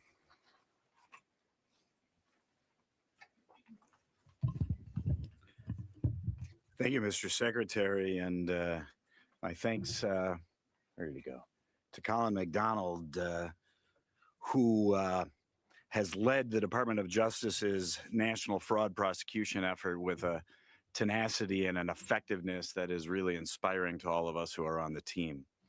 Here in Minnesota, we have the unfortunate distinction of bringing to being the place that brought to national attention the fraud committed against governments across the United States, governments that turned the other way either deliberately or negligently while it was happening under their noses. The numbers that we have here in Minnesota are enormous, but I'm happy to tell you that we have more prosecutors prosecuting fraud, more law enforcement resources investigating the fraud, and we are identifying and investigating and prosecuting fraud at a pace that is unprecedented here in this state. I am happy to report to you all, although I imagine many of you know that just a short time ago this morning, Amy Bach, cornerstone operator in the Feeding Our Future fraud, was sentenced by Judge Brazel to 500 months in prison. That's 41.6 years. While Feeding Our Future, while that fraud in and of itself was breathtaking, the truth is Feeding Our Future is only a start, and we believe it's only a small fraction of the fraud that is actually ongoing here in the state of Minnesota. And I can say so, Secretary Kennedy and Dr. Oz, it's my pledge to you that we're going to do our best to deter future thefts from your department and from your agency, to recover as much of the losses as we possibly can, and to put the thieves here in Minnesota into prison. And with that, I give you Chairman Ferguson.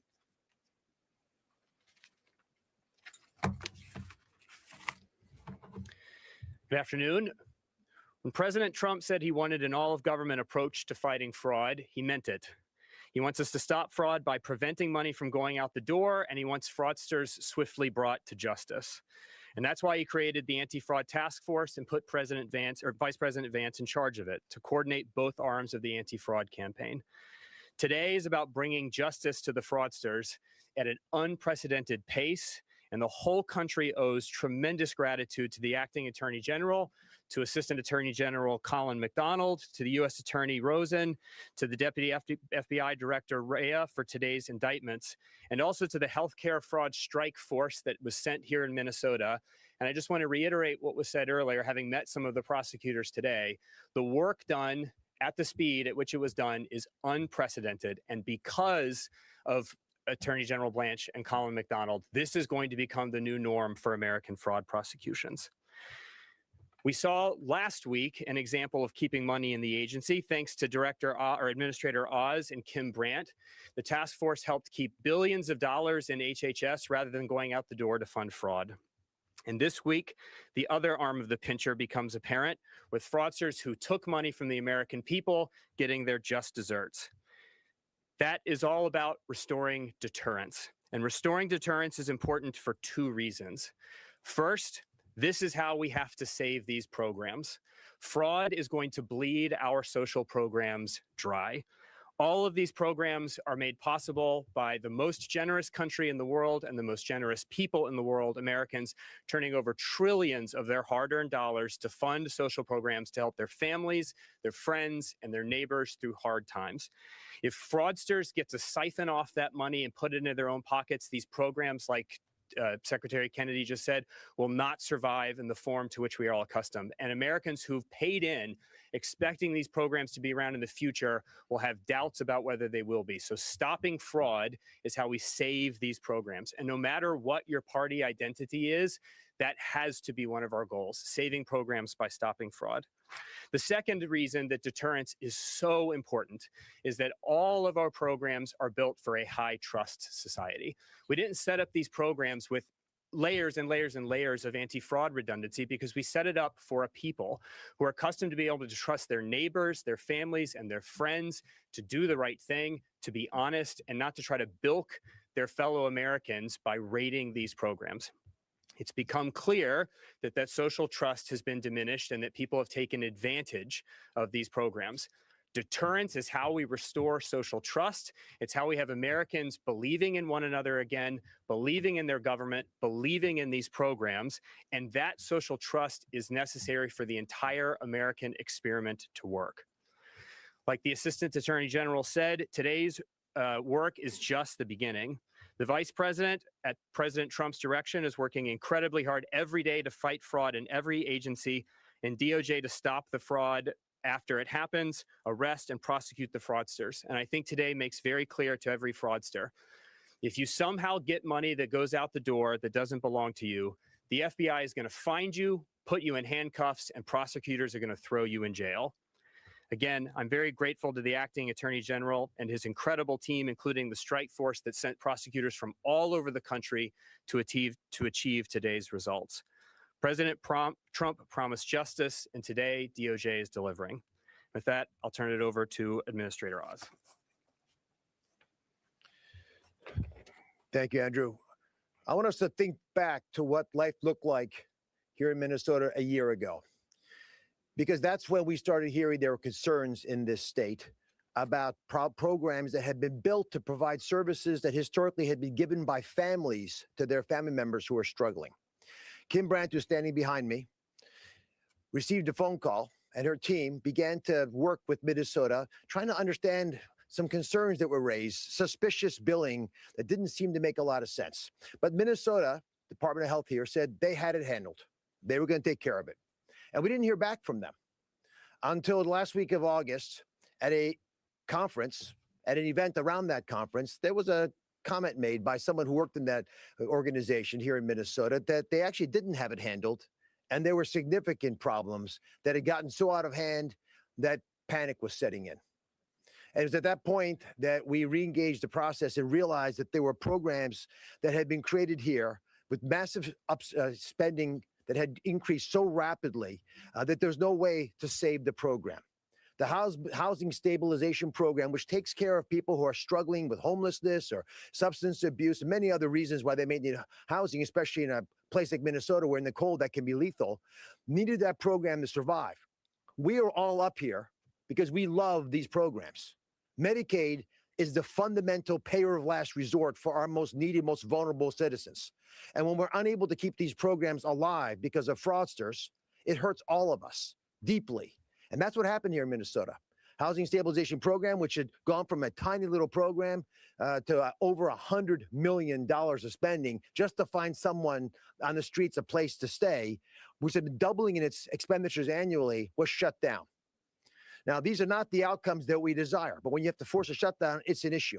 Now, along that way, Nick, stand up. Nick Shirley, I just noticed standing there, came and started doing videos. I want to call out the folks who are angry and frustrated about this. Thank you, Nick. Who want to, perhaps if you want to serve, come join us. But if you can't serve, do what you can to shine a light on these cases. And with lots of folks beginning to tell us more and more of the different clues that we were able to put into a larger quilt to understand the magnitude of the catastrophe happening here in Minneapolis and in Minnesota in general, we began to take action.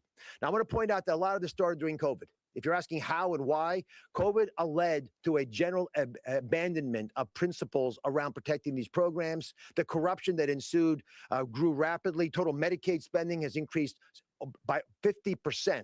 Since the start of COVID, 50% increase. Spending on prescription medications quadrupled in the last 6 years. Now, the president can work hard, and he has, to deal with fraud, and he made the most favored nation drug pricing a reality because it's going to save the American people $600 billion. But you cannot keep up with fraud if we're not actually getting it at the root cause of it, which is when states do not police their own systems. And so because COVID caused a lack of oversight, and because agencies like mine were gutted in their ability to provide program integrity, we have allowed this monstrous, outrageous increase in spending, which does not benefit anybody, to increase. The 15 arrests today, netting $90 million, is a very important symbol because it's a shot across the bow. And we've all going to say this in our different ways, but I'm telling you, if you're a fraudster, do not walk away from this press conference. Run. Because we are coming after you. We have lots of weapons to be able to use in order to accomplish that. The kinds of reprehensible behavior that we've identified with individuals bribing parents to lie that their children have autism, will carry that diagnosis for the rest of their lives. As a physician, that bothers me to my core. Not only are we selling our licenses as doctors when we allow this to happen, we're selling our souls, and there were doctors involved in some of these issues as well. It's rampant failure of this program is addressable, but we've got to be able to deal with it from within. There's a whistleblower. Her first name is Faye. She's on Capitol Hill today testifying, I believe. But she's spoken to me about the fact that there was a general fear within the health agency here of being called the racist. A fear that you'd be politically inappropriate, politically incorrect, and that's fear is what stifled much of the action that should have taken years ago and taken place in an effort to prevent why we're here today. But we will keep coming back and we will keep helping. So let me announce a few things that we are doing specifically on the Secretary Kennedy's leadership at HHS within CMS. We have deferred, as many of you know, $350 million to the state of Minnesota based on two sequential reports from the state of its spending over the last 2 quarters. This is all, again, money that we are going to defer because our job is to protect the federal taxpayer. And as Minnesota is able to justify some of these expenses, we will discuss these. We've also asked for a revalidation of all of the high-risk providers. Again, these are providers providing services for the kinds of things like driving someone to the office or carrying the groceries upstairs, things that, again, your family would often do for you. These of the 5,600 people who are being revalidated, the state has told us as recently as May 7th that only 40% have responded, rather 40% have not responded, or their responses are clearly inadequate. We believe that by the end of this month, which is the deadline, that half of these providers may no longer be allowed to provide services. That is a lot of people doing things to other human beings that are not supposed to have been able to do them. Again, that is the humanitarian risk that we're facing. We're here to fix these problems. We love these programs, but we're going to crush the fraudsters who threaten with corruption the foundation of the social safety that we have built in this wonderful nation over the last 60 years since the foundation of Medicaid and Medicare. We're going to make as many visits as we need to Minnesota. I've been here. I'll come back. So is everyone else on this panel. And my colleagues at OIG, DOJ, FBI, and many others share our passion. Chris, to the FBI.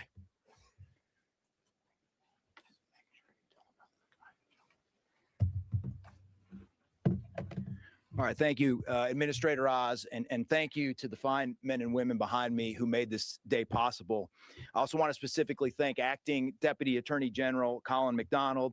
I want to thank Secretary Kennedy. I want to thank FTC Commissioner and his White House Task Force on Fraud, Commissioner Ferguson, obviously Administrator Oz, who you just heard from, and of course, none of this would be possible without U.S. Attorney Rosen. Before I begin my crux of my remarks, I need your help.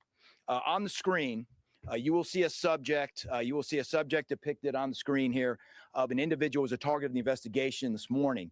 That individual is currently on the run after having jumped out of a fourth story balcony. I want you to get a good look at him right now. You'll see him. You'll see him running here.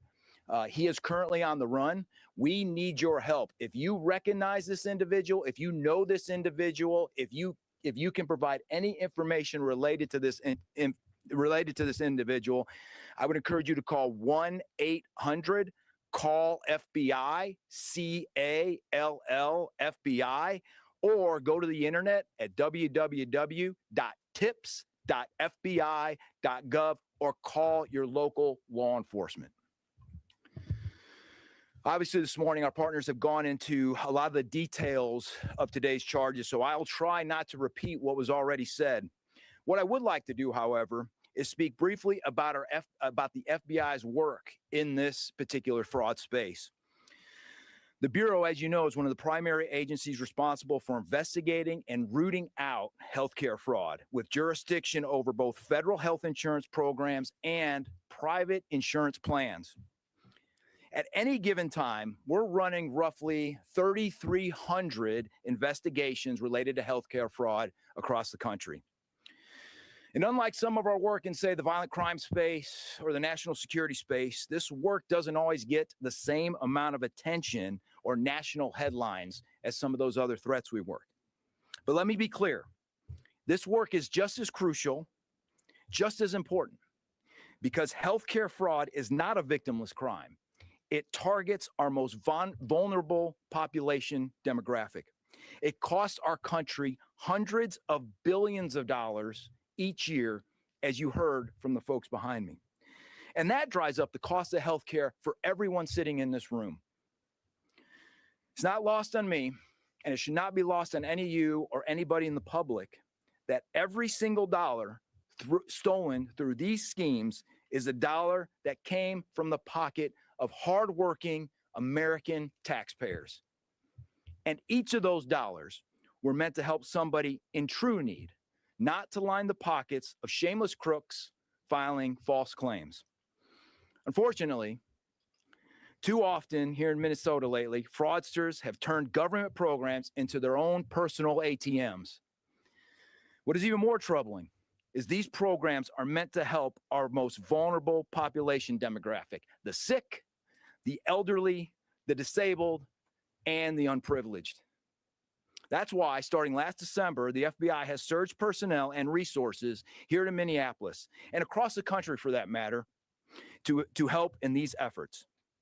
These charges we're announcing today are a direct result of those efforts. These cases are often complex and take a lot of time and effort to investigate. Simply stated, they can take years to come to fruition.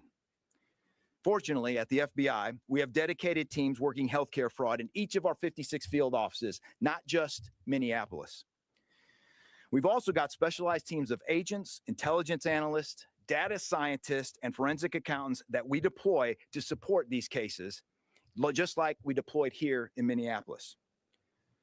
So I want to personally thank our hardworking team here in Minneapolis under the leadership of SAC Chris Dotson, our financial crimes team at headquarters, and all the FBI personnel who've been part of our work here to get the results for the American people. I told you I wasn't going to repeat what was said earlier, but I'm going to repeat this because I think this is important. The speed, precision, and effort that the folks behind me and their collective agencies have shown in the last several months is truly unprecedented. In my 23 years in the FBI, I've never seen a healthcare fraud case of this breadth, depth, and scale come to fruition so quickly. It's historic, and everyone who worked this case should be extremely proud of what you accomplished in a very short amount of time. The next step, as the acting Deputy Attorney General said, is we're going to normalize that speed for cases in the future. Obviously, none of this is possible without our partner agencies represented here today behind me and so many others who couldn't be here today. These fraud investigations truly are a team effort, and thanks to our teamwork, these criminals will now face justice. As I close, I want to send a message to anyone still defrauding the good citizens of Minneapolis, the good citizens of the state of Minnesota, and the good citizens of the United States of America. No matter how many shell companies you have, no matter how clever or how brazen your schemes are, if you steal money from taxpayers and people in need, the FBI and our partners will pursue you relentlessly. We will find you and ensure you feel the power of American justice. Thank you.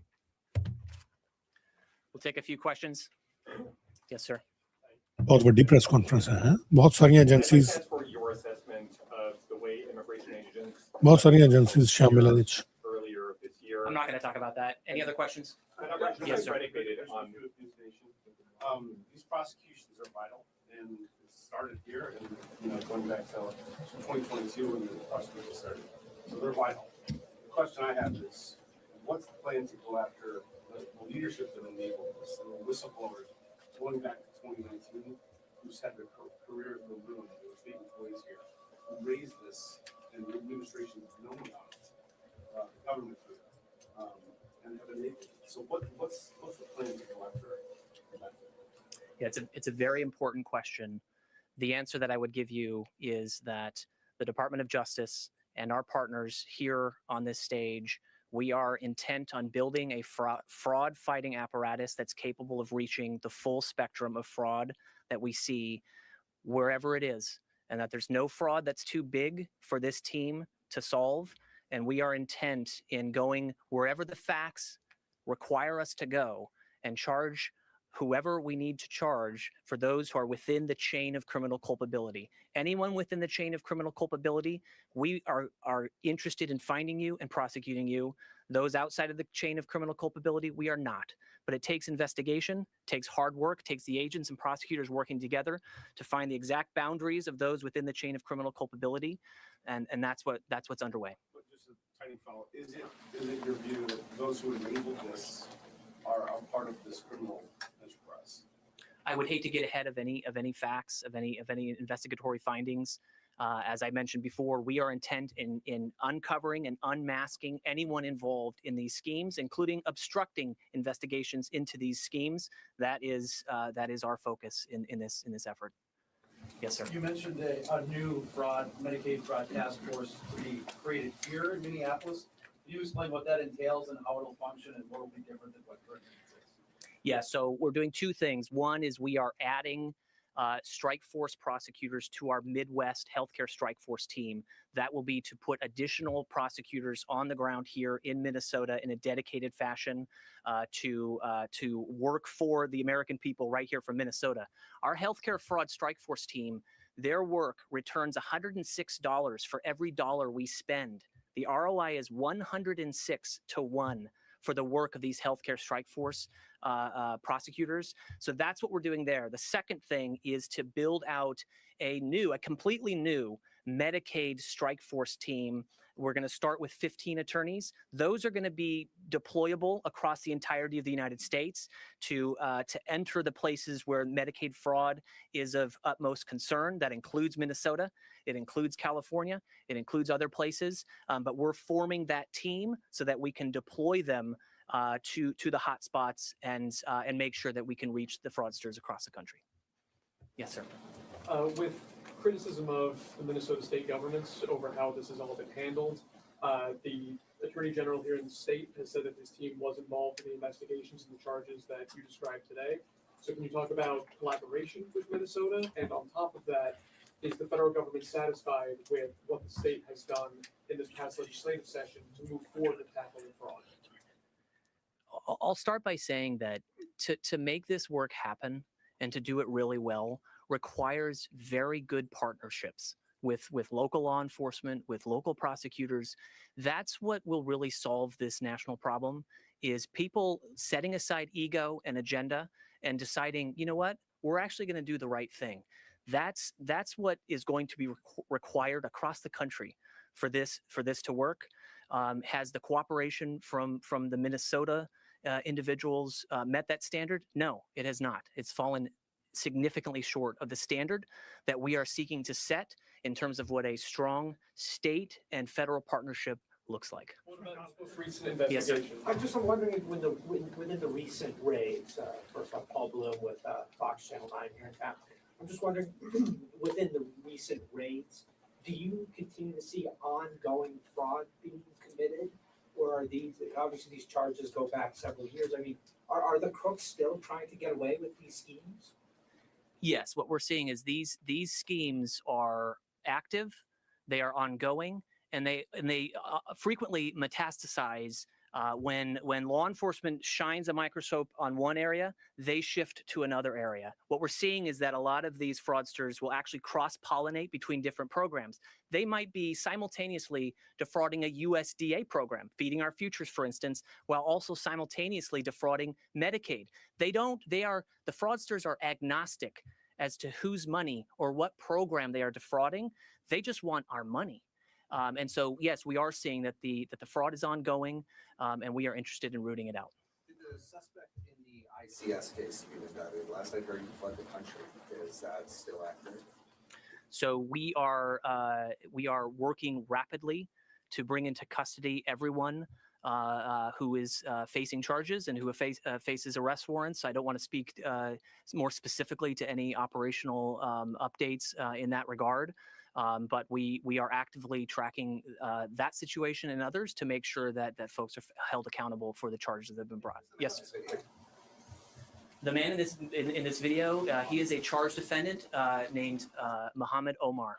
Mohammed Omar is the man in this video. He is charged, one of the 15 defendants charged in the fraud cases that we have brought today.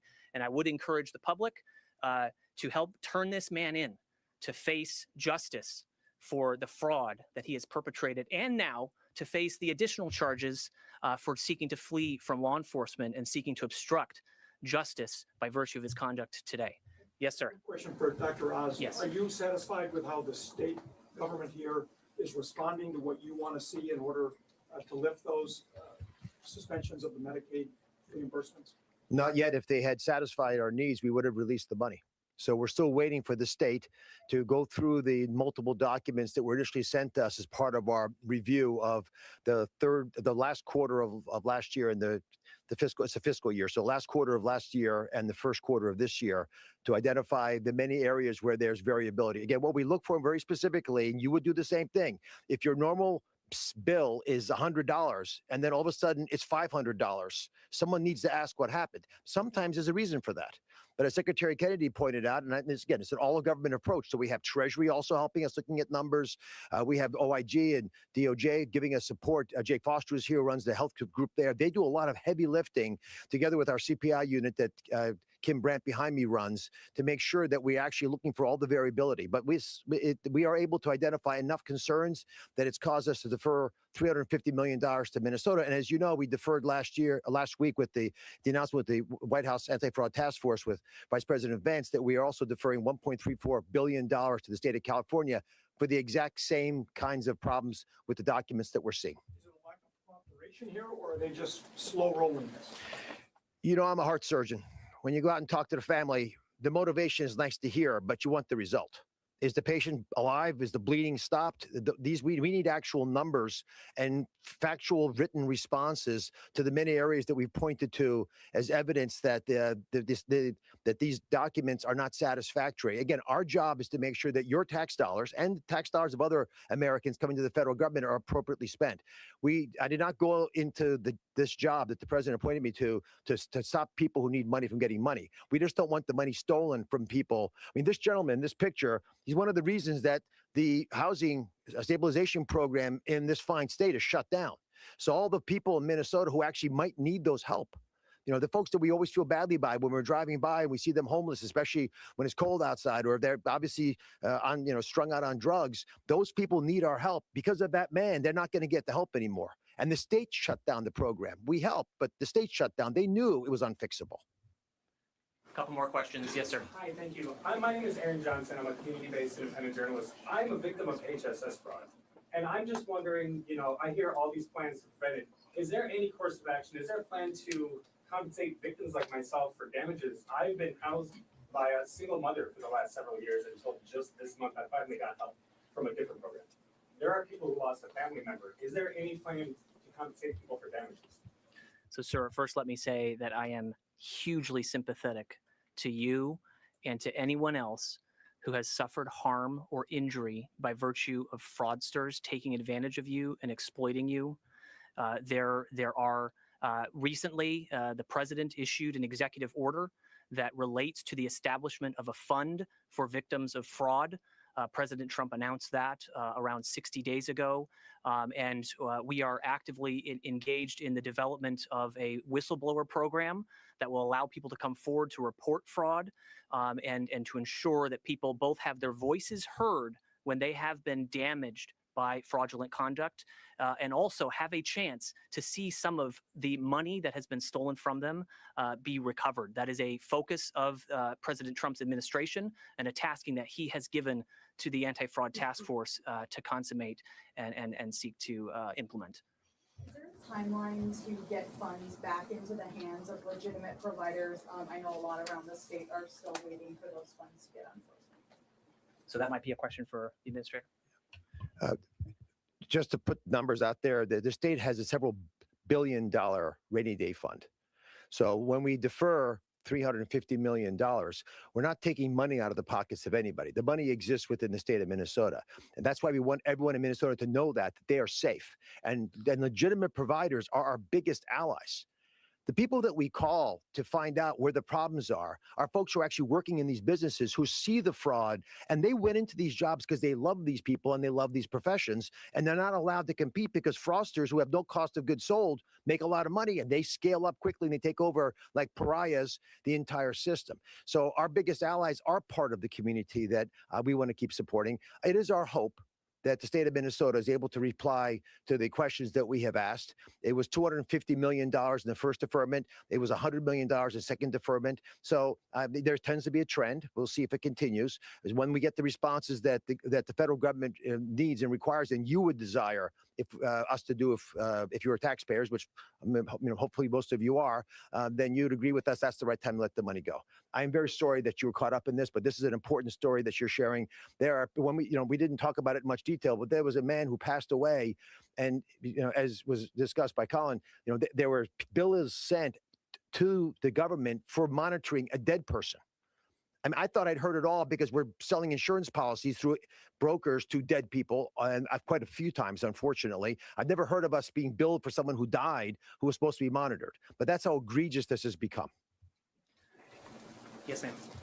I was wondering if you talk, this might be more of an admin question, but when you look across the country and we're talking about normalizing the speed of these cases, are you finding that U.S. attorneys' offices either don't have the knowledge of technology or experience to get these cases off the ground as quickly as the administration would like? And how do you, in your position, make sure that all of the U.S. attorneys' offices across the country have the education, the tools that they need to bring these cases forward quickly?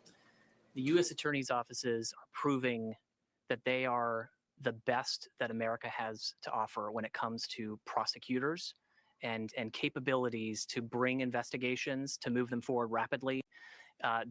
What you see today is the result of the collaboration between the U.S. Attorney's Office here and our healthcare strike force team. Prosecutors across the country are equipped, they are resourced, and they are ready to implement the type of speed that we've seen here and to replicate that across the country. Yes, sir. There was a pretty well-publicized exodus of prosecutors from the DOJ office a few months ago. It's hard to know how that exodus impacted this work.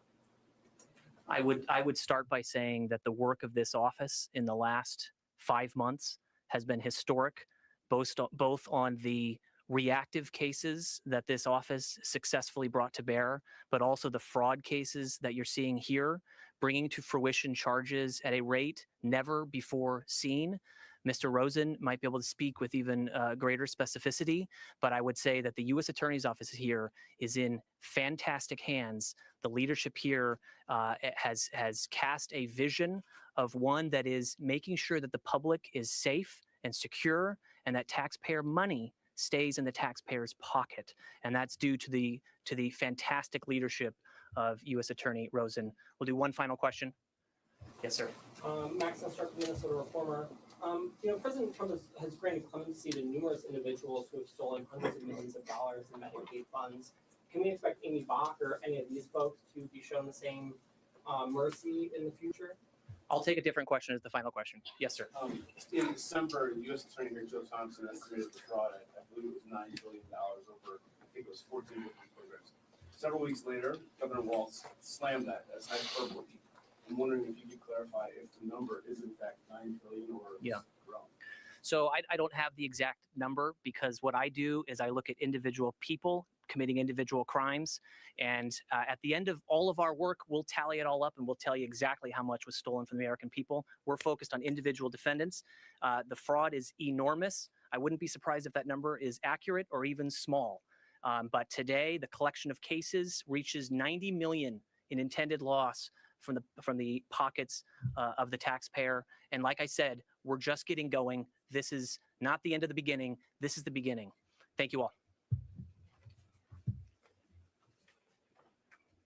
ਸੋ ਇਹ press conference ਜਿਹੜੀ ਇਹ ਵੀ ਖਤਮ ਹੋਈ ਹੈ ਔਰ ਇਹ ਸਭ ਤੋਂ ਵੱਡਾ ਕੇਸ ਜਿਹੜਾ ਯੂਐਸ ਦਾ ਜੇਕਰ ਅਸੀਂ ਦੇਖੀਏ ਕਿ ਫਰਾਡ ਦੇ ਲਿਹਾਜ਼ ਦੇ ਨਾਲ ਕਿਸ ਤਰੀਕੇ ਨਾਲ 15 ਇੰਡੀਵਿਜੂਅਲ ਜਿਹੜੇ ਆ ਉਹ ਇੰਡਾਈਟ ਕੀਤੇ ਗਏ 90 ਮਿਲੀਅਨ ਡਾਲਰ ਤੋਂ ਜ਼ਿਆਦਾ ਫਰਾਡ ਦੱਸਿਆ ਗਿਆ ਮਿਨੀਸੋਟਾ ਦੇ ਵਿੱਚ ਜਿਹੜੀ ਹੈਲਥ ਕੇਅਰ ਦੇ ਨਾਲ ਜੁੜਿਆ ਹੋਇਆ ਪਰ ਇਹ ਖਾਸ ਤੌਰ ਦੇ ਉੱਤੇ ਕਹਿੰਦੇ ਕਿ ਸਭ ਤੋਂ ਵੱਡਾ ਜਿਹੜਾ Medicaid fraud 2 largest Medicaid fraud case ਜਿਹੜੇ ਆ ਡਿਸਟ੍ਰਿਕਟ 'ਚ ਦਰਜ ਕੀਤੇ ਗਏ ਆ ਜਿਸ 'ਚ 7 ਐਡੀਸ਼ਨਲ ਮੈਡੀਕੇਡ ਪ੍ਰੋਗਰਾਮ ਸੀ ਔਰ ਸਭ ਤੋਂ ਵੱਡਾ ਅਜੇ ਤੱਕ ਦਾ ਆਟਿਜ਼ਮ ਨਾਲ ਜੁੜਿਆ ਵੀ ਜਿਹੜਾ ਫਰਾਡ ਦੱਸਿਆ ਜਾਂਦਾ ਜਿਹਦੇ 'ਚ ਆਟਿਜ਼ਮ ਦੇ ਨਾਲ ਜਿਹੜੇ ਬੱਚੇ ਜੂਝ ਰਹੇ ਆ ਉਹਨਾਂ ਨੂੰ ਐਕਸਪਲੋਇਟ ਕਿਸ ਤਰੀਕੇ ਨਾਲ ਕੀਤਾ ਜਾਂਦਾ ਫਿਰ ਜਿਹੜੇ ਡਿਫੈਂਡੈਂਟ ਇਸ ਫਰਾਡ ਦੇ ਕਹਿੰਦੇ ਉਹਨਾਂ ਨੇ ਖਾਸ ਤੌਰ ਤੇ ਕਹਿੰਦੇ ਜਿਹੜੇ ਠੱਗ ਸੀ ਉਹਨਾਂ ਨੇ housing stabilisation services child care Medicaid program IHS ਜਿਹਨੂੰ ਇੰਡੀਵਿਜੂਅਲਾਈਜ਼ਡ ਹੋਮ ਸਰਵਿਸਿਜ਼ ਕਿਹਾ ਜਾਂਦਾ ਔਰ ਹੋਰ ਜਿਹੜੀਆਂ ਇਦਾਂ ਦੀਆਂ ਚੀਜ਼ਾਂ ਉਹਨਾਂ ਨੂੰ ਟਾਰਗੇਟ ਕੀਤਾ ਕਹਿੰਦੇ ਇੱਕ ਕੇਸ ਦੇ ਵਿੱਚ ਡਿਫੈਂਡੈਂਟ ਜਿਹੜਾ ਉਹਨੇ ਡਿਵੈਲਪ ਕੀਤੀ ਇੱਕ scheme which was worth more than $40 million to target the early intensive development and behavioral intervention ਜਿਹੜੀ BI behavioral intervention ਇਸ ਸਕੂਲਾਂ ਦੇ ਵਿੱਚ ਵੀ ਕਰਾਈ ਜਾਂਦੀ ਹੈ ਐਂਡ autism healthcare program ਜਿਹਦੇ 'ਚ ਕਿਕਬੈਕਸ ਪੇਰੈਂਟਸ ਨੂੰ ਦਿੱਤੀਆਂ ਜਾਂਦੀਆਂ ਸੀ ਜਿਹੜੇ ਫਰਾਡਲੈਂਟਲੀ ਉਹਨੂੰ ਯੂਜ਼ ਕਰਦੇ ਸੀ ਆਟਿਜ਼ਮ ਸੈਂਟਰ ਦੇ ਵਿੱਚ ਬੱਚਿਆਂ ਨੂੰ ਉਹਨਾਂ ਦੀ ਮੈਡੀਕਲ ਨੈਸੈਸਿਟੀ ਦੇ ਬਾਵਜੂਦ ਡਾਇਗਨੋਜ਼ ਕਰਨ ਦੇ ਵਾਸਤੇ ਆਟਿਜ਼ਮ ਦੇ ਵਾਸਤੇ ਉਹਨਾਂ ਨੂੰ ਉਹਦੇ ਥੋੜੇ ਜਿਹੇ ਪੈਸੇ ਵਾਪਸ ਕੀਤੇ ਜਾਂਦੇ ਸੀ ਔਰ ਉਹ ਸਰਵਿਸਿਜ਼ ਜਿਹੜੀਆਂ ਉਹ ਬਿਲਿੰਗ ਦੀਆਂ ਉਹ ਪਾ ਦਿੱਤੀਆਂ ਜਾਂਦੀਆਂ ਸੀ ਲੇਕਿਨ ਉਹ ਐਕਚੁਅਲ ਸਰਵਿਸਿਜ਼ ਦਿੱਤੀਆਂ ਨਹੀਂ ਸੀ ਜਾਂਦੀਆਂ ਸੋ ਇਸ ਤਰੀਕੇ ਦੀਆਂ ਫਰਾਡ ਦੀਆਂ ਗਤੀਵਿਧੀਆਂ ਜਿਹੜੀਆਂ ਕੀਤੀਆਂ ਜਾਂਦੀਆਂ ਸੀ ਔਰ ਕੁਝ ਤਸਵੀਰਾਂ ਵੀ ਉਹਨਾਂ ਨੇ ਦਿਖਾਈਆਂ ਹਾਲਾਂਕਿ ਜਿਹੜੀਆਂ ਵੀਡੀਓ ਉਹਨਾਂ ਨੇ ਦਿਖਾਈਆਂ ਉਹਨਾਂ ਦੇ ਆਪਣੇ ਲਾਈਵ ਦੇ ਵਿੱਚ ਨਹੀਂ ਆਈਆਂ ਕੁਝ ਮੀਡੀਆ ਅਦਾਰੇ ਜਿਨ੍ਹਾਂ ਦੇ ਵੱਲੋਂ ਉਹ ਸਾਂਝੀਆਂ ਕੀਤੀਆਂ ਗਈਆਂ ਲੇਕਿਨ ਜ਼ਿਆਦਾਤਰ ਦੇ ਵੱਲੋਂ ਉਹ ਨਹੀਂ ਆਈਆਂ ਸੋ once again we are going back to the US President Donald Trump ਦਾ ਜਿਹੜਾ ਇੱਕ ਪ੍ਰੈਸ ਕਾਨਫਰੰਸ ਹੈ ਉਸ ਦੇ ਵਿੱਚ ਦੁਬਾਰਾ ਜਾਣਦੇ ਹਾਂ ਜਿਹੜੀ ਵਾਈਟ ਹਾਊਸ ਤੋਂ ਕੀਤੀ ਜਾ ਰਹੀ ਹੈ ਥੋੜੀ ਜਿਹੀ ਗੱਲਬਾਤ ਆਪਾਂ ਉੱਥੇ ਦੀ ਸੁਣਦੇ ਹਾਂ ਔਰ ਉਹਦੇ 'ਚ ਕਾਫੀ ਈਰਾਨ ਨੂੰ ਲੈ ਕੇ ਔਰ ਕੁਝ ਉਹਨਾਂ ਦੇ ਪਰਸਨਲ ਜਿਹੜੇ ਵਿਸ਼ੇ ਨੇ ਉਹਨਾਂ ਦੇ ਬੇਟੇ ਦੀ ਸ਼ਾਦੀ ਦੀ ਰਿਸੈਪਸ਼ਨ ਨੂੰ ਲੈ ਕੇ ਇੱਦਾਂ ਦੇ ਕੁਝ ਸਵਾਲ ਜਿਹੜੇ ਜਰਨਲਿਸਟ ਨੇ ਉਹਨਾਂ ਦੇ ਵੱਲੋਂ ਪੁੱਛੇ ਗਏ ਆ ਤੇ ਕੁਝ ਆਪਾਂ ਉਹ ਸੁਣਨ ਤੋਂ ਬਾਅਦ ਪ੍ਰੋਗਰਾਮ ਨੂੰ ਥੋੜਾ ਜਿਹਾ ਅੱਗੇ ਵਧਾਵਾਂਗੇ ਔਰ ਗੱਲਬਾਤ ਜਿਹੜੀ ਹੈ ਇਸੇ ਤਰੀਕੇ ਨਾਲ ਜਾਰੀ ਰਹੇਗੀ ਇਹ ਬਹੁਤ ਇੰਪੋਰਟੈਂਟ ਖਬਰ ਸੀ ਜਿਹੜੀ ਆਈ ਸੀ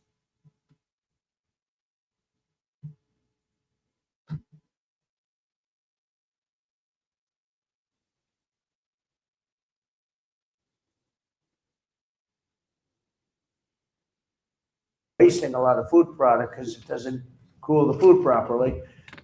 And it's actually a bad thing. And the bad thing is more expensive than what they already have. And in many cases, they just put it in, they just put in the other apparatus. And a lot of people have said they've spent money recently to do it. And then this rule came up out of nowhere. Yep, and the stuff they just put in, they have to change. I'd be all for changing if it was good, even if it was a little bit good. But this is actually bad. Yeah, do you not have any environmental concerns though with this? No, there is no environmental concern. And Lee covered that really well. There's no environmental concern. It's not going to have any impact on the environment. Mr. President, with many Americans concerned about affordability ahead of the midterms, there is some backlash among Senate Republicans to some of your other priorities. The ballroom and the anti-weaponization fund. You clearly still have a stronghold on the Republican Party. Your candidates did very well this week during the primaries. But are you losing control My of the Senate? candidates did well. Not all candidates did well. But are you losing control of the Senate, sir? Are you losing control of the Senate Republicans? I don't know. I really don't know. I can tell you, I only do what's right. I don't need money for the ballroom. You know, I'm making a gift of the ballroom. This is the biggest misreporting that I've ever seen. The ballroom is being built. It'll cost, it was going to be 200 million. I've doubled the size of it because we need it. And it's being done in conjunction with the military and with the, very much in conjunction with the military and Secret Service. We're on time, on budget. It's going beautifully. I have all the money I need. We're making a gift to the United States. They came along and they said, we want to make it the White House overall, more secure. And I understand that. Not for me, because I'll be gone, you know, I'll be gone and you'll have somebody else in for hopefully hundreds of years. But that's what they're doing it for. The ballroom is paid for. It's a gift. I mean, I want to make it clear because so many people say, I thought you were giving this away. And all of a sudden, the money that they're spending is for security, having to do maybe around the ballroom and other parts of the house. But this is not for the ballroom. The ballroom is being a tremendous amount of what's being done with respect to the ballroom is for national security, including, as an example, a drone port on top of which was top secret until litigation made it less than top secret. But we have a drone port. We have the glass that's 4 inches thick, bulletproof glass. We have bulletproof walls. We have things. You need a place like this. But this is being made as a gift from me and other people that are great patriots that spend a lot of money. We're building what will be the finest ballroom anywhere in the world. If they want to spend money on securing the White House, I think it would be very, very much a good expenditure. But the ballroom is being built. Well, what if Congress doesn't sign off on the security money, sir? Then the White House won't be a very secure place. But, and then regarding Cuba, there was an aircraft carrier that just arrived there this week, this aircraft carrier. Are you sending that there to intimidate the Cuban government? No, not at all. The Cuba, look, it's a failed country. Everybody knows it. They don't have electricity. They don't have money. They don't have really anything. They don't have food. And we're going to help them along. And we're going to help them because number one, I want to help them. I don't want to on a humanitarian basis, but we have the Cuban American population, much of it living in Miami and Florida. That's a great group of people, amazing group of people, industrious, they're great Americans. They've wanted this to happen. They want to go back to their country. They want to help their country. I hope they're going to stay here, but they want to go back. They want to invest in their country and, you know, see if they can bring it back. Other presidents have looked at this for 50, 60 years doing something, and it looks like I'll be the one that does it. So we'd be happy to do it. We want to open it up to Cuban Americans where they can go back and help. The CDC released a report this morning, their report on the last election on why you won and Democrats lost. One thing that it mentions is how they failed to reach Middle America, Southern Americans. Do you think they've learned lessons from that election, and have you seen that report? I think the elections are so rigged, and we have to do something about it, and we're going to do something about it. But we cannot continue to have, and frankly, the Senate and the House, they ought to get together and they ought to pass the Save America Act so that you have voter ID, and it's so important. You have proof of citizenship, little thing like proof of citizenship, and also mail-in voting, which is so crooked. So in Maryland, as you probably saw, they had 500,000 mail-in votes that were corrupt. They were corrupt. They said the printer made a mistake. Don't believe that. And they got caught with 500,000 mail-in ballots that were corrupt. We got to stop it. We have a country that has a very corrupt. We have more corrupt elections than third world countries have. And we ought to get smart. Pass the Save America Act. That'll be a long way. You have voter ID, voter identification. The Democrats don't want to pass. Now, I'll tell you what, the Democrat voters do want to pass, 87%. But the Democrat politicians don't want to pass. And the reason is they'd never be elected again because with their policy of open borders, transgender for everyone, I call it transgender mutilization of your children for everybody, men playing in women's sports, all of the stuff that they do, high taxes. They want a tax hike. They voted in favor of high taxes. They voted against a tax cut. They voted in favor of men playing in women's sports. I don't know what these people are thinking. The only way they can win is to cheat, and that's what they want to do. And we ought to pass the Save America Act. Yeah, please. Yes, Mr. President, I have two questions for you. One of them, which you love. First about the ballroom and the second about Iran.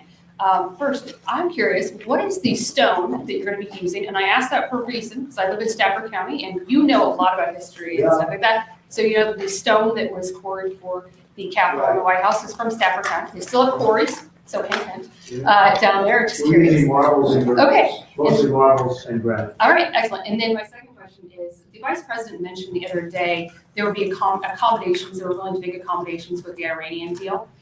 Could you kind of expand on those possible accommodations? Does that include? When you say combination of what? Accommodations, he's talking about accommodations as far as making the deal going. Would that include I can't tell you. proxies? Right now, we're negotiating, and we'll see. But either we're going to get it one way or the other. They're not going to have a nuclear weapon. You know, when people hear it, because oftentimes they won't put up the second part of the sentence having to do with, I'll say, this is more important than anything that we have to talk about. And usually they'll cut it off, the fake news. I said, because this is the nuclearization of a country that some people would say is somewhat crazy, and we cannot let Iran have a nuclear weapon. That's all it is. We can't let it. You will have a nuclear war in the Middle East, and that war will come here. That war will go to Europe. We cannot let that happen, and it won't happen. It's not going to happen. That's more important than anything else. We can't. I can think of nothing that's more important than the fact that we cannot let Iran have a nuclear weapon, and we won't. Yeah, Jeff. Following up on that, sir, Iran is negotiating with Oman to set up a formalization of charging tolls in the Strait of Hormuz. Is that acceptable to you? Well, we're looking at it. We hear about it. They've negotiated. They've had a relationship with them before, and we'll see. We have total control of the Strait of Hormuz, as you know, with our blockade. The blockade's been 100% effective. Nobody's been able to get through. It's like a steel wall. It's our Navy. We have the greatest military anywhere in the world. We wiped out their Navy. We not wiped out their air. I think they're down to about, I would say we knocked out 85% of their missile capacity. It's very hard for them now to build missiles, to build drones. We have great drone technology, anti-drone technology now that frankly, we didn't have even 2 months ago. We have unbelievable drone technology, both for making them and also for knocking them down. But look, we're going to either make sure they don't have a nuclear weapon, or we're going to have to do something very drastic. And the people of the country, I believe when it's put to the people of our country, they will all agree that we cannot let Iran have a nuclear How do weapon. you want Yes. things to end up? Yeah, Just let me just one follow up on that. How do you want things to end up with the Strait of Hormuz, though? Would you like them to have We control want it of that? open. We want it free. We don't want tolls. It's international. It's an international waterway. They're not charging tolls. Right now, they are losing $500 million a day is what it's projected. I don't know, it sounds like a lot of money, but whether it's 500 or 200 or 300, they're losing a lot of money. There hasn't been a ship that's been able to get through without our approval. And the Navy has done an amazing job. And no ship is going to Iran, as you know. No ship is going to, or out of Iran without our approval. Can they keep their highly enriched uranium? No, we get the highly enriched. We will get it. We don't need it. We don't want it. We'll probably destroy it after we get it, but we're not going to let them have it. Okay? Mr. President, I have two questions. First on deregulation, the second on the Supreme Court. You, coming from business, you've seen the effects of unnecessary red tape in your business. Do you believe that given the amount of deregulatory actions taken along with this, the limit of endangerment finding, CAFE standards, tax cuts, and tariffs, do you believe that you've made the United States the most pro-business, pro-investment country in the world? Yeah, thank you very much for that question, because we are, for every one new regulation that we add, we're getting rid of 20 to 30 to 40, and now it's actually at even a number. In my first term, for every regulation that was added, we got rid of a minimum of 10. And I understand, Lee, that it's up to 43 or 44 right now. So if we add a regulation, we get rid of 43, 44. We're making it a much more pro-business, pro-people. You know, regulations are very costly for the people. They're bad for everybody. They're bad for jobs, bad for everything. And we have, as of today, we have more people working in the United States than at any time in the history of our country. To me, it's one of my favorite stats. But we have more people today working in the United States than at any time in the history. And this is with the Iran conflict. That'll end soon, very soon. And when it ends, your gasoline prices will go down lower than they were before. You know, I left Iowa a few months ago, and gasoline was at $1.85 a gallon. That's right. And we'll be hitting numbers like that again. Mr. President, you're on the Supreme Court. We'll be hitting them in a much nicer way, by the way. We will be hitting them, and we will have a country that will not have a nuclear weapon. Yeah, Daniel? So why has today's executive? Supreme Court, sir, we're still waiting for the decision on birthright citizenship. Yeah. You attended the oral arguments of that. Can you just explain what's at stake with that decision, sir? It's a big decision that we're waiting for from the Supreme Court. We had a terrible tariff decision. They cost our country a fortune. They said do it a different way. We're doing it a different way, but we're going to most likely have to pay back $149 billion. All they had to do is put a little sentence in there, half a sentence, saying that any monies paid don't have to be paid back. You know, you're talking about the people in many cases that hate our country. Give them back money. It was a terrible decision. And it's not going to affect because we do the tariffs a different way. The tariffs are what's bringing in all of this money. It's really made our country rich, modernly rich. Now we have another one coming up, which is birthright citizenship. And we're the only country in the world that has it.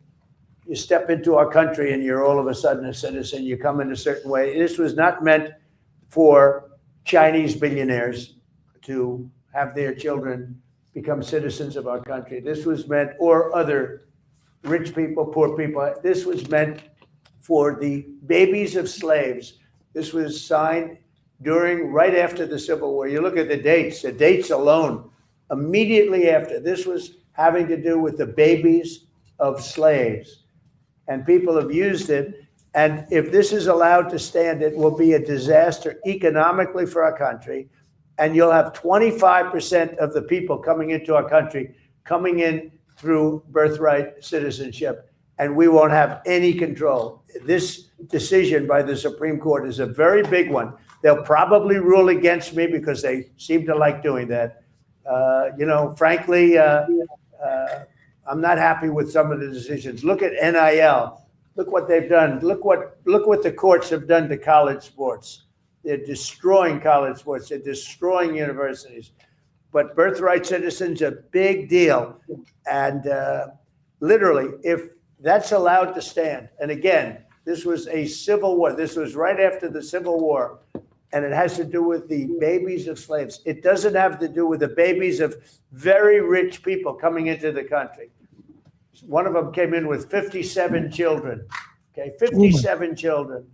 They're using the system, and it's usually people that hate our country, if you want to know the truth. Birthright citizen is done by no other country in the world the way we're doing it. We're a laughing stock. And if the Supreme Court approves that decision, they've done a great disservice to the United States of America, just like they did a great disservice by costing us $149 billion on tariffs by saying, do it a different way. Get the same result, do it a different way. We should have won that decision. We had a very strong, very powerful dissent. We had 3 dissents. So it wasn't like a unanimous decision by any means. We had very powerful dissents. When you read that dissent, people that read that dissent say, you really should have won this case. We should have won that case on tariffs. That case cost our country $149 million. It goes to people that hate our country. So now we have another one coming up, birthright citizenship. It would be a disgrace. It would be a disgrace if the Supreme Court of the United States allows that to happen. Remember what I said, 20 to 25% of the people coming into our country will come in through birthright citizenship. They'll become citizens through birthright citizenship, and it'll cost us numbers that are, I don't even think they're doable. And it's all up to a couple of people. And I hope they do what's right. Birthright citizenship is a disgrace. The fact that, look at the people that are bringing the suit. Study the people that are bringing the suit. These are not people that love our country, I can tell you that. Mr. President, why has today's executive order on AI been postponed? Because I didn't like certain aspects of it. I postponed it. I think it gets in the way of We're leading China, we're leading everybody, and I don't want to do anything that's going to get in the way of that lead. We have a very substantial on AI. It's causing tremendous good, and it's also bringing in a lot of jobs, tremendous numbers of jobs. Again, we have more people working right now than we've ever had. I really thought that could have been a blocker, and I want to make sure that it's not. Mr. President, with President Xi last week, did you discuss AI safeguards? In China last week with President Xi, Yes. did you discuss AI I did. safeguards? I discussed it. And he acknowledges how well we're doing. We're doing well. He's doing, it's the two of us. The two countries are fighting for it. Other countries are way behind, way behind. They're fighting for it. They want it. Everybody wants it, but they're way behind. But I didn't want to do it. I postponed that meeting. It was a press conference. It was a signing, actually, because I didn't like what I was seeing. Mr. President, a few moments ago, the Commission of Fine Arts approved your design, the design for your arch. Do you think you need congressional approval? I finally get good news from them. What was the vote? Do you know what the vote was? What was the vote? I'm just seeing the headline here. I don't have the exact vote. but- So we're building what's called the Triumphal Arch, right opposite the Arlington Memorial Bridge, right by Arlington Cemetery. It's beautiful. It's the Arc de Triomphe would be the one that you would probably know in Paris. It's one of the most beautiful. It's a very similar size, slightly larger. We have to do slightly larger. It doesn't have to be a lot larger. Otherwise, you'd all be disappointed in me. But it's even far more beautiful. And I think that the Arc de Triomphe is beautiful. It's a couple of 100 years old, but I think it's beautiful. And some arcs go back over 1,000 years. And it's called a triumphal arc. It's usually done for victories in war and things. There are 59 of them in the world. And some are really beautiful. And we're the only major, Washington, D.C., which should be number one. We're the only important and major city that doesn't have one. We don't have a triumphal arch. So it was meant to be built for many years. The circle going up to the bridge, it was, people pass that circle, they say, why isn't something built here? And so that's very good. We just got approval from Fine Arts. That's fantastic. Right, but you need Congress to sign off on it. No, we don't. No, we're doing it. It's the land is owned by the Interior Department. We don't need anything from Congress. Are you Mr. attending President, in fact, on that- your son's wedding this weekend, by the way? He'd like me to go, but it's going to be just a small little private affair, and I'm going to try and make it. I'm in the midst. I said, this is not good timing for me. I have a thing called Iran and other things. That's one I can't win on. If I do attend, I get killed. If I don't attend, I get killed. By the fake news, of course, I'm talking about. No, but he's got a very person who I've known for a long time, and hopefully they're going to have a great marriage. Mr. President, to add to the art, I just actually passed by it on my way here, saw that the pink flags, and there's just geese that are there all the time. So that's perfect. How long will that take? And also, I have to say, I have to pass along something for my mother. She drove in with me. She was amazed by all the people she was seeing on the streets here in DC. She doesn't get in here as much. But she was noticing how clean and beautiful it was, so I'm passing it along. That's right. Well, that's what I do. Clean. You take a look outside. We had broken path. It was so terrible coming into the White House. It was slate. Slate's a roofing material. It's not a walking material, but the slate was all broken and chipped and terrible. And I put down a new granite floor and paid for it myself, by the way. But I put down a nice new granite floor. It looks beautiful. It's actually getting rave reviews. It's beautiful. It's a terrible having people walking up to the White House and they're walking over broken tiles and broken floors. So now we just finished. It's going to be finished when the moldings are put on, but you might take a look at it. I don't know if you've seen it, but it's beautiful. It's very beautiful. Of other things we're doing while you're at it, we have 31 fountains in Washington. Of the 31, not one worked.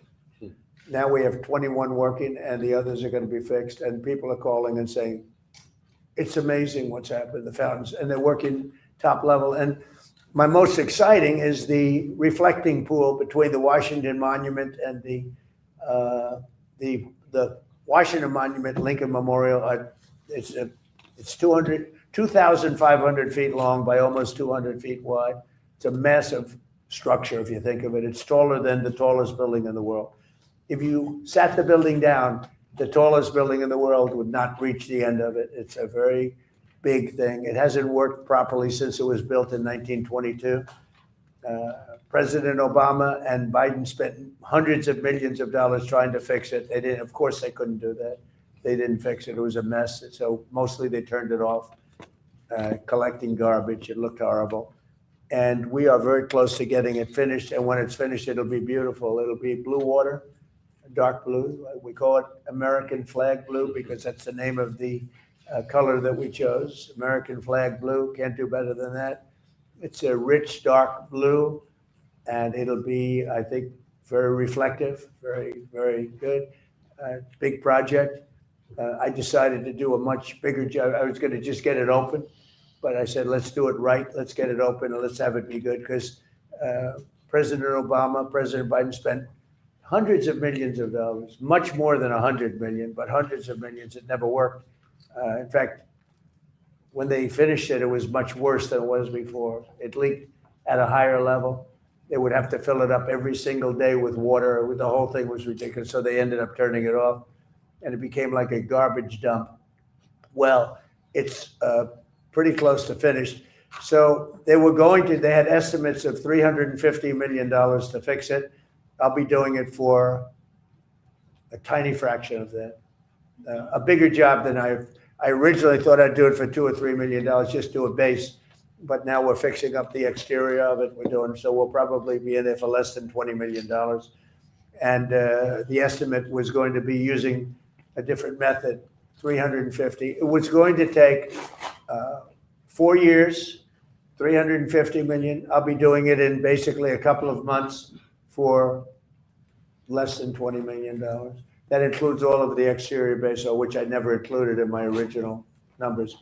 When I went there last week, I saw the exterior was in very bad shape as well as the interior. So I said, we're going to fix that too. The stone, it's going to be beautiful. When that's done, you might see it. It's probably 3/4 done. We have rain delays. We get a lot of delays, but that will be something special. The reflecting pool in front of the Lincoln and Washington monuments. I think it's going to be incredible. It's largely done. If you want to go see it, you can see it before we put the water in. The key is to have it done before July 4th. We want to see if we can have it done before July 4th. But we have about 20 or 21 of the water features in Washington open. And I can say we top of the line. They look better than they did the day they were built. Some of them have been closed for 25, 30 years. There's been no water for 25 or 30 years. And they're really beautiful. Some of the fountains are as beautiful as I've ever seen. And you probably see them. And in addition to that, you brought up something. Washington, D.C. is now a safe city. We had a city that was one of the most unsafe cities anywhere in the country. And now it's considered a very safe city. Restaurants are opening. Restaurants were closing. You couldn't go to a restaurant. The restaurants were closing all over because of the danger from during the Biden administration. Now you have restaurants opening, it's thriving, and it was very nice that you said that. I like this reporter. I have to tell you. No, it's nice. We have a vibrant city again. People are going out. I have a lot of people in the White House. Every time I see somebody, they thank me, and I know immediately what. They thank me for making the city safe. They walk to work now. Before that, they'd take Uber or something, and they felt unsafe even in Uber. You know, we moved over 5,000 people out of the city, career criminals that came in through the open borders and other reasons. And we moved over 5,000. And an interesting statistic is that 2% of the population creates 91% of the crime. And the reason I like that is that you can handle 2% of the population. Mr. Kroger, I see you have stores in Washington? You see a big difference? We do.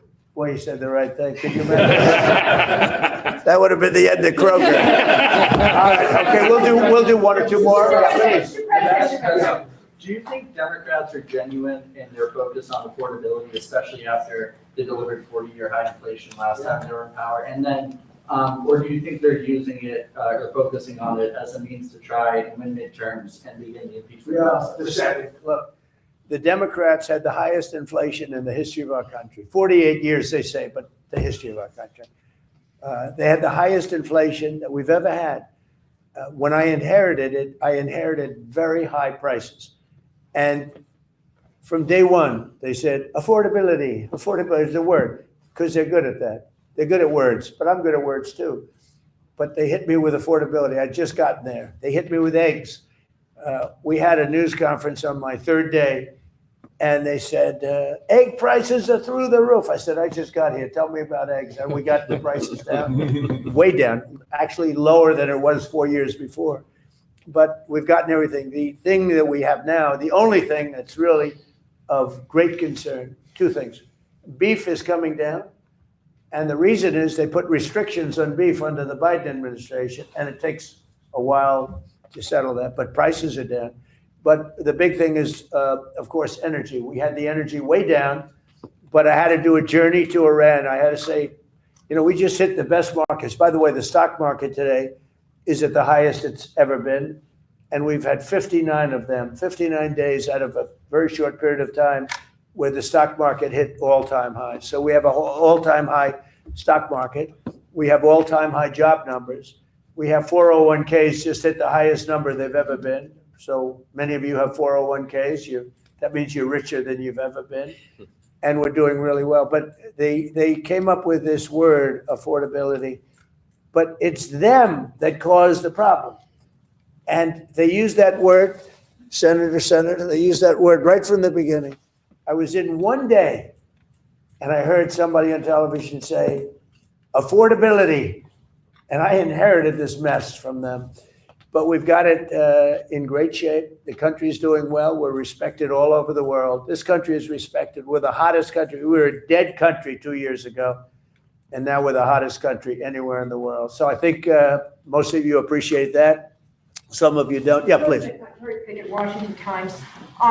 If the Supreme Court doesn't rule in your favor on birthright citizenship, are there any other avenues that your administration has explored to remedy this? And did you talk with President Xi about Chinese foreign nationals taking advantage of birth tourism here in this country and how many can happen? Well, that's a great question. No, if the Supreme Court hurts our country by ruling against us on birthright citizenship, that would be just between that and tariffs, what damage they've done, what damage they've done. Again, they could have said, which they said, do the tariffs a different way. But they could have said the money taken in, hundreds of billions of dollars, $149 billion we have to pay back.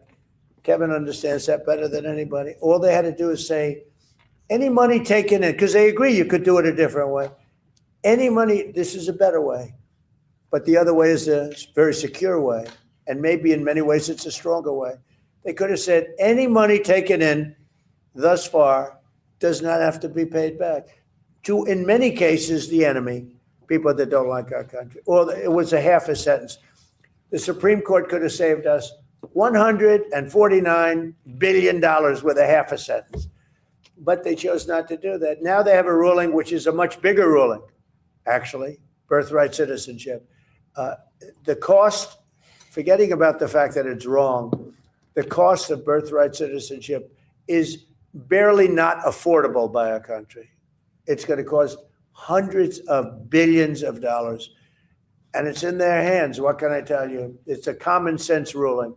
It's common sense. It was exact timing. And it's about the babies of slaves. Thank you for that question. Mr. President. So do you think if Democrats were to take control of Congress again, they would immediately begin the impeachment process? I think if Democrats took control of the Congress, I think that, and let's say took control of the country, I think that this country's finished. These people are sick. They suffer from Trump derangement syndrome, but really they have bad policy. They have horrible policy. They cheat on elections. They get elected by cheating on elections. But you would have 2 states added. They'll terminate the filibuster immediately. Republicans should do that.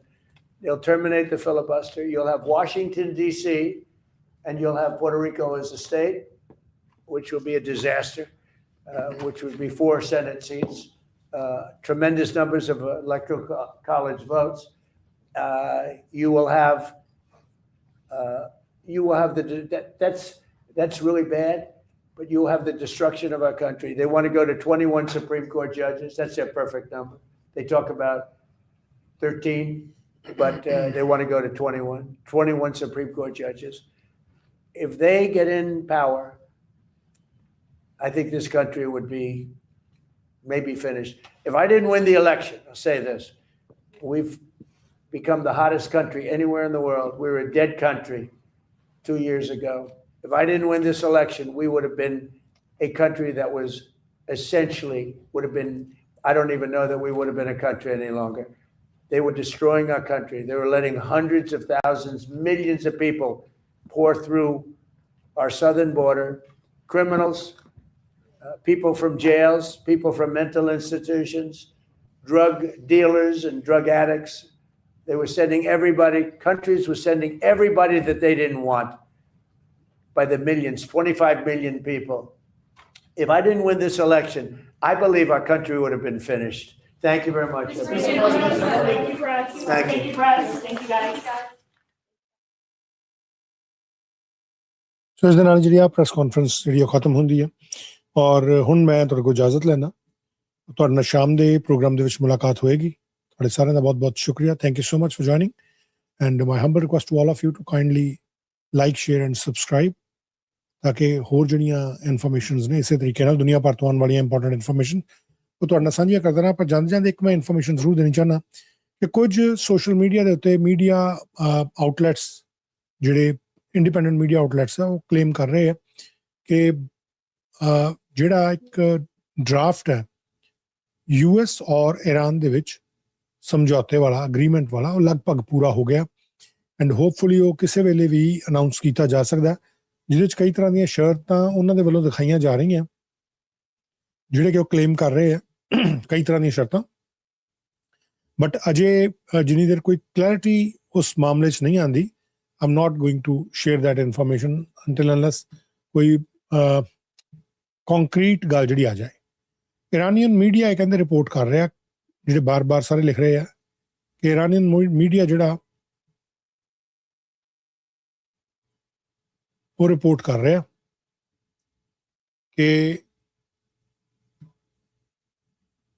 ਇੱਕ agreement ਤੇ ਪਹੁੰਚ ਗਏ ਹਾਲਾਂਕਿ ਜਿਹੜਾ Iranian media ਦੀ ਮੈਂ ਜਿਹੜੀਆਂ ਦੇਖ ਰਿਹਾ ਗਤੀਵਿਧੀਆਂ ਉਹਦੇ 'ਚ ਅਜੇ ਕੋਈ ਐਸੀ ਜਾਣਕਾਰੀ ਨਹੀਂ ਆ ਰਹੀ ਇਹ ਜ਼ਰੂਰ ਆ ਰਹੀ ਹੈ ਕਿ 31 ਵੈਸਲਸ ਜਿਹੜੀਆਂ ਉਹ ਅਲਾਓ ਹੋਈਆਂ ਇਹਨਾਂ ਨੇ ਕਿਹਾ ਕਿ ਕੋਈ ਨਹੀਂ ਅਲਾਓ ਹੋ ਰਹੀ 31 ਵੈਸਲਸ ਜਿਹੜੀਆਂ ਉਹ ਅਲਾਓ ਹੋਈਆਂ ਸਟ੍ਰੇਟ ਆਫ ਹਾਰਮੂਜ਼ ਨੂੰ ਪਾਰ ਕਰਨ ਦੇ ਵਿੱਚ ਇਹ IRGC ਦੀ ਨੇਵੀ ਦਾ ਦਾਅਵਾ ਹੈ ਹਾਲਾਂਕਿ ਡੋਨਲਡ ਟਰੰਪ ਨੇ ਕਿਹਾ ਕਿ ਐਸਾ ਕੁਝ ਨਹੀਂ ਹੋਇਆ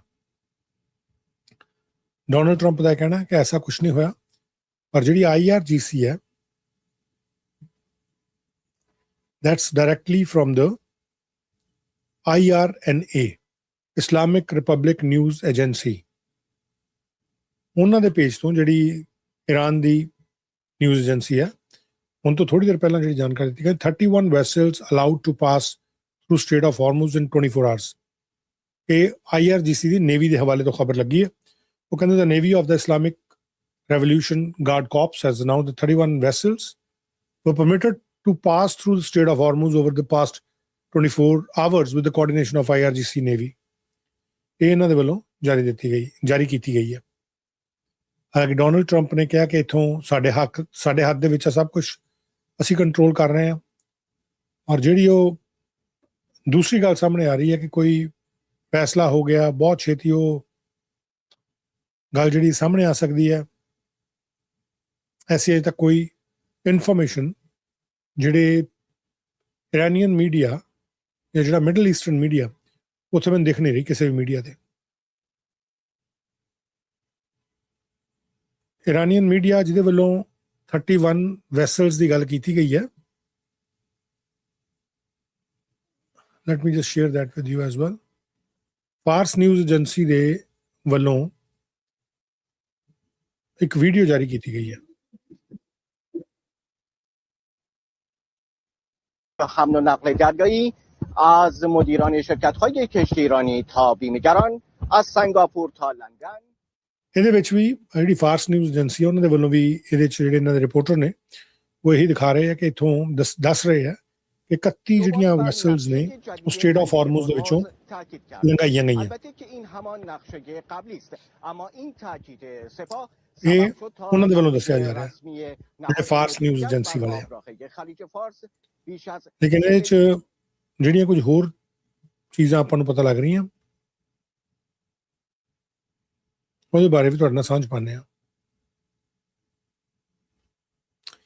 ਅੱਛਾ, ਇੱਕ ਖਬਰ ਹੋਰ ਆ ਰਹੀ ਹੈ, ਲੈਟ ਮੀ ਜਸਟ ਉਹ ਵੀ ਤੁਹਾਡੇ ਨਾਲ ਸਾਂਝੀ ਕਰਦਾ।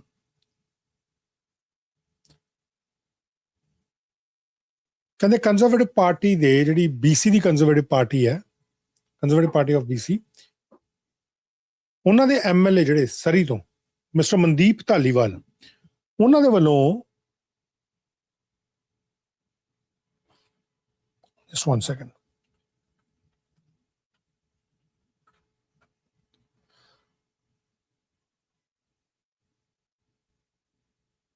ਮਨਦੀਪ ਧਾਲੀਵਾਲ ਦੇ ਵੱਲੋਂ ਇੱਕ ਮੋਸ਼ਨ ਜਿਹੜਾ ਪੇਸ਼ ਕੀਤਾ ਗਿਆ ਸੀ ਕੰਜ਼ਰਵੇਟਿਵ ਪਾਰਟੀ ਆਫ BC ਦੇ ਜਿਹੜੇ ਸਰੀ ਤੋਂ MLA ਆ ਮਨਦੀਪ ਧਾਲੀਵਾਲ, ਉਹਨਾਂ ਦੇ ਵੱਲੋਂ ਇਹ ਮੋਸ਼ਨ ਪੇਸ਼ ਕੀਤਾ ਗਿਆ ਸੀ BC ਲੈਜਿਸਲੇਚਰ ਦੇ ਵਿੱਚ ਕਿ 1984 ਦੇ ਵਿੱਚ ਜਿਹੜਾ ਪ੍ਰੋਗਰਾਮ ਹੋਇਆ ਸੀ, ਜਿਹੜਾ ਉੱਥੇ ਪੰਜਾਬ ਦੇ ਵਿੱਚ ਜਿਹੜਾ 1984 ਦੇ ਦੌਰਾਨ, ਉਹ ਕਹਿੰਦੇ ਕਿ ਅਸੀਂ ਇੱਥੇ ਮੈਂ ਇੱਕ ਬਿੱਲ ਜਿਹੜਾ ਇੱਕ ਮੋਸ਼ਨ ਜਿਹੜਾ ਪੇਸ਼ ਕਰਨਾ ਚਾਹੁੰਦਾ ਕਿ ਇਹਨੂੰ ਐਜ਼ ਜੈਨੋਸਾਈਡ ਡਿਕਲੇਅਰ ਕੀਤਾ ਜਾਏ ਬ੍ਰਿਟਿਸ਼ ਕੋਲੰਬੀਆ ਦੀ ਜਿਹੜੀ ਲੈਜਿਸਲੇਚਰ ਆ ਉਹਦੇ ਵਿੱਚ। ਹੁਣ ਮੰਨਿਆ ਜਾ ਰਿਹਾ ਕਿ ਇਹਨਾਂ ਵੱਲੋਂ ਜਦੋਂ ਮੋਸ਼ਨ ਪਾਸ ਕਰਾਉਣ ਦੀ ਯੂਨੈਨਿਮਸ ਕੰਸੈਂਟ ਦੇ ਨਾਲ ਪਾਸ ਕਰਾਉਣ ਦੀ ਜਿਹੜੀ ਟਰਾਈ ਕੀਤੀ ਗਈ ਉਹ ਡਿਫੀਟ ਹੋ ਗਈ। ਉਹਨੂੰ 1 BC ਜਿਹੜੀ ਪਾਰਟੀ ਹੈ ਉਹਨਾਂ ਦੇ ਜਿਹੜੇ ਇੱਕ MLA ਨੇ, ਲੀਡਰ ਨੇ ਇਨਫੈਕਟ ਡੈਲਸ ਬੋਡੀ, ਔਰ ਇੱਕ ਹੋਰ MLA ਨੇ ਜਿਨ੍ਹਾਂ ਦੇ ਵੱਲੋਂ ਉਹਦੀ ਵਿਰੋਧਤਾ ਦੇ ਵਿੱਚ ਜਿਹੜਾ ਉਹ ਆਪਣੇ ਵੱਲੋਂ ਵੋਟ ਕੀਤੀ ਗਈ। ਸੋ ਉਹ ਜਿਹੜਾ ਯੂਨੈਨਿਮਸ ਤਰੀਕੇ ਨਾਲ ਪਾਸ ਨਹੀਂ ਹੋਇਆ। ਹੁਣ ਮੰਨਿਆ ਜਾ ਰਿਹਾ ਕਿ MLA ਮਨਦੀਪ ਧਾਲੀਵਾਲ ਨੂੰ ਉਹਨੇ ਮੋਸ਼ਨ ਨੂੰ ਲੈ ਕੇ ਆਰਗੂ ਕਰਨਾ ਪਏਗਾ। ਅੱਜ ਉਹਨਾਂ ਵੱਲੋਂ ਜਦੋਂ ਇਹ ਪੇਸ਼ ਕੀਤਾ ਗਿਆ, light me just show you ਅੱਜ ਦੀ ਜਿਹੜੀ ਇਹ ਕਾਰਵਾਈ BC ਲੈਜਿਸਲੇਚਰ ਤੋਂ ਸਾਹਮਣੇ ਆ ਰਹੀ ਹੈ।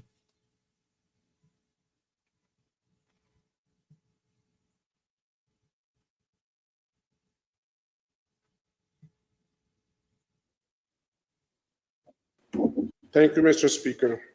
Today I rise to recognize members of the Sikh community gathered at Shri Guru Nanak Gurdwara Sahib in Surrey, including families connected to Tarn Sahib and Babakara Sahib. The lives and sacrifices of Guru Arjan Dev Ji and Guru Tegh Bahadur Ji teach us to stand with truth, courage and justice even during hard times. This week also marks the 112th anniversary of the Guru Nanak Jahaj, an important part of British Columbia history. This story connected to Vancouver reminds us that it is important to remember history honestly and respectfully. As June starts, many Sikh families across British Columbia remember the painful event of June 1984 for many people.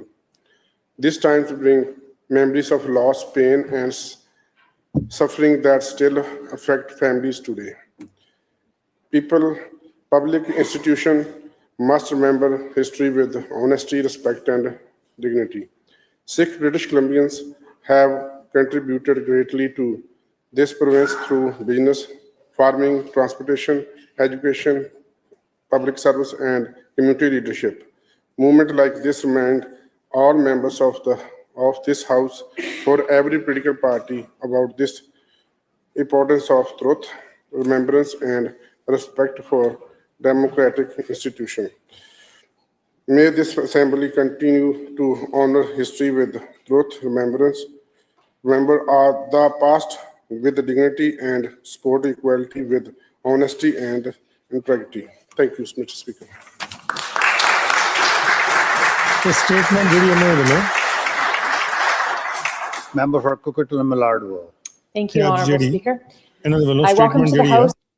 ਉਹ ਦਿੱਤੀ ਗਈ। ਲੇਕਿਨ ਇਹ ਹੁਣ ਜਾਣਕਾਰੀ ਜਿਹੜੀ ਦਿੱਤੀ ਜਾ ਰਹੀ ਹੈ ਕਿ ਜਿਹੜਾ ਇਹਨਾਂ ਵੱਲੋਂ ਮੋਸ਼ਨ ਦਿੱਤਾ ਗਿਆ ਸੀ ਸ਼ਾਇਦ ਉਹ ਪਾਸ ਨਹੀਂ ਹੋਇਆ। ਇੱਕ ਜਰਨਲਿਸਟ ਦੇ ਵੱਲੋਂ ਇਹ ਗੱਲ ਜਿਹੜੀ ਹੈ ਫਿਲਹਾਲ ਦੱਸੀ ਗਈ ਹੈ, ਲੇਕਿਨ ਇਹਨੂੰ ਮੈਂ ਅੱਗੇ ਚੱਲ ਕੇ ਹੋਰ ਜਿਹੜਾ ਕਨਫਰਮ ਕਰਨ ਦੀ ਕੋਸ਼ਿਸ਼ ਕਰਦਾ। ਲੇਕਿਨ ਉਹਨਾਂ ਨੇ ਇਹ ਦੱਸਿਆ ਕਿ ਡੈਲਸ ਬਰੋਡੀ ਜਿਹੜੇ ਆ ਉਹਨਾਂ ਦੇ ਵੱਲੋਂ ਨਾਂ ਦੇ ਵਿੱਚ ਜਿਹੜੀ ਹੈ ਵੋਟ ਪਾਈ ਗਈ ਹੈ, ਬਟ ਆਈਲ ਸੀ ਕਿ ਇਹਦੇ 'ਚ ਜੇ ਮੇਰੇ ਕੋਲ ਇਨਫੋਰਮੇਸ਼ਨ ਆਉਂਦੀ ਹੈ, ਹਾਲਾਂਕਿ ਜਿਹੜੀ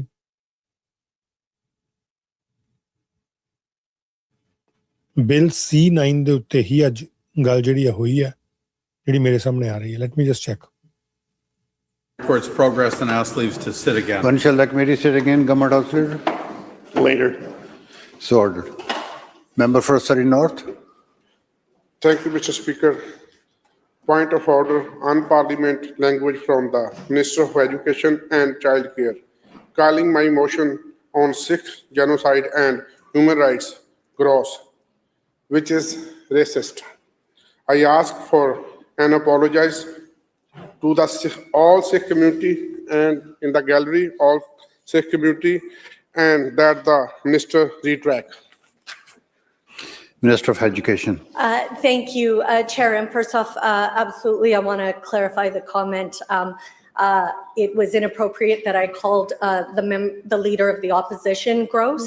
I do withdraw that comment, Members, and I let's hear. apologize to anyone in the gallery if there was any offense, but I do withdraw the comment to the leader of the opposition, calling him gross. I apologize. Thank you. Leader of the official opposition. Thank you, Mr. Speaker. Mr. Speaker, I take great exception with the comments. The member from Surrey North stood in this House to put a motion forward on Sikh genocide, which the government had a prerogative to nay, and they did. That is their right to do, to deny him that, which they took. But the Minister of Education... Let me just go back and check ਕਿ ਜਿਹੜੀ ਇਹ ਗੱਲ ਕਹੀ ਗਈ ਹੈ ਇਹਨਾਂ ਵੱਲੋਂ ਉਹ ਕਿੱਥੇ ਕਹੀ ਗਈ ਹੈ ਔਰ ਕਿਵੇਂ ਕਹੀ ਗਈ ਹੈ। ਜਿਹੜਾ ਪੁਆਇੰਟ ਆਫ ਆਰਡਰ ਦੀ ਗੱਲ ਕਰ ਰਹੇ ਆ, let me just get some information.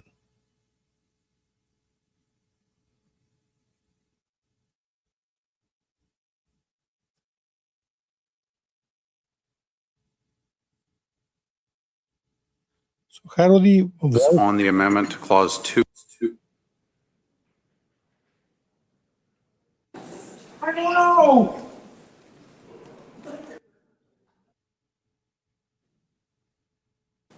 I vote nay.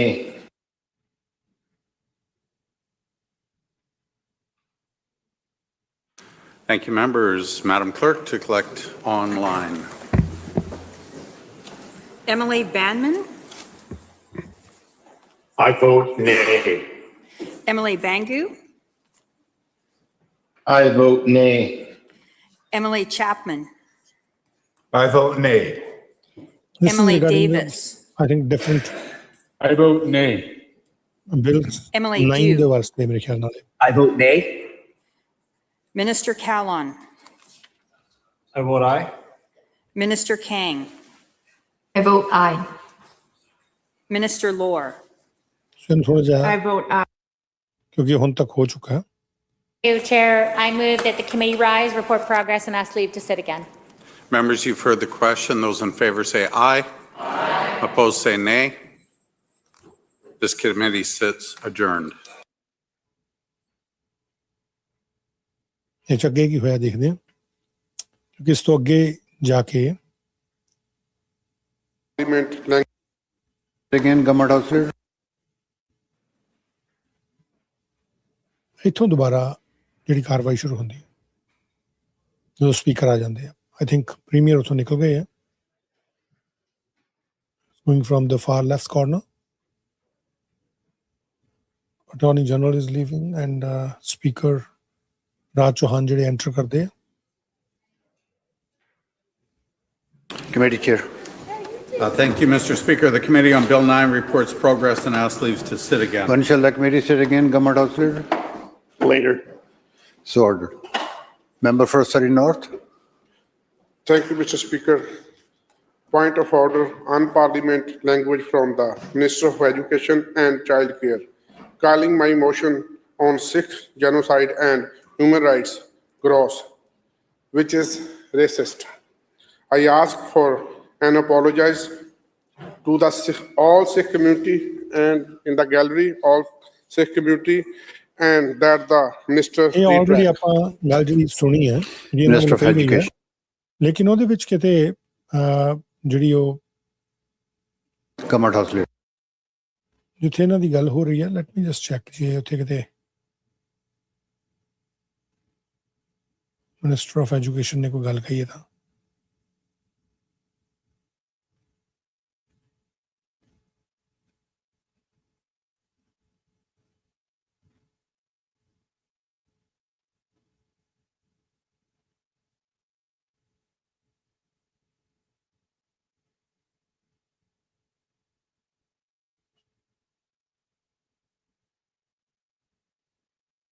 ਮੈਂ ਦੇਖਣਾ ਚਾਹੁੰਦਾ ਕਿ ਮਿਨਿਸਟਰ ਆਫ ਐਜੂਕੇਸ਼ਨ ਨੇ ਅਸੀਂ ਕਿਹੜੀ ਗੱਲ ਕਹੀ ਸੀ। ਹਾਲਾਂਕਿ ਇਹਦੇ ਵਿੱਚ ਮੈਨੂੰ ਕਿਤੇ ਦਿਖ ਨਹੀਂ ਰਹੀ,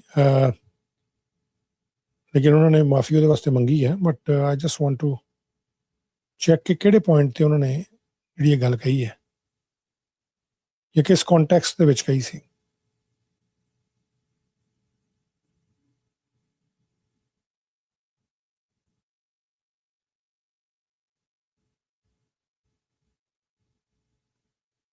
ਸੋ ਵਿੱਚ ਕੁਝ ਥਾਵਾਂ ਐਸੀਆਂ ਜਿੱਥੇ ਆਵਾਜ਼ ਜਿਹੜੀ ਉਹ ਨਹੀਂ ਆਈ। If there was any offense, but I do withdraw the comment to the leader of the opposition, calling him gross. I apologize. Thank you. ਮਾਫੀ ਮੰਗੀ ਇਹਨਾਂ ਨੇ। Leader of the official opposition.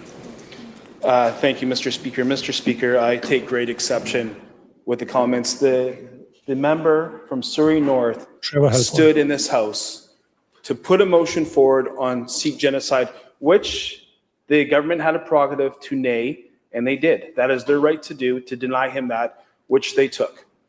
But the Minister of Education does not have a right to come into this House and determine that motion to be gross. Mr. Speaker, I believe that she needs to apologize, not just in this House, but outside to that entire community, which...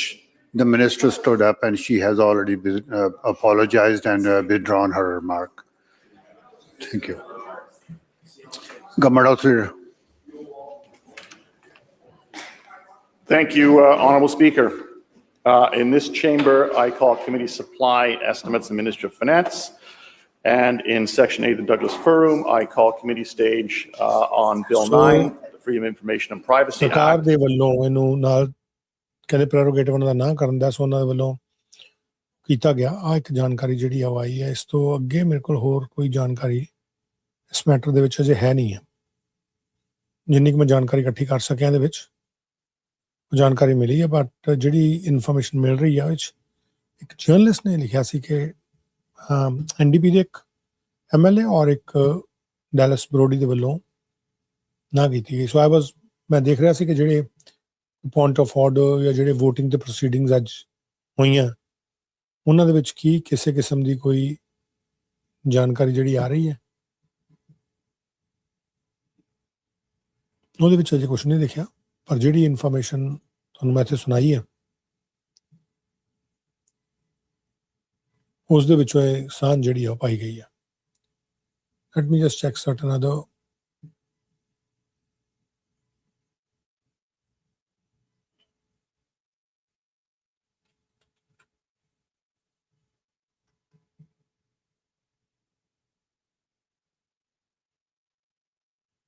ਇਹਨਾਂ ਵੱਲੋਂ ਜਿਹੜੇ ਸਰੀ north ਤੋਂ MLA Mandeep Dhaliwal, ਇਹਨਾਂ ਵੱਲੋਂ ਜਿਹੜਾ motion introduce ਕੀਤਾ ਜਾਣਾ ਸੀ ਅੱਜ, ਉਹ ਸੀ ਕਿ ਫਾਰਮਲੀ ਰੈਕੋਗਨਾਈਜ਼ ਕਰੋ 1984 ਦੇ ਸਿੱਖ ਜੈਨੋਸਾਈਡ ਨੂੰ।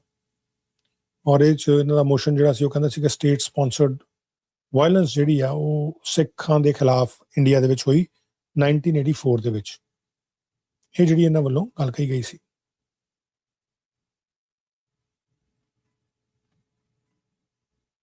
ਸ਼ਾਮ ਤੱਕ ਜੇ ਇਹਦੇ 'ਚ ਕੋਈ ਹੋਰ ਜਾਣਕਾਰੀ ਮਿਲਦੀ ਹੈ ਤਾਂ ਆਪਾਂ ਸ਼ਾਮ ਵਾਲੇ ਪ੍ਰੋਗਰਾਮ 'ਚ ਉਸ ਦੇ ਬਾਰੇ ਵੀ ਚਰਚਾ ਜਿਹੜੀ ਆ ਕਰ ਲਾਂਗੇ। ਹਜੇ ਜਿੰਨੀ ਕੁ ਇਨਫੋਰਮੇਸ਼ਨ ਵਿਧਾਨ ਸਭਾ ਦੀ ਕਾਰਵਾਈ 'ਚ ਆਈ ਆ ਉਹ ਲਾਈਵ ਤੁਹਾਡੇ ਨਾਲ ਮੈਂ ਸਾਂਝੀ ਕਰਤੀ। ਉਸ ਤੋਂ ਅੱਗੇ ਕੋਈ ਇਨਫੋਰਮੇਸ਼ਨ ਅਜੇ ਹੈ ਨਹੀਂ ਆ।